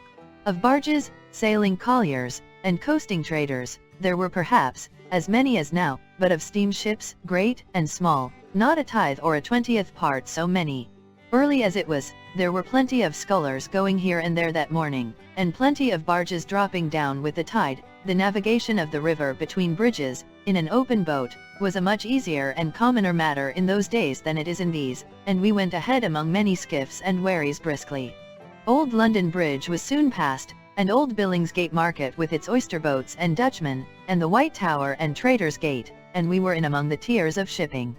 Here were the Leith, Aberdeen, and Glasgow steamers, loading and unloading goods, and looking immensely high out of the water as we passed alongside. Here were colliers by the score and score, with the coal whippers plunging off stages on deck, as counterweights to measures of coal swinging up, which were then rattled over the side into barges. Here, at her moorings was tomorrow's steamer for Rotterdam, of which we took good notice, and here tomorrow's for Hamburg, under whose bowsprit we crossed.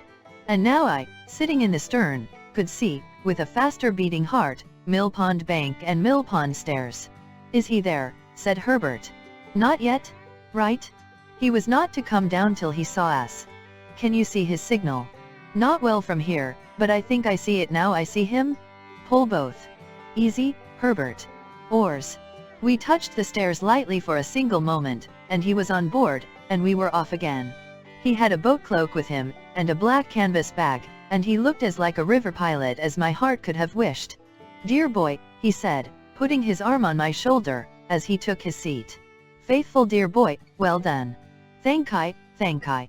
Again among the tiers of shipping, in and out, avoiding rusty chain cables, frayed hempen hawsers and bobbing buoys, sinking for the moment floating broken baskets, scattering floating chips of wood and shaving, cleaving floating scum of coal, in and out, under the figurehead of the John of Sunderland making a speech to the winds, as is done by many Johns, and the Betsy of Yarmouth with a firm formality of bosom and her knobby eyes starting 2 inches out of her head, in and out, hammers going in shipbuilders' yards, saws going at timber, clashing engines going at things unknown, pumps going in leaky ships, capstans going, ships going out to sea, and unintelligible sea creatures roaring curses over the bulwarks at respondent lightermen, in and out at last upon the clearer river, where the ship's boys might take their fenders in, no longer fishing in troubled waters with them over the side, and where the festooned sails might fly out to the wind. At the stairs where we had taken him abroad, and ever since, I had looked warily for any token of our being suspected. I had seen none. We certainly had not been, and at that time as certainly we were not either attended or followed by any boat. If we had been waited on by any boat, I should have run into shore, and have obliged her to go on, or to make her purpose evident. But we held our own without any appearance of molestation. He had his boat cloak on him, and looked, as I have said, a natural part of the scene. It was remarkable, but perhaps the wretched life he had led accounted for it, that he was the least anxious of any of us. He was not indifferent, for he told me that he hoped to live to see his gentleman one of the best of gentlemen in a foreign country. He was not disposed to be passive or resigned, as I understood it, but he had no notion of meeting danger halfway. When it came upon him, he confronted it, but it must come before he troubled himself. "If you knowed, dear boy," he said to me, "what it is to sit here alonger, my dear boy, and have my smoke, arter having been day by day betwixt 4 walls, you'd envy me. But you don't know what it is." "I think I know the delights of freedom," I answered. "Ah," said he, shaking his head gravely, "but you don't know it equal to me. You must have been under lock and key, dear boy, to know it equal to me, but I ain't going to be low." It occurred to me as inconsistent, that, for any mastering idea, he should have endangered his freedom, and even his life. But I reflected that perhaps freedom without danger was too much apart from all the habit of his existence to be to him what it would be to another man. I was not far out, since he said, after smoking a little, "You see, dear boy, when I was over yonder, t'other side the world, I was always a-looking to this side, and it come flat to be there, for all I was a-growing rich. Everybody knowed Magwitch, and Magwitch could come, and Magwitch could go, and nobody's head would be troubled about him. They ain't so easy concerning me here, dear boy wouldn't be, leastwise, if they knowed where I was. If all goes well," said I, "you will be perfectly free and safe again within a few hours." "Well," he returned, drawing a long breath, "I hope so, and think so." He dipped his hand in the water over the boat's gunwale, and said, smiling with that softened air upon him which was not new to me, I suppose I think so, dear boy. We'd be puzzled to be more quiet and easy-going than we are at present. But it's a-flowing so soft and pleasant through the water, perhaps, as makes me think it I was a-thinking through my smoke just then, that we can no more see to the bottom of the next few hours than we can see to the bottom of this river what I catches hold of. Nor yet we can't no more hold their tide than I can hold this. And it's run through my fingers and gone, you see," holding up his dripping hand. "But for your face I should think you were a little despondent," said I. "Not a bit on it, dear boy. It comes of flowing on so quiet, and of that they're rippling at the boat's head making a sort of a Sunday tune. Maybe I'm a-growing a trifle old besides." He put his pipe back in his mouth with an undisturbed expression of face, and sat as composed and contented as if we were already out of England. Yet he was as submissive to a word of advice as if he had been in constant terror, for, when we ran ashore to get some bottles of beer into the boat, and he was stepping out, I hinted that I thought he would be safest where he was, and he said, "Do you, dear boy," and quietly sat down again. The air felt cold upon the river, but it was a bright day, and the sunshine was very cheering. The tide ran strong, I took care to lose none of it, and our steady stroke carried us on thoroughly well. By imperceptible degrees, as the tide ran out, we lost more and more of the nearer woods and hills, and dropped lower and lower between the muddy banks, but the tide was yet with us when we were off Gravesend. As our charge was wrapped in his cloak, I purposely passed within a boat or two's length of the floating custom house, and so out to catch the stream, alongside of 2 emigrant ships, and under the bows of a large transport with troops on the forecastle looking down at us.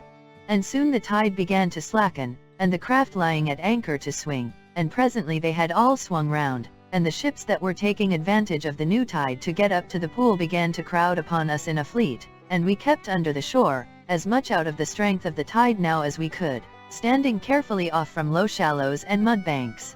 Our oarsmen were so fresh, by dint of having occasionally let her drive with the tide for a minute or two, that a quarter of an hour's rest proved full as much as they wanted. We got ashore among some slippery stones while we ate and drank what we had with us, and looked about.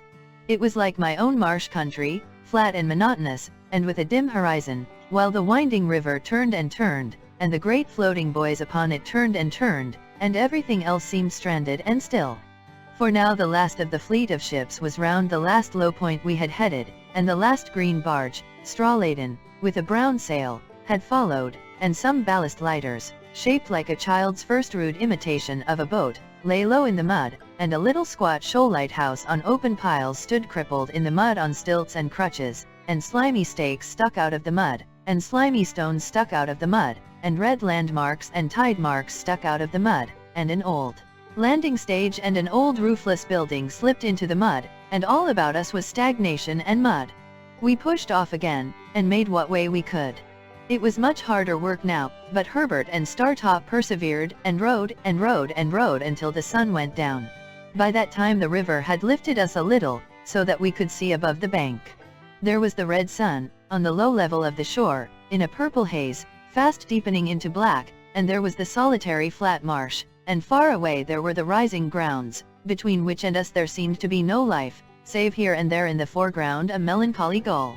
As the night was fast falling, and as the moon, being past the full, would not rise early, we held a little council, a short one, for clearly our course was to lie by at the first lonely tavern we could find. So, they plied their oars once more, and I looked out for anything like a house. Thus we held on, speaking little, for 4 or 5 dull miles. It was very cold, and, a collier coming by us, with her galley fire smoking and flaring, looked like a comfortable home. The night was as dark by this time as it would be until morning, and what light we had, seemed to come more from the river than the sky, as the oars in their dipping struck at a few reflected stars. At this dismal time we were evidently all possessed by the idea that we were followed. As the tide made, it flapped heavily at irregular intervals against the shore, and whenever such a sound came, one or other of us was sure to start, and look in that direction. Here and there, the set of the current had worn down the bank into a little creek, and we were all suspicious of such places, and eyed them nervously. Sometimes, "What was that ripple?" one of us would say in a low voice. Or another, "Is that a boat yonder?" And afterwards we would fall into a dead silence, and I would sit impatiently thinking with what an unusual amount of noise the oars worked in the thowels. At length we descried a light and a roof, and presently afterwards ran alongside a little causeway made of stones that had been picked up hard by. Leaving the rest in the boat, I stepped ashore, and found the light to be in a window of a public house. It was a dirty place enough, and I dare say not unknown to smuggling adventurers, but there was a good fire in the kitchen, and there were eggs and bacon to eat, and various liquors to drink. Also, there were 2 double-bedded rooms such as they were, the landlord said.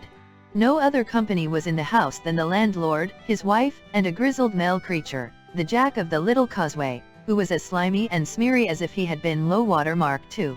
With this assistant, I went down to the boat again, and we all came ashore, and brought out the oars, and rudder, and boat hook, and all else, and hauled her up for the night. We made a very good meal by the kitchen fire, and then apportioned the bedrooms. Herbert and Startop were to occupy one, I and our charge the other. We found the air as carefully excluded from both, as if air were fatal to life, and there were more dirty clothes and band-boxes under the beds than I should have thought the family possessed. But we considered ourselves well off, notwithstanding, for a more solitary place we could not have found. While we were comforting ourselves by the fire after our meal, the jack who was sitting in a corner, and who had a bloated pair of shoes on, which he had exhibited while we were eating our eggs and bacon, as interesting relics that he had taken a few days ago from the feet of a drowned seaman washed ashore, asked me if we had seen a 4-oared galley going up with the tide. When I told him no, he said she must have gone down then, and yet she took up too, when she left there. They must ha thought better on tea for some reason or another, said the Jack, and gone down. A 4-oared galley, did you say, said I. A 4, said the Jack, and 2 sitters.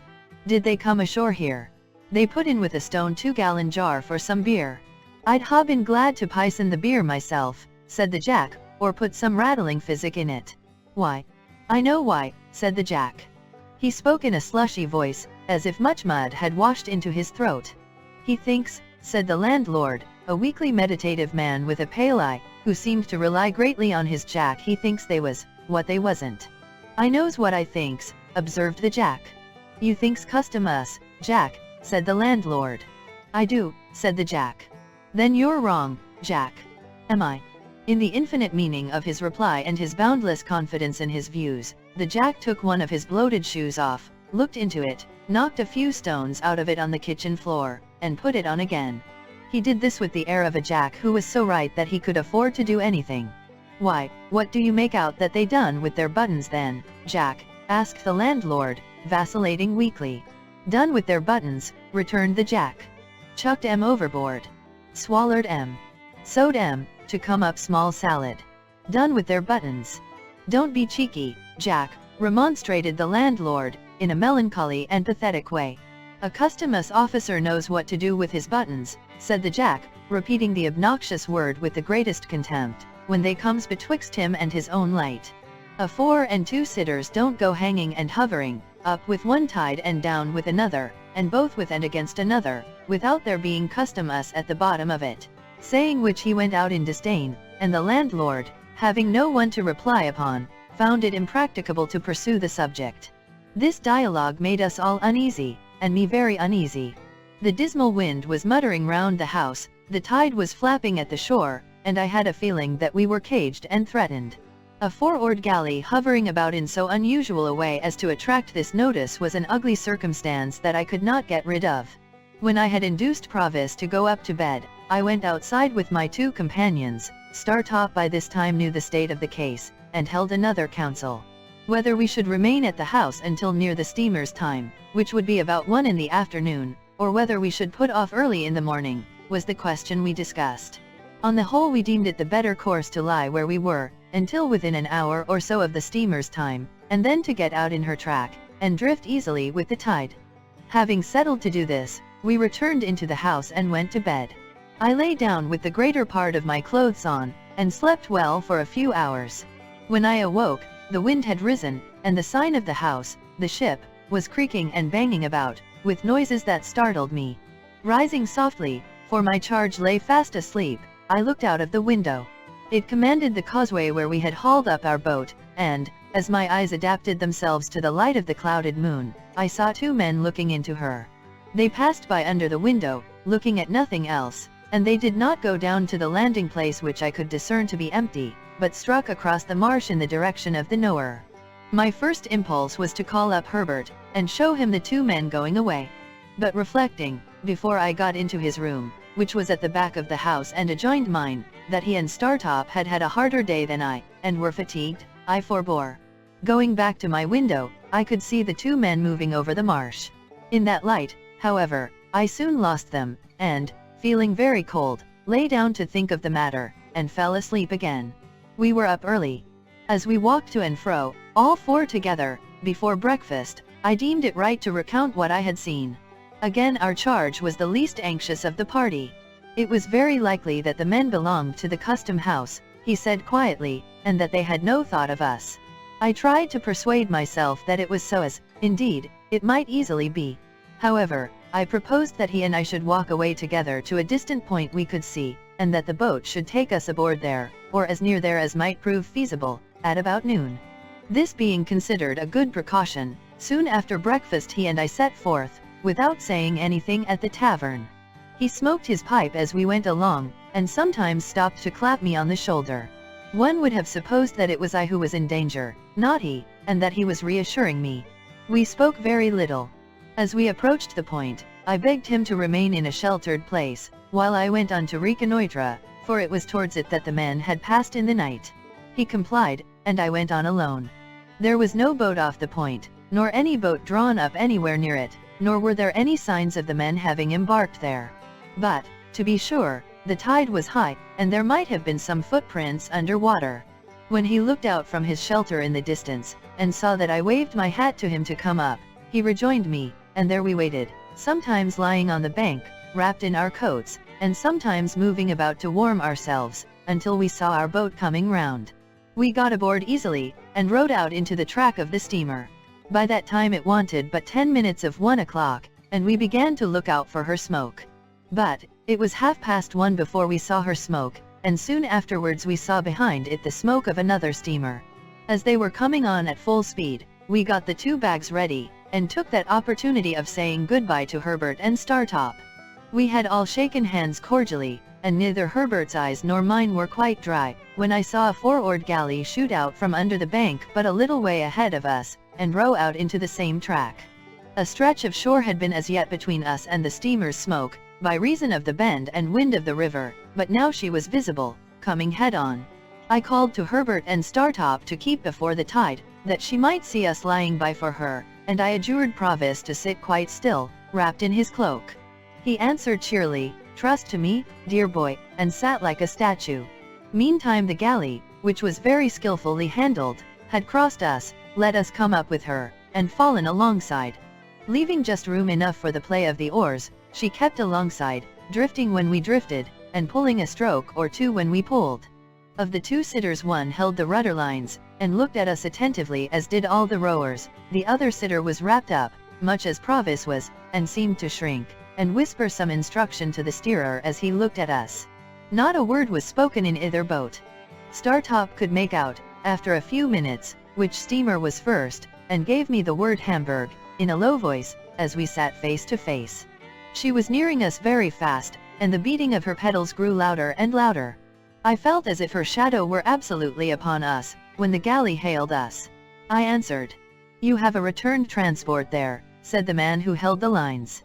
"That's the man, wrapped in the cloak. His name is Abel Magwitch, otherwise Provis.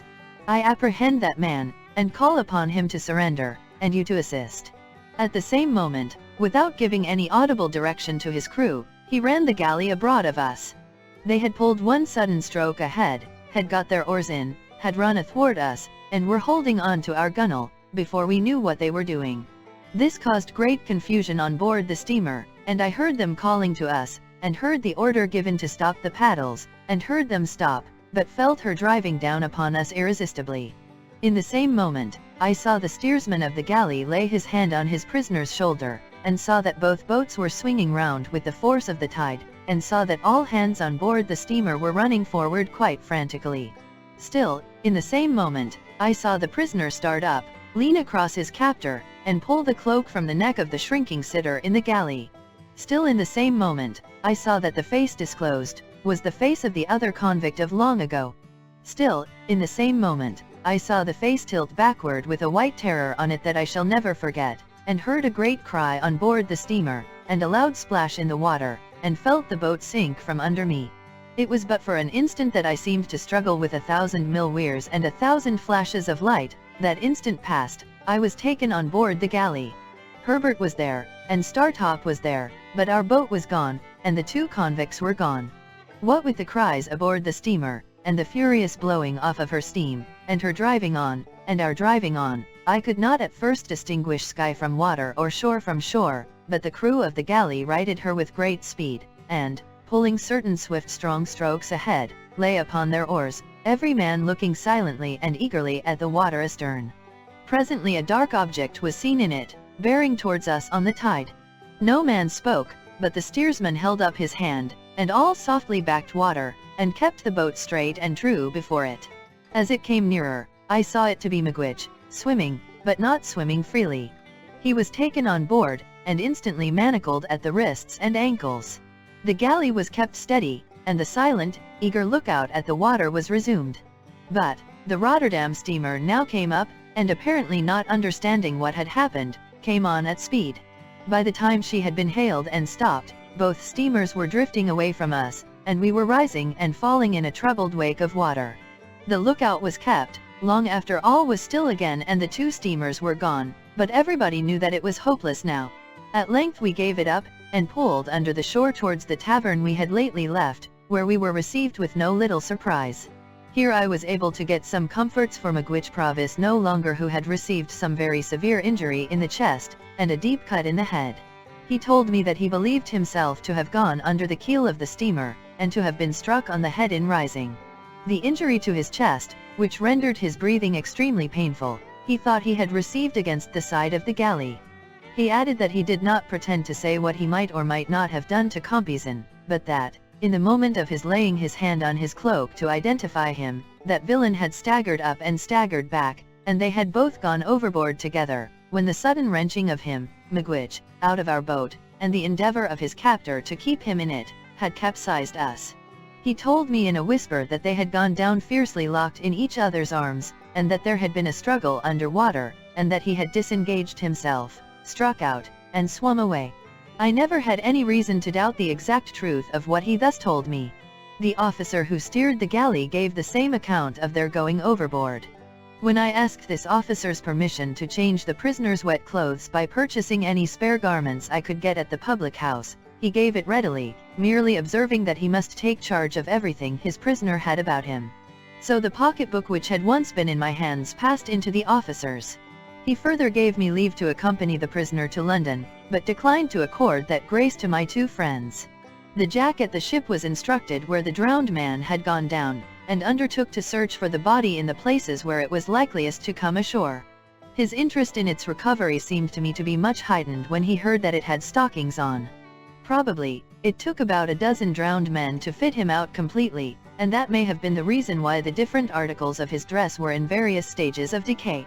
We remained at the public house until the tide turned, and then Magwitch was carried down to the galley and put on board. Herbert and Startop were to get to London by land, as soon as they could. We had a doleful parting, and when I took my place by Magwitch's side, I felt that that was my place henceforth while he lived. For now, my repugnance to him had all melted away, and in the hunted, wounded, shackled creature who held my hand in his, I only saw a man who had meant to be my benefactor, and who had felt affectionately, gratefully, and generously, towards me with great constancy through a series of years. I only saw in him a much better man than I had been to Joe. His breathing became more difficult and painful as the night drew on, and often he could not repress a groan. I tried to rest him on the arm I could use, in any easy position, but it was dreadful to think that I could not be sorry at heart for his being badly hurt, since it was unquestionably best that he should die. That there were, still living, people enough who were able and willing to identify him, I could not doubt. That he would be leniently treated, I could not hope. He who had been presented in the worst light at his trial, who had since broken prison and had been tried again, who had returned from transportation under a life sentence, and who had occasioned the death of the man who was the cause of his arrest. As we returned towards the setting sun we had yesterday left behind us, and as the stream of our hopes seemed all running back, I told him how grieved I was to think that he had come home for my sake. "Dear boy," he answered, "I'm quite content to take my chance. I've seen my boy, and he can be a gentleman without me." No. I had thought about that, while we had been there side by side. No. Apart from any inclinations of my own, I understood Wemmick's hint now. I foresaw that, being convicted, his possessions would be forfeited to the crown. "Look ye here, dear boy," said he, "it's best as a gentleman should not be knowed to belong to me now. Only come to see me as if you come by chance alonger, Wemmick.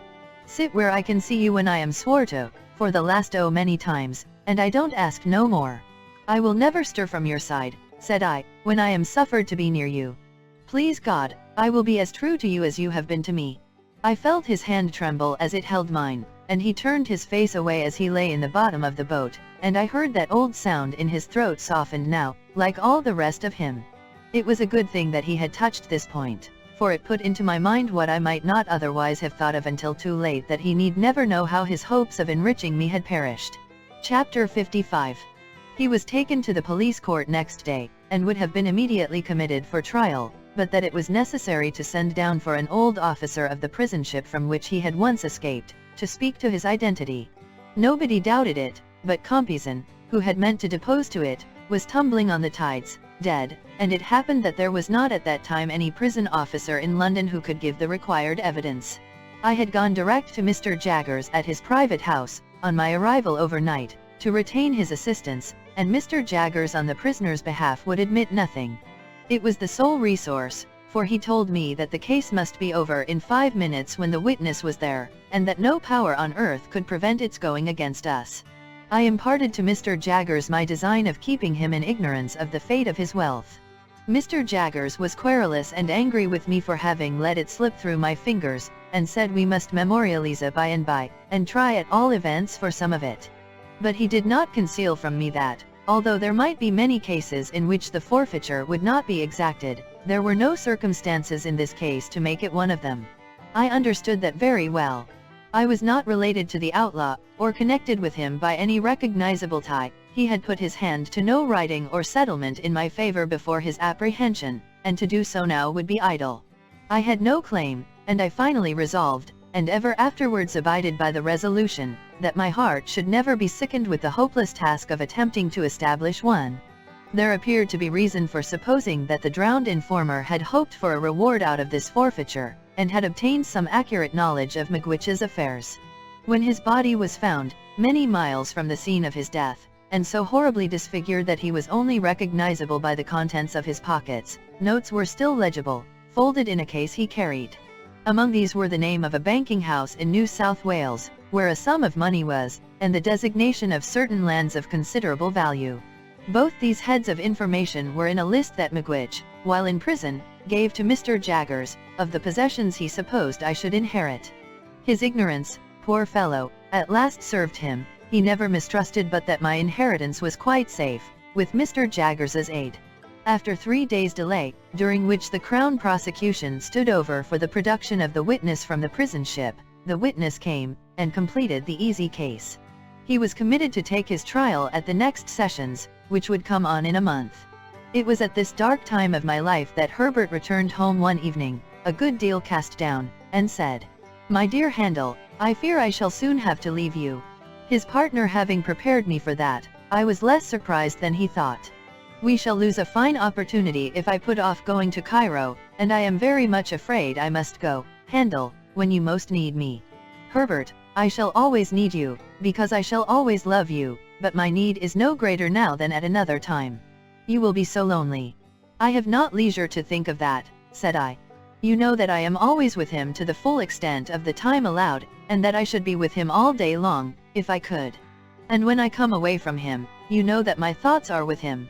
The dreadful condition to which he was brought, was so appalling to both of us, that we could not refer to it in plainer words. "My dear fellow," said Herbert, "let the near prospect of our separation for, it is very near be my justification for troubling you about yourself. Have you thought of your future?" "No, for I have been afraid to think of any future. But yours cannot be dismissed, indeed, my dear Handel, it must not be dismissed. I wish you would enter on it now, as far as a few friendly words go, with me." "I will," said I. "In this branch house of ours, Handel, we must have a—" I saw that his delicacy was avoiding the right word, so I said, "a clerk." "A clerk. And I hope it is not at all unlikely that he may expand, as a clerk of your acquaintance has expanded, into a partner.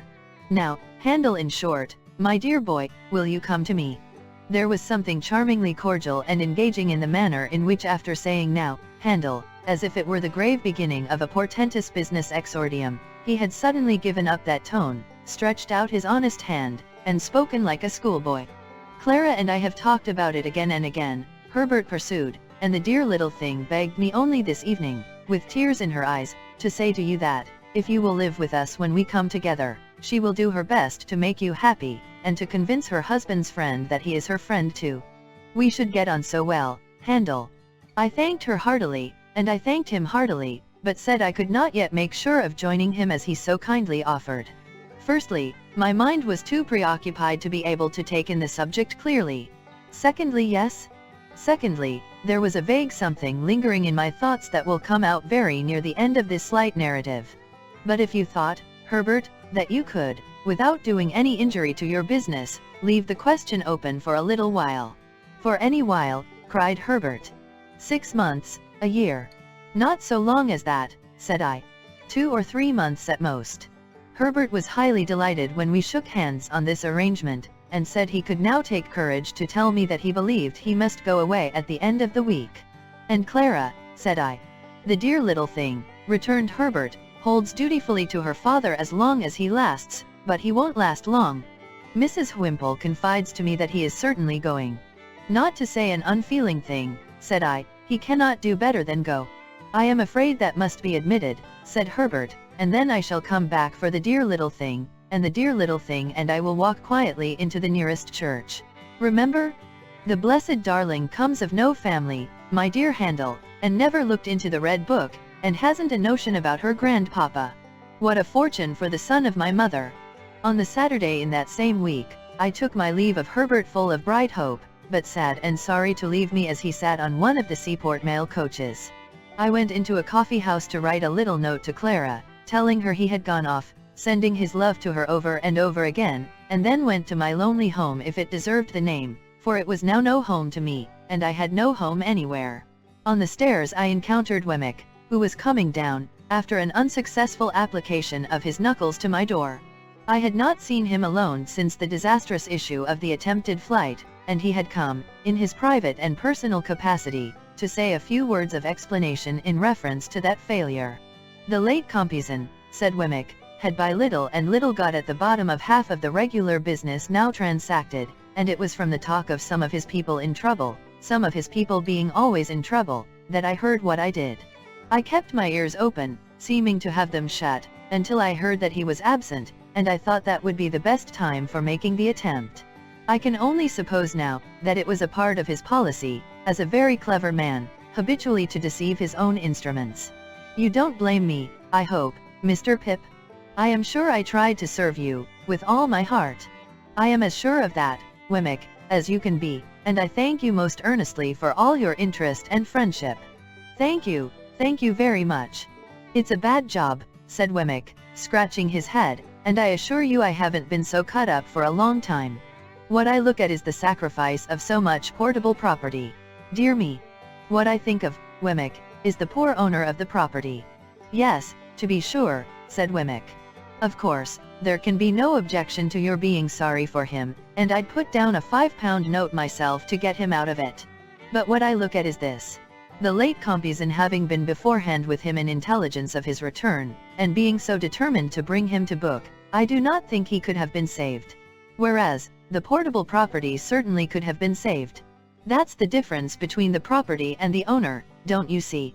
I invited Wemmick to come upstairs, and refresh himself with a glass of grog before walking to Walworth. He accepted the invitation.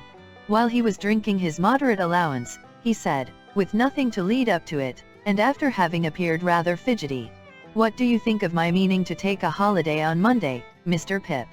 "Why, I suppose you have not done such a thing these 12 months. "These 12 years, more likely," said Wemmick. "Yes. I'm going to take a holiday. More than that, I'm going to take a walk. More than that, I'm going to ask you to take a walk with me." I was about to excuse myself, as being but a bad companion just then, when Wemmick anticipated me. "I know your engagements," said he, "and I know you are out of sorts, Mr. Pip. But if you could oblige me, I should take it as a kindness. It ain't a long walk, and it's an early one. Say it might occupy you, including breakfast on the walk, from 8 to 12. Couldn't you stretch a point and manage it?" He had done so much for me at various times, that this was very little to do for him. I said I could manage it, would manage it, and he was so very much pleased by my acquiescence, that I was pleased too. At his particular request, I appointed to call for him at the castle at 8:30 on Monday morning, and so we parted for the time. Punctual to my appointment, I rang at the castle gate on the Monday morning, and was received by Wemmick himself, who struck me as looking tighter than usual, and having a sleeker hat on.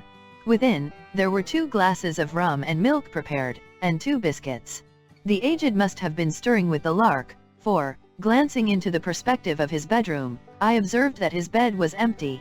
When we had fortified ourselves with the rum and milk and biscuits, and were going out for the walk with that training preparation on us, I was considerably surprised to see Wemmick take up a fishing rod, and put it over his shoulder. "Why, we are not going fishing," said I. "No," returned Wemmick, "but I like to walk with one." I thought this odd, however. I said nothing, and we set off. We went towards Camberwell Green, and when we were thereabouts, Wemmick said suddenly, "Hello? Here's a church." There was nothing very surprising in that, but again, I was rather surprised, when he said, as if he were animated by a brilliant idea, "Let's go in." We went in, Wemmick leaving his fishing rod in the porch, and looked all round. In the meantime, Wemmick was diving into his coat pockets, and getting something out of paper there. "Hello," said he. "Here's a couple of pair of gloves. Let's put 'em on." As the gloves were white kid gloves, and as the post office was widened to its utmost extent, I now began to have my strong suspicions. They were strengthened into certainty when I beheld the aged enter at a side door, escorting a lady. "Hello," said Wemmick. "Here's Miss Skiffins. Let's have a wedding." That discreet damsel was attired as usual, except that she was now engaged in substituting for her green kid gloves a pair of white. The aged was likewise occupied in preparing a similar sacrifice for the altar of Hymen. The old gentleman, however, experienced so much difficulty in getting his gloves on, that Wemmick found it necessary to put him with his back against a pillar, and then to get behind the pillar himself and pull away at them, while I for my part held the old gentleman round the waist, that he might present an equal and safe resistance. By dint of this ingenious scheme, his gloves were got on to perfection. The clerk and clergyman then appearing, we were ranged in order at those fatal rails. True to his notion of seeming to do it all without preparation, I heard Wemmick say to himself, as he took something out of his waistcoat pocket before the service began, "Hello. Here's a ring." I acted in the capacity of backer, or best man, to the bridegroom, while a little limp pew-opener in a soft bonnet like a baby's, made a feint of being the bosom friend of Miss Skiffins. The responsibility of giving the lady away devolved upon the aged, which led to the clergyman's being unintentionally scandalized, and it happened thus. When he said, "Who giveth this woman to be married to this man?" the old gentleman, not in the least knowing what point of the ceremony we had arrived at, stood most amiably beaming at the 10 Commandments. Upon which, the clergyman said again, "Who giveth this woman to be married to this man?" The old gentleman being still in a state of most estimable unconsciousness, the bridegroom cried out in his accustomed voice, "Now aged P, you know, who giveth?" To which the aged replied with great briskness, before saying that he gave, "All right, John, all right, my boy." And the clergyman came to so gloomy a pause upon it, that I had doubts for the moment whether we should get completely married that day. It was completely done, however, and when we were going out of church Wemmick took the cover off the font, and put his white gloves in it, and put the cover on again. Mrs. Wemmick, more heedful of the future, put her white gloves in her pocket and assumed her green. "Now, Mr. Pip," said Wemmick, triumphantly shouldering the fishing rod as we came out, "let me ask you whether anybody would suppose this to be a wedding party." Breakfast had been ordered at a pleasant little tavern, a mile or so away upon the rising ground beyond the green, and there was a bagatelle board in the room, in case we should desire to unbend our minds after the solemnity. It was pleasant to observe that Mrs. Wemmick no longer unwound Wemmick's arm when it adapted itself to her figure, but sat in a high-backed chair against the wall, like a violoncello in its case, and submitted to be embraced as that melodious instrument might have done. We had an excellent breakfast, and when anyone declined anything on table, Wemmick said, "Provided by contract, you know, don't be afraid of it." I drank to the new couple, drank to the aged, drank to the castle, saluted the bride at parting, and made myself as agreeable as I could. Wemmick came down to the door with me, and I again shook hands with him, and wished him joy. "Thank'ee," said Wemmick, rubbing his hands. "She's such a manager of fowls, you have no idea. You shall have some eggs, and judge for yourself. I say, Mr. Pip," calling me back, and speaking low, "this is altogether a Walworth sentiment, please. I understand. Not to be mentioned in Little Britain," said I. Wemmick nodded. "After what you let out the other day, Mr. Jaggers may as well not know of it. He might think my brain was softening, or something of the kind." Chapter 56. He lay in prison very ill, during the whole interval between his committal for trial and the coming round of the sessions. He had broken 2 ribs, they had wounded one of his lungs, and he breathed with great pain and difficulty, which increased daily. It was a consequence of his hurt that he spoke so low as to be scarcely audible, therefore he spoke very little. But he was ever ready to listen to me, and it became the first duty of my life to say to him, and read to him, what I knew he ought to hear. Being far too ill to remain in the common prison, he was removed, after the first day or so, into the infirmary. This gave me opportunities of being with him that I could not otherwise have had. And but for his illness he would have been put in irons, for he was regarded as a determined prison breaker, and I know not what else.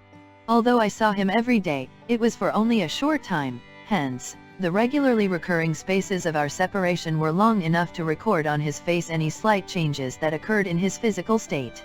I do not recollect that I once saw any change in it for the better. He wasted, and became slowly weaker and worse, day by day, from the day when the prison door closed upon him. The kind of submission or resignation that he showed was that of a man who was tired out. I sometimes derived an impression, from his manner or from a whispered word or two which escaped him, that he pondered over the question whether he might have been a better man under better circumstances. But he never justified himself by a hint tending that way, or tried to bend the past out of its eternal shape. It happened on 2 or 3 occasions in my presence, that his desperate reputation was alluded to by one or other of the people in attendance on him. A smile crossed his face then, and he turned his eyes on me with a trustful look, as if he were confident that I had seen some small redeeming touch in him, even so long ago as when I was a little child. As to all the rest, he was humble and contrite, and I never knew him complain. When the sessions came round, Mr. Jaggers caused an application to be made for the postponement of his trial until the following sessions. It was obviously made with the assurance that he could not live so long, and was refused. The trial came on at once, and, when he was put to the bar, he was seated in a chair. No objection was made to my getting close to the dock, on the outside of it, and holding the hand that he stretched forth to me. The trial was very short and very clear.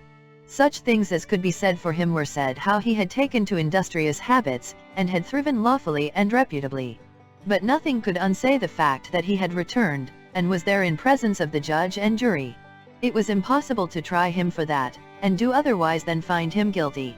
At that time, it was the custom, as I learnt from my terrible experience of that sessions, to devote a concluding day to the passing of sentences, and to make a finishing effect with the sentence of death.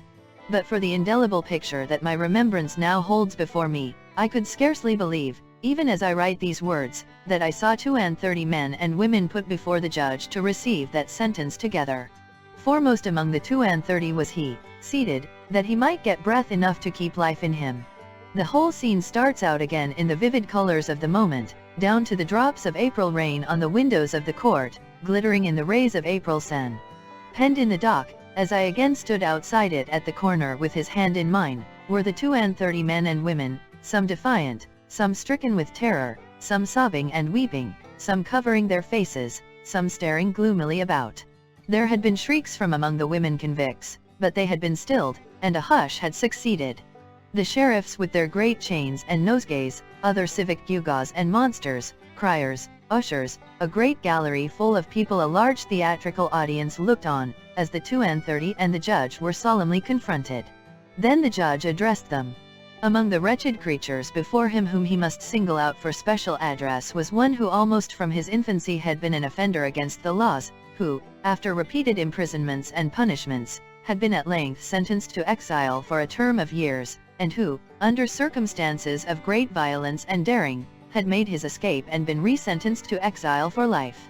That miserable man would seem for a time to have become convinced of his errors, when far removed from the scenes of his old offences, and to have lived a peaceable and honest life. But in a fatal moment, yielding to those propensities and passions, the indulgence of which had so long rendered him a scourge to society, he had quitted his haven of rest and repentance, and had come back to the country where he was proscribed. Being here presently denounced, he had for a time succeeded in evading the officers of justice, but being at length seized while in the act of flight, he had resisted them, and had he best knew whether by express design, or in the blindness of his hardihood, caused the death of his denouncer, to whom his whole career was known. The appointed punishment for his return to the land that had cast him out, being death, and his case being this aggravated case, he must prepare himself to die. The sun was striking in at the great windows of the court, through the glittering drops of rain upon the glass, and it made a broad shaft of light between the 32 and the judge, linking both together, and perhaps reminding some among the audience how both were passing on, with absolute equality, to the greater judgment that knoweth all things, and cannot err. Rising for a moment, a distinct speck of face in this way of light, the prisoner said, "My lord, I have received my sentence of death from the Almighty, but I bow to yours," and sat down again. There was some hushing, and the judge went on with what he had to say to the rest. Then they were all formally doomed, and some of them were supported out, and some of them sauntered out with a haggard look of bravery, and a few nodded to the gallery, and 2 or 3 shook hands, and others went out chewing the fragments of herb they had taken from the sweet herbs lying about. He went last of all, because of having to be helped from his chair, and to go very slowly, and he held my hand while all the others were removed, and while the audience got up, putting their dresses right, as they might at church or elsewhere, and pointed down at this criminal or at that, and most of all at him and me. I earnestly hoped and prayed that he might die before the recorder's report was made, but, in the dread of his lingering on, I began that night to write out a petition to the Home Secretary of State, setting forth my knowledge of him, and how it was that he had come back for my sake. I wrote it as fervently and pathetically as I could, and when I had finished it and sent it in, I wrote out other petitions to such men in authority as I hoped were the most merciful, and drew up one to the Crown itself. For several days and nights after he was sentenced I took no rest except when I fell asleep in my chair, but was wholly absorbed in these appeals. And after I had sent them in, I could not keep away from the places where they were, but felt as if they were more hopeful and less desperate when I was near them. In this unreasonable restlessness and pain of mind I would roam the streets of an evening, wandering by those offices and houses where I had left the petitions. To the present hour, the weary western streets of London on a cold, dusty spring night, with their ranges of stern, shut-up mansions and their long rows of lamps, are melancholy to me from this association. The daily visits I could make him were shortened now, and he was more strictly kept. Seeing, or fancying, that I was suspected of an intention of carrying poison to him, I asked to be searched before I sat down at his bedside, and told the officer who was always there, that I was willing to do anything that would assure him of the singleness of my designs. Nobody was hard with him or with me. There was duty to be done, and it was done, but not harshly. The officer always gave me the assurance that he was worse, and some other sick prisoners in the room, and some other prisoners who attended on them as sick nurses, malefactors, but not incapable of kindness, God be thanked, always joined in the same report. As the days went on, I noticed more and more that he would lie placidly looking at the white ceiling, with an absence of light in his face until some word of mine brightened it for an instant, and then it would subside again. Sometimes he was almost or quite unable to speak, then he would answer me with slight pressures on my hand, and I grew to understand his meaning very well. The number of the days had risen to 10, when I saw a greater change in him than I had seen yet. His eyes were turned towards the door, and lighted up as I entered. "Dear boy," he said, as I sat down by his bed, "I thought you was late. But I knowed you couldn't be that." "It is just the time," said I. "I waited for it at the gate." "You always waits at the gate, don't you, dear boy?" "Yes. Not to lose a moment of the time." "Thank'ee, dear boy, thank'ee. God bless you. You've never deserted me, dear boy." I pressed his hand in silence, for I could not forget that I had once meant to desert him. "And what's the best of all," he said, "you've been more comfortable alonger me, since I was under a dark cloud, than when the sun shone. That's best of all." He lay on his back, breathing with great difficulty. Do what he would, and love me though he did, the light left his face ever and again, and a film came over the placid look at the white ceiling. "Are you in much pain today?" "I don't complain of none, dear boy." "You never do complain." He had spoken his last words. He smiled, and I understood his touch to mean that he wished to lift my hand, and lay it on his breast. I laid it there, and he smiled again, and put both his hands upon it. The allotted time ran out, while we were thus, but, looking round, I found the governor of the prison standing near me, and he whispered, "You needn't go yet." I thanked him gratefully, and asked, might I speak to him, if he can hear me. The governor stepped aside, and beckoned the officer away. The change, though it was made without noise, drew back the film from the placid look at the white ceiling, and he looked most affectionately at me. "Dear Miigwech, I must tell you now, at last. You understand what I say." A gentle pressure on my hand. "You had a child once, whom you loved and lost." A stronger pressure on my hand. "She lived, and found powerful friends. She is living now. She is a lady and very beautiful. And I love her." With a last faint effort, which would have been powerless but for my yielding to it and assisting it, he raised my hand to his lips. Then, he gently let it sink upon his breast again, with his own hands lying on it. The placid look at the white ceiling came back, and passed away, and his head dropped quietly on his breast. Mindful, then, of what we had read together, I thought of the two men who went up into the temple to pray, and I knew there were no better words that I could say beside his bed, than, O Lord, be merciful to him a sinner. Chapter 57. Now that I was left wholly to myself, I gave notice of my intention to quit the chambers in the temple as soon as my tenancy could legally determine, and in the meanwhile to underlet them. At once I put bills up in the windows, for I was in debt, and had scarcely any money, and began to be seriously alarmed by the state of my affairs. I ought rather to write that I should have been alarmed if I had had energy and concentration enough to help me to the clear perception of any truth beyond the fact that I was falling very ill. The late stress upon me had enabled me to put off illness, but not to put it away. I knew that it was coming on me now, and I knew very little else, and was even careless as to that. For a day or two, I lay on the sofa, or on the floor anywhere, according as I happened to sink down with a heavy head and aching limbs, and no purpose, and no power. Then there came one night which appeared of great duration, and which teemed with anxiety and horror, and when in the morning I tried to sit up in my bed and think of it, I found I could not do so. Whether I really had been down in Garden Court in the dead of the night, groping about for the boat that I supposed to be there, whether I had 2 or 3 times come to myself on the staircase with great terror, not knowing how I had got out of bed, whether I had found myself lighting the lamp, possessed by the idea that he was coming up the stairs, and that the lights were blown out, whether I had been inexpressibly harassed by the distracted talking, laughing, and groaning of someone, and had half suspected those sounds to be of my own making, whether there had been a closed iron furnace in a dark corner of the room, and a voice had called out, over and over again, that Miss Havisham was consuming within it. These were things that I tried to settle with myself and get into some order, as I lay that morning on my bed. But the vapor of a limekill would come between me and them, disordering them all, and it was through the vapor at last that I saw 2 men looking at me. "What do you want?" I asked, starting. "I don't know you." "Well, sir," returned one of them, bending down and touching me on the shoulder, "this is a matter that you'll soon arrange, I dare say, but you're arrested." "What is the debt?" £123, 15, 6. "Jeweller's account, I think." "What is to be done?" "You had better come to my house," said the man. "I keep a very nice house." I made some attempt to get up and dress myself. When I next attended to them, they were standing a little off from the bed, looking at me. I still lay there. "You see my state," said I. "I would come with you if I could, but indeed I am quite unable. If you take me from here, I think I shall die by the way." Perhaps they replied, or argued the point, or tried to encourage me to believe that I was better than I thought. Forasmuch as they hang in my memory by only this one slender thread, I don't know what they did, except that they forbore to remove me.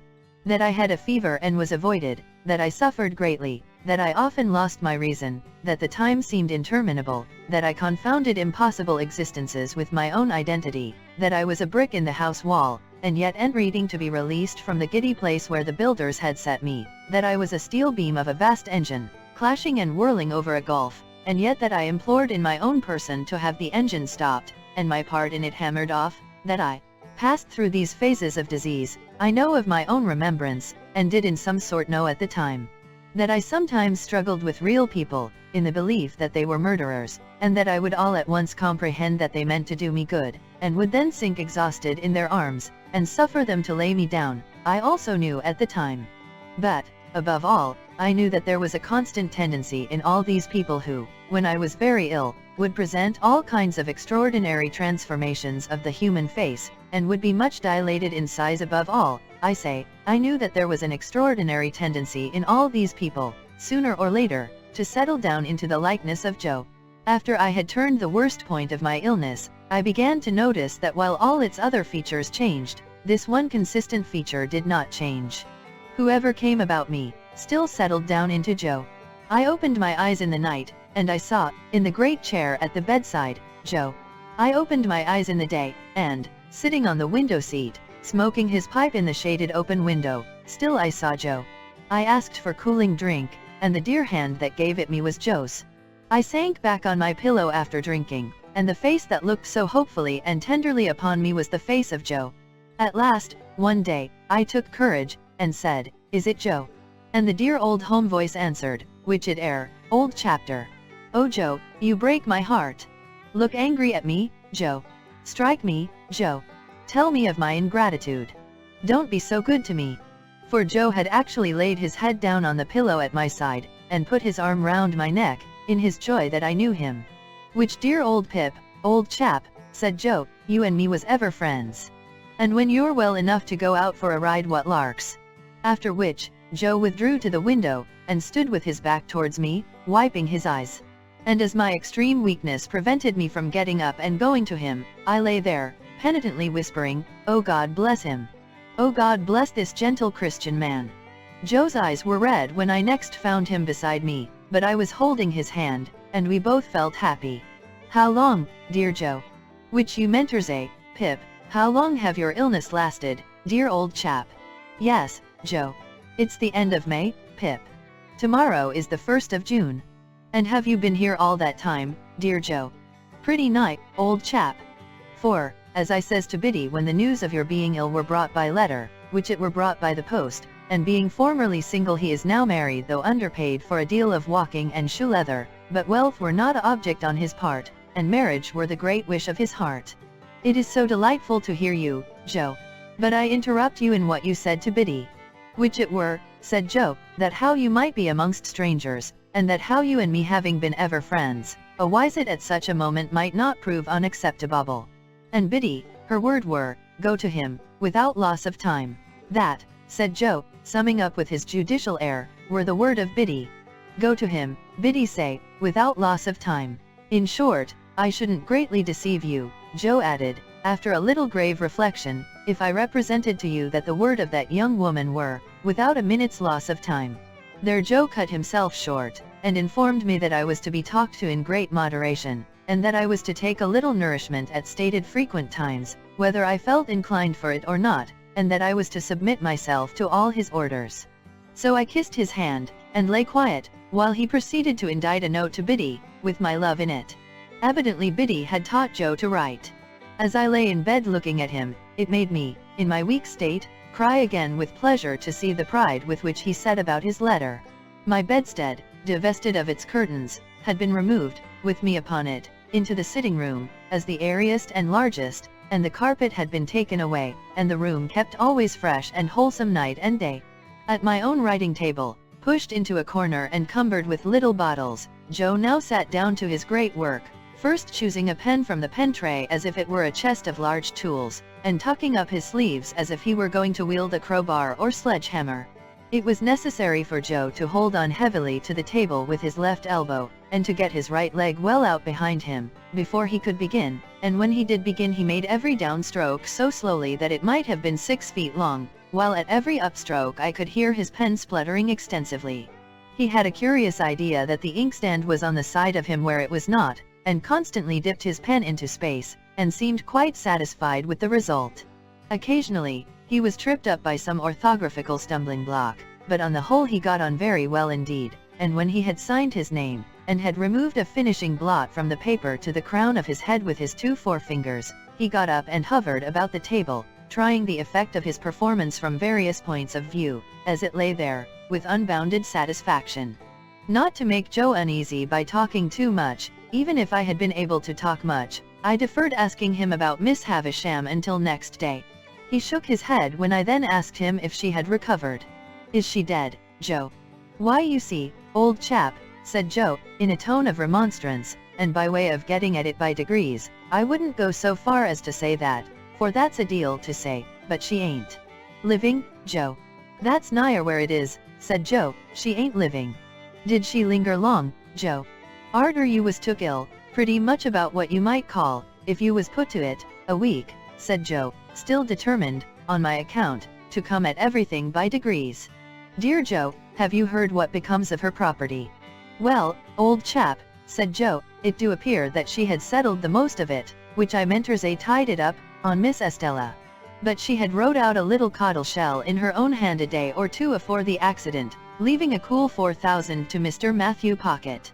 And why, do you suppose, above all things, Pip, she left that cool 4,000 unto him.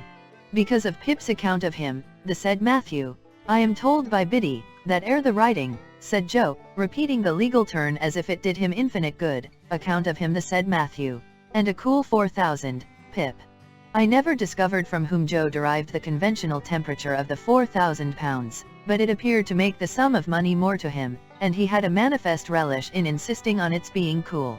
This account gave me great joy, as it perfected the only good thing I had done. I asked Joe whether he had heard if any of the other relations had any legacies.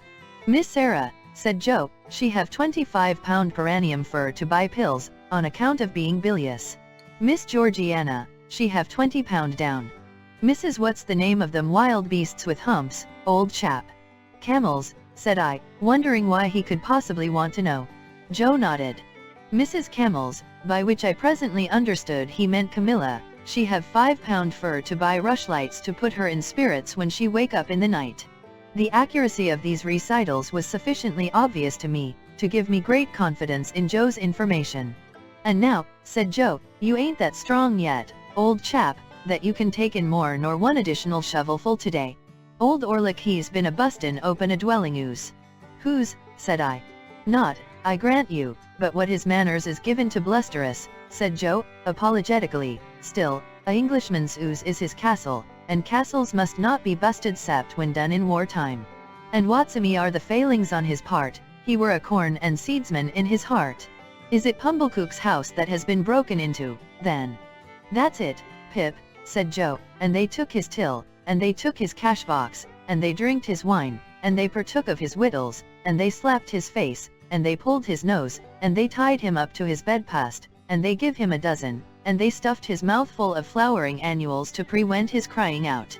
But he knowed Orlick, and Orlick's in the county jail. By these approaches we arrived at unrestricted conversation. I was slow to gain strength, but I did slowly and surely become less weak, and Joe stayed with me, and I fancied I was little Pip again. For the tenderness of Joe was so beautifully proportioned to my need, that I was like a child in his hands. He would sit and talk to me in the old confidence, and with the old simplicity, and in the old unassertive protecting way, so that I would half believe that all my life since the days of the old kitchen was one of the mental troubles of the fever that was gone. He did everything for me except the household work, for which he had engaged a very decent woman, after paying off the laundress on his first arrival. Which I do assure you, Pip, he would often say, in explanation of that liberty, I found her a-tapping the spare bed, like a cask of beer, and drawing off the feathers in a bucket, for sale.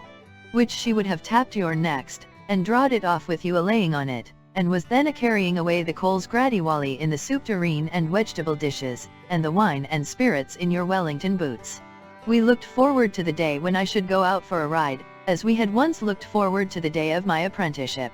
And when the day came, and an open carriage was got into the lane, Joe wrapped me up, took me in his arms, carried me down to it, and put me in, as if I were still the small helpless creature to whom he had so abundantly given of the wealth of his great nature.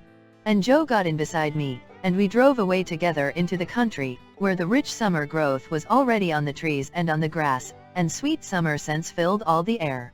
The day happened to be Sunday, and when I looked on the loveliness around me, and thought how it had grown and changed, and how the little wild flowers had been forming, and the voices of the birds had been strengthening, by day and by night, under the sun and under the stars, while poor I lay burning and tossing on my bed, the mere remembrance of having burned and tossed there came like a check upon my peace.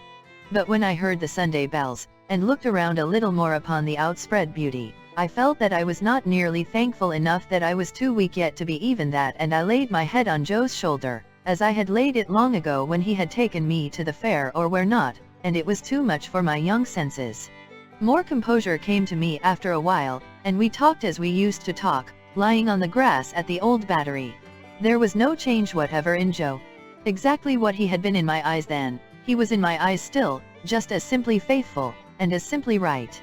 When we got back again, and he lifted me out, and carried me so easily, across the court and up the stairs, I thought of that eventful Christmas day when he had carried me over the marshes. We had not yet made any allusion to my change of fortune, nor did I know how much of my late history he was acquainted with. I was so doubtful of myself now, and put so much trust in him, that I could not satisfy myself whether I ought to refer to it when he did not. "Have you heard, Joe?" I asked him that evening, upon further consideration, as he smoked his pipe at the window, who my patron was. "I heard," returned Joe, as it were not Miss Havisham, old chapter. "Did you hear who it was, Joe?" "Well, I heard as it were a person what sent the person what give you the banknotes at the Jolly Bargeman, Pip." "So it was." "Astonishing," said Joe, in the placidest way. "Did you hear that he was dead, Joe?" I presently asked, with increasing diffidence. "Which? Him as sent the banknotes, Pip?" "Yes. I think," said Joe, after meditating a long time, and looking rather evasively at the window seat, "as I did hear tell that how he were something or another in a general way in that direction." "Did you hear anything of his circumstances, Joe?" "Not particular, Pip." "If you would like to hear, Joe," I was beginning, when Joe got up and came to my sofa. "Look'ee here, old chap," said Joe, bending over me. "Ever the best of friends, ain't us, Pip?" I was ashamed to answer him. "Werry good, then," said Joe, as if I had answered, "That's all right, that's agreed upon. Then why go into subjects, old chap, which as betwixt two sick must be for ever unnecessary? There's subjects enough as betwixt two sick, without unnecessary ones. Lord, to think of your poor sister and her rampages? And don't you remember Tickler?"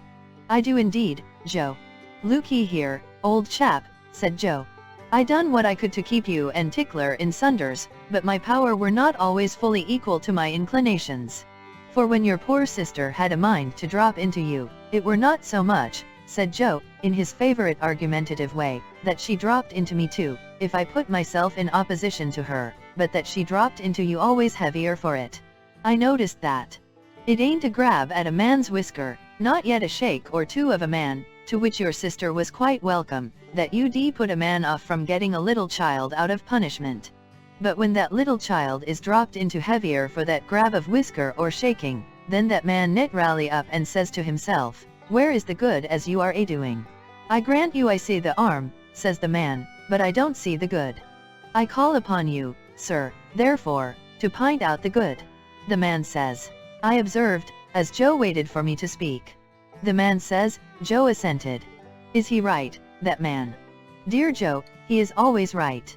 Well, old chap, said Joe, then abide by your words. If he's always right, which in general he's more likely wrong, he's right when he says this, supposing ever you kept any little matter to yourself, when you was a little child, you kept it mostly because you knowed as J. Gergery's power to part you and Tickler in sunders were not fully equal to his inclinations. Therefore, think no more of it as betwixt two sick, and do not let us pass remarks upon unnecessary subjects. Biddy give herself a deal o' trouble with me afore I left, for I am almost awful dull, as I should view it in this light, and, viewing it in this light, as I should so put it. Both of which, said Joe, quite charmed with his logical arrangement, being done, now this to you a true friend, say, namely, you mustn't go overdoing on it, but you must have your supper and your wine and water, and you must be put betwixt the sheets. The delicacy with which Joe dismissed this theme, and the sweet tact and kindness with which Biddy, who with her woman's wit had found me out so soon, had prepared him for it, made a deep impression on my mind. But whether Joe knew how poor I was, and how my great expectations had all dissolved, like our own marsh mists before the sun, I could not understand. Another thing in Joe that I could not understand when it first began to develop itself, but which I soon arrived at a sorrowful comprehension of, was this: as I became stronger and better, Joe became a little less easy with me. In my weakness and entire dependence on him, the dear fellow had fallen into the old tone, and called me by the old names, the dear old Pip, old chap, that now were music in my ears. I too had fallen into the old ways, only happy and thankful that he let me. But, imperceptibly, though I held by them fast, Joe's hold upon them began to slacken, and whereas I wondered at this, at first, I soon began to understand that the cause of it was in me, and that the fault of it was all mine. Ah! Had I given Joe no reason to doubt my constancy, and to think that in prosperity I should grow cold to him and cast him off? Had I given Joe's innocent heart no cause to feel instinctively that as I got stronger, his hold upon me would be weaker, and that he had better loosen it in time and let me go, before I plucked myself away? It was on the third or fourth occasion of my going out walking in the temple gardens leaning on Joe's arm, that I saw this change in him very plainly. We had been sitting in the bright warm sunlight, looking at the river, and I chanced to say as we got up, "See, Joe, I can walk quite strongly. Now, you shall see me walk back by myself." "Which do not overdo it, Pip," said Joe, "but I shall be happy fur to see you able, sir." The last word grated on me, but how could I remonstrate? I walked no further than the gate of the gardens, and then pretended to be weaker than I was, and asked Joe for his arm. Joe gave it me, but was thoughtful. I, for my part, was thoughtful too, for how best to check this growing change in Joe was a great perplexity to my remorseful thoughts. That I was ashamed to tell him exactly how I was placed, and what I had come down to, I do not seek to conceal, but I hope my reluctance was not quite an unworthy one. He would want to help me out of his little savings, I knew, and I knew that he ought not to help me, and that I must not suffer him to do it. It was a thoughtful evening with both of us. But, before we went to bed, I had resolved that I would wait over tomorrow being Sunday, and would begin my new course with the new week. On Monday morning I would speak to Joe about this change. I would lay aside this last vestige of reserve. I would tell him what I had in my thoughts, that secondly, not yet arrived at, and why I had not decided to go out to Herbert, and then the change would be conquered forever. As I cleared, Joe cleared, and it seemed as though he had sympathetically arrived at a resolution too. We had a quiet day on the Sunday, and we rode out into the country, and then walked in the fields. "I feel thankful that I have been ill, Joe," I said. "Dear old Pip, old chap, you're a'most come round, sir. It has been a memorable time for me, Joe." "Likewise for myself, sir," Joe returned. "We have had a time together, Joe, that I can never forget. There were days once, I know, that I did for a while forget, but I never shall forget these." "Pip," said Joe, appearing a little hurried and troubled, "there has been larks. And, dear sir, what have been betwixt us have been." At night, when I had gone to bed, Joe came into my room, as he had done all through my recovery. He asked me if I felt sure that I was as well as in the morning. "Yes, dear Joe, quite." "And are always a-getting stronger, old chap?" "Yes, dear Joe, steadily." Joe patted the coverlet on my shoulder with his great good hand, and said, in what I thought a husky voice, "Good night." When I got up in the morning, refreshed and stronger yet, I was full of my resolution to tell Joe all, without delay. I would tell him before breakfast. I would dress at once and go to his room and surprise him, for it was the first day I had been up early. I went to his room, and he was not there. Not only was he not there, but his box was gone. I hurried then to the breakfast table, and on it found a letter. These were its brief contents. "Not wishful to intrude, I have departured for you are well again, dear Pip, and will do better without. Joe. P.S. Ever the best of friends." Enclosed in the letter was a receipt for the debt and costs on which I had been arrested. Down to that moment, I had vainly supposed that my creditor had withdrawn, or suspended proceedings until I should be quite recovered. I had never dreamed of Joe's having paid the money, but Joe had paid it, and the receipt was in his name. What remained for me now, but to follow him to the dear old forge, and there to have out my disclosure to him, and my penitent remonstrance with him, and there to relieve my mind and heart of that reserved secondly, which had begun as a vague something lingering in my thoughts, and had formed into a settled purpose. The purpose was, that I would go to Biddy, that I would show her how humbled and repentant I came back, that I would tell her how I had lost all I once hoped for, that I would remind her of our old confidences in my first unhappy time. Then I would say to her, "Biddy, I think you once liked me very well, when my errant heart, even while it strayed away from you, was quieter and better with you than it ever has been since. If you can like me only half as well once more, if you can take me with all my faults and disappointments on my head, if you can receive me like a forgiven child, and indeed I am as sorry, Biddy, and have as much need of a hushing voice and a soothing hand, I hope I am a little worthier of you that I was not much, but a little. And, Biddy, it shall rest with you to say whether I shall work at the forge with Joe, or whether I shall try for any different occupation down in this country, or whether we shall go away to a distant place where an opportunity awaits me which I set aside, when it was offered, until I knew your answer. And now, dear Biddy, if you can tell me that you will go through the world with me, you will surely make it a better world for me, and me a better man for it, and I will try hard to make it a better world for you." Such was my purpose. After 3 days more of recovery, I went down to the old place to put it in execution. And how I sped in it is all I have left to tell. Chapter 58. The tidings of my high fortunes having had a heavy fall had got down to my native place and its neighborhood before I got there. I found the blue boar in possession of the intelligence, and I found that it made a great change in the boar's demeanor. Whereas the boar had cultivated my good opinion with warm assiduity when I was coming into property, the boar was exceedingly cool on the subject now that I was going out of property. It was evening when I arrived, much fatigued by the journey I had so often made so easily. The boar could not put me into my usual bedroom, which was engaged, probably by someone who had expectations, and could only assign me a very indifferent chamber among the pigeons and post-chaises up the yard.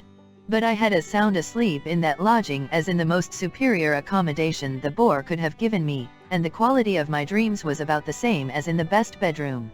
Early in the morning, while my breakfast was getting ready, I strolled round by Satis' house. There were printed bills on the gate and on bits of carpet hanging out of the windows, announcing a sale by auction of the household furniture and effects, next week. The house itself was to be sold as old building materials, and pulled down.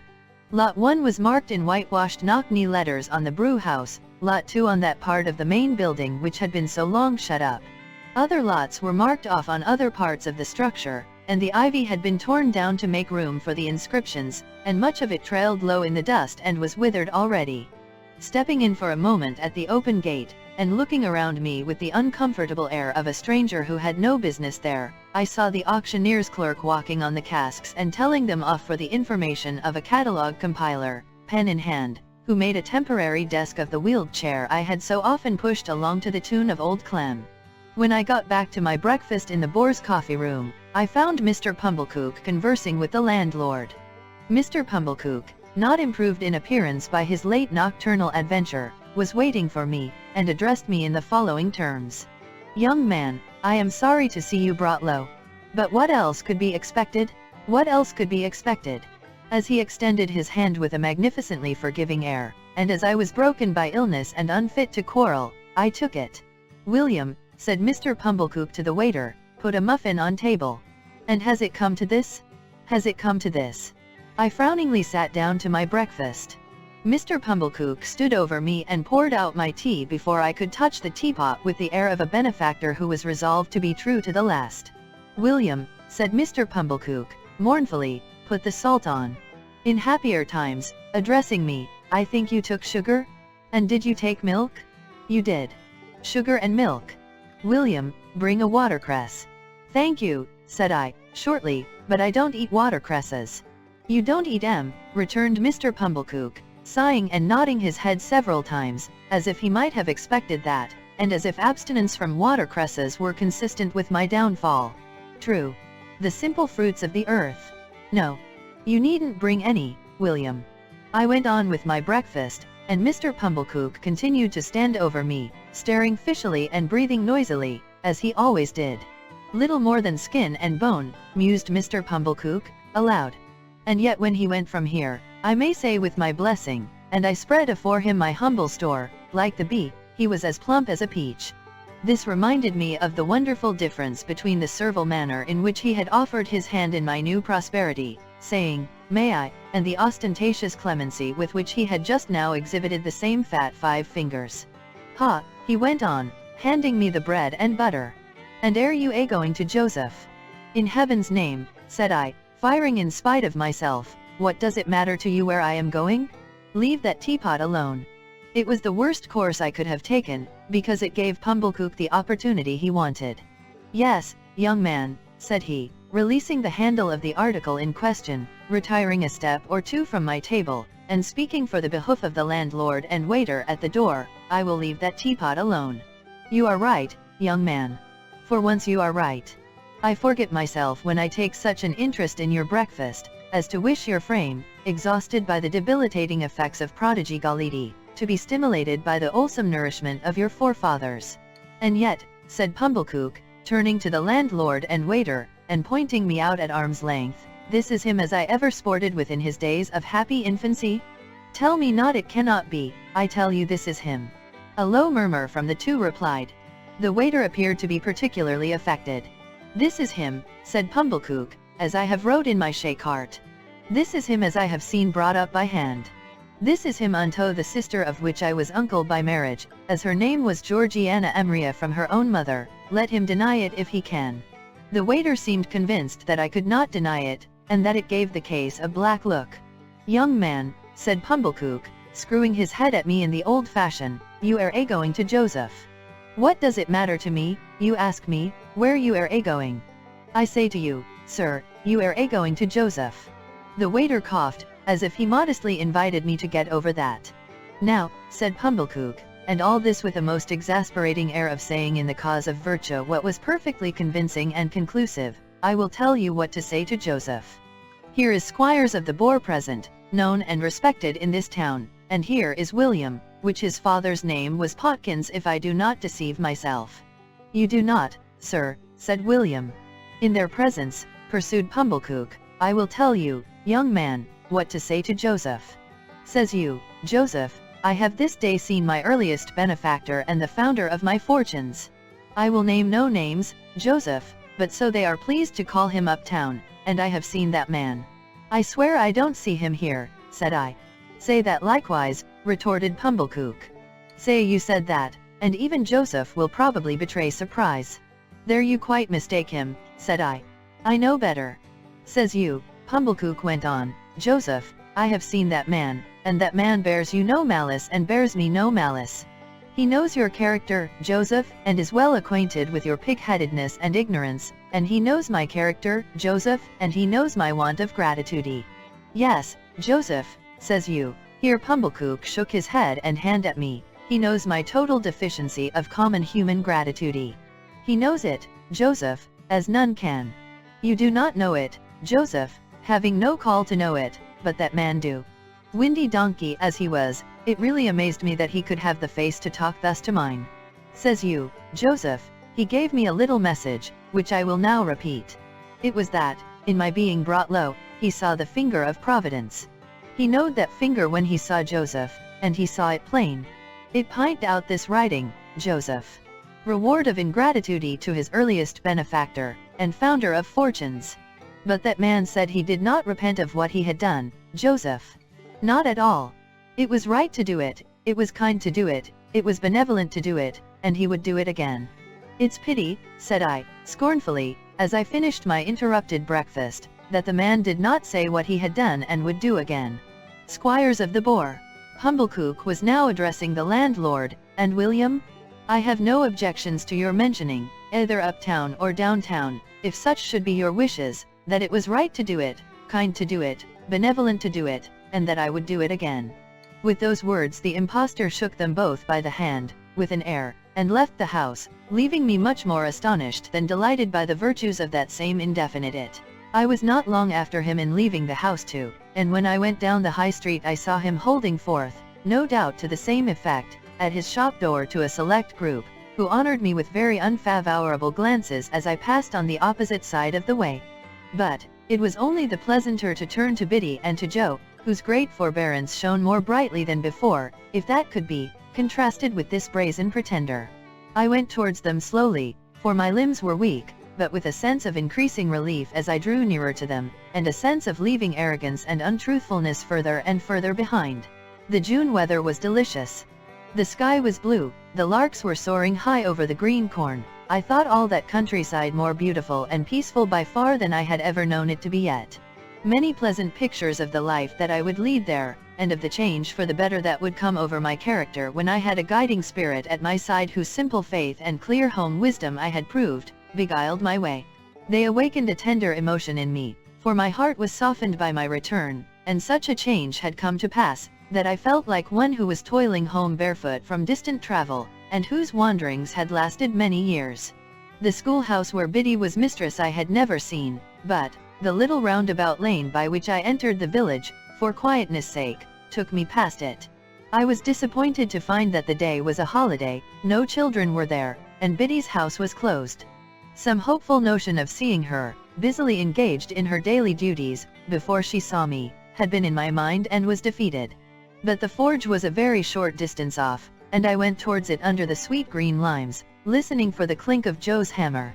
long after I ought to have heard it, and long after I had fancied I heard it and found it but a fancy, all was still. The limes were there, and the whitethorns were there, and the chestnut trees were there, and their leaves rustled harmoniously when I stopped to listen, but the clink of Joe's hammer was not in the midsummer wind.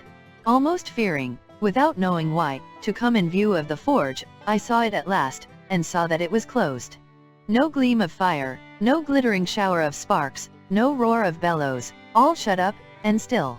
But the house was not deserted, and the best parlor seemed to be in use, for there were white curtains fluttering in its window, and the window was open and gay with flowers. I went softly towards it, meaning to peep over the flowers, when Joe and Biddy stood before me, arm in arm. At first Biddy gave a cry, as if she thought it was my apparition, but in another moment she was in my embrace. I wept to see her, and she wept to see me, I, because she looked so fresh and pleasant, she, because I looked so worn and white. But dear Biddy, how smart you are. Yes, dear Pip. And Joe, how smart you are. Yes, dear old Pip, old chapter. I looked at both of them, from one to the other, and then, "It's my wedding day," cried Biddy, in a burst of happiness, "and I am married to Joe." They had taken me into the kitchen, and I had laid my head down on the old deal table. Biddy held one of my hands to her lips, and Joe's restoring touch was on my shoulder. "Which he warn't strong enough, my dear, for to be surprised," said Joe. And Biddy said, "I ought to have thought of it, dear Joe, but I was too happy." They were both so overjoyed to see me, so proud to see me, so touched by my coming to them, so delighted that I should have come by accident to make their day complete. My first thought was one of great thankfulness that I had never breathed this last baffled hope to Joe. How often, while he was with me in my illness, had it risen to my lips? How irrevocable would have been his knowledge of it, if he had remained with me but another hour? "Dear Biddy," said I, "you have the best husband in the whole world, and if you could have seen him by my bed you would have, but no, you couldn't love him better than you do." "No, I couldn't indeed," said Biddy. "And, dear Joe, you have the best wife in the whole world, and she will make you as happy as even you deserve to be, you dear, good, noble Joe." Joe looked at me with a quivering lip, and fairly put his sleeve before his eyes. "And Joe and Biddy both, as you have been to church today, and are in charity and love with all mankind, receive my humble thanks for all you have done for me, and all I have so ill repaid. And when I say that I am going away within the hour, for I am soon going abroad, and that I shall never rest until I have worked for the money with which you have kept me out of prison, and have sent it to you, don't think, dear Joe and Biddy, that if I could repay it 1,000 times over, I suppose I could cancel a farthing of the debt I owe you, or that I would do so if I could." They were both melted by these words, and both entreated me to say no more. But I must say more. "Dear Joe, I hope you will have children to love, and that some little fellow will sit in this chimney corner of a winter night, who may remind you of another little fellow gone out of it forever. Don't tell him, Joe, that I was thankless, don't tell him, Biddy, that I was ungenerous and unjust, only tell him that I honored you both, because you were both so good and true, and that, as your child, I said it would be natural to him to grow up a much better man than I did." "I ain't a-going," said Joe, from behind his sleeve, "to tell him nothing go that nature, Pip. Nor Biddy ain't. Nor yet no one ain't. And now, though I know you have already done it in your own kind hearts, pray tell me, both, that you forgive me? Pray let me hear you say the words, that I may carry the sound of them away with me, and then I shall be able to believe that you can trust me, and think better of me, in the time to come." "Oh dear old Pip, old chap," said Joe. "God knows as I forgive you, if I have anything to forgive." "Amen." "And God knows I do," echoed Biddy. "Now let me go up and look at my old little room, and rest there a few minutes by myself.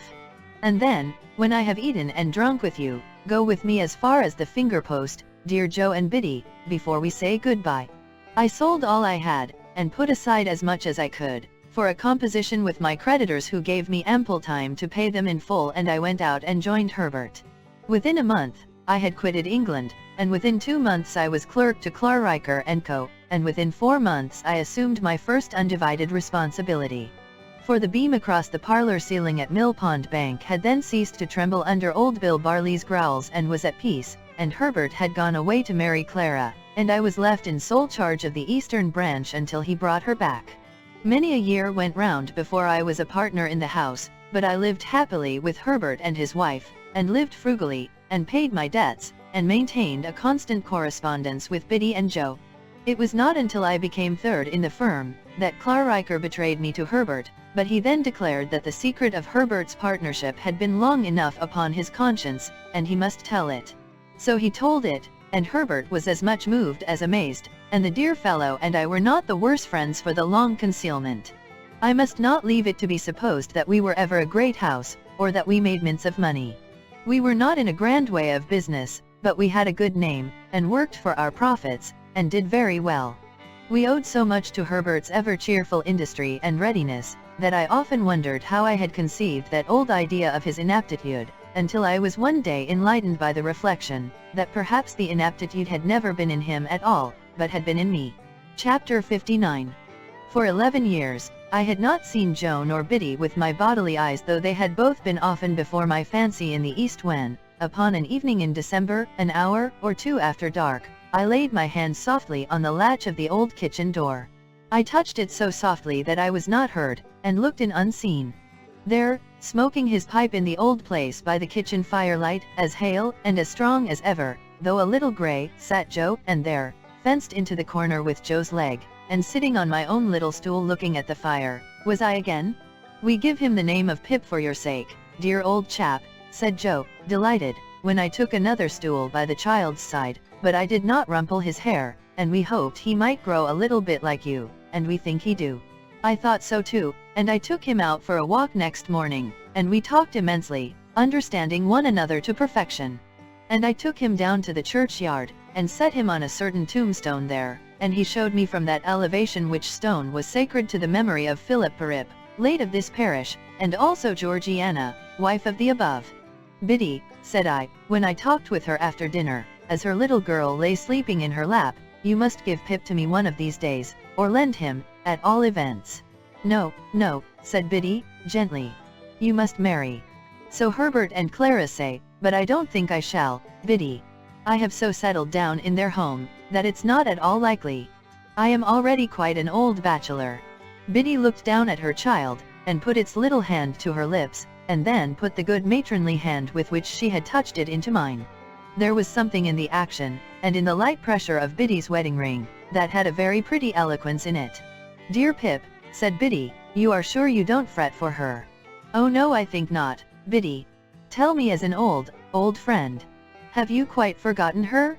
"My dear Biddy, I have forgotten nothing in my life that ever had a foremost place there, and little that ever had any place there. But that poor dream, as I once used to call it, has all gone by, Biddy, all gone by."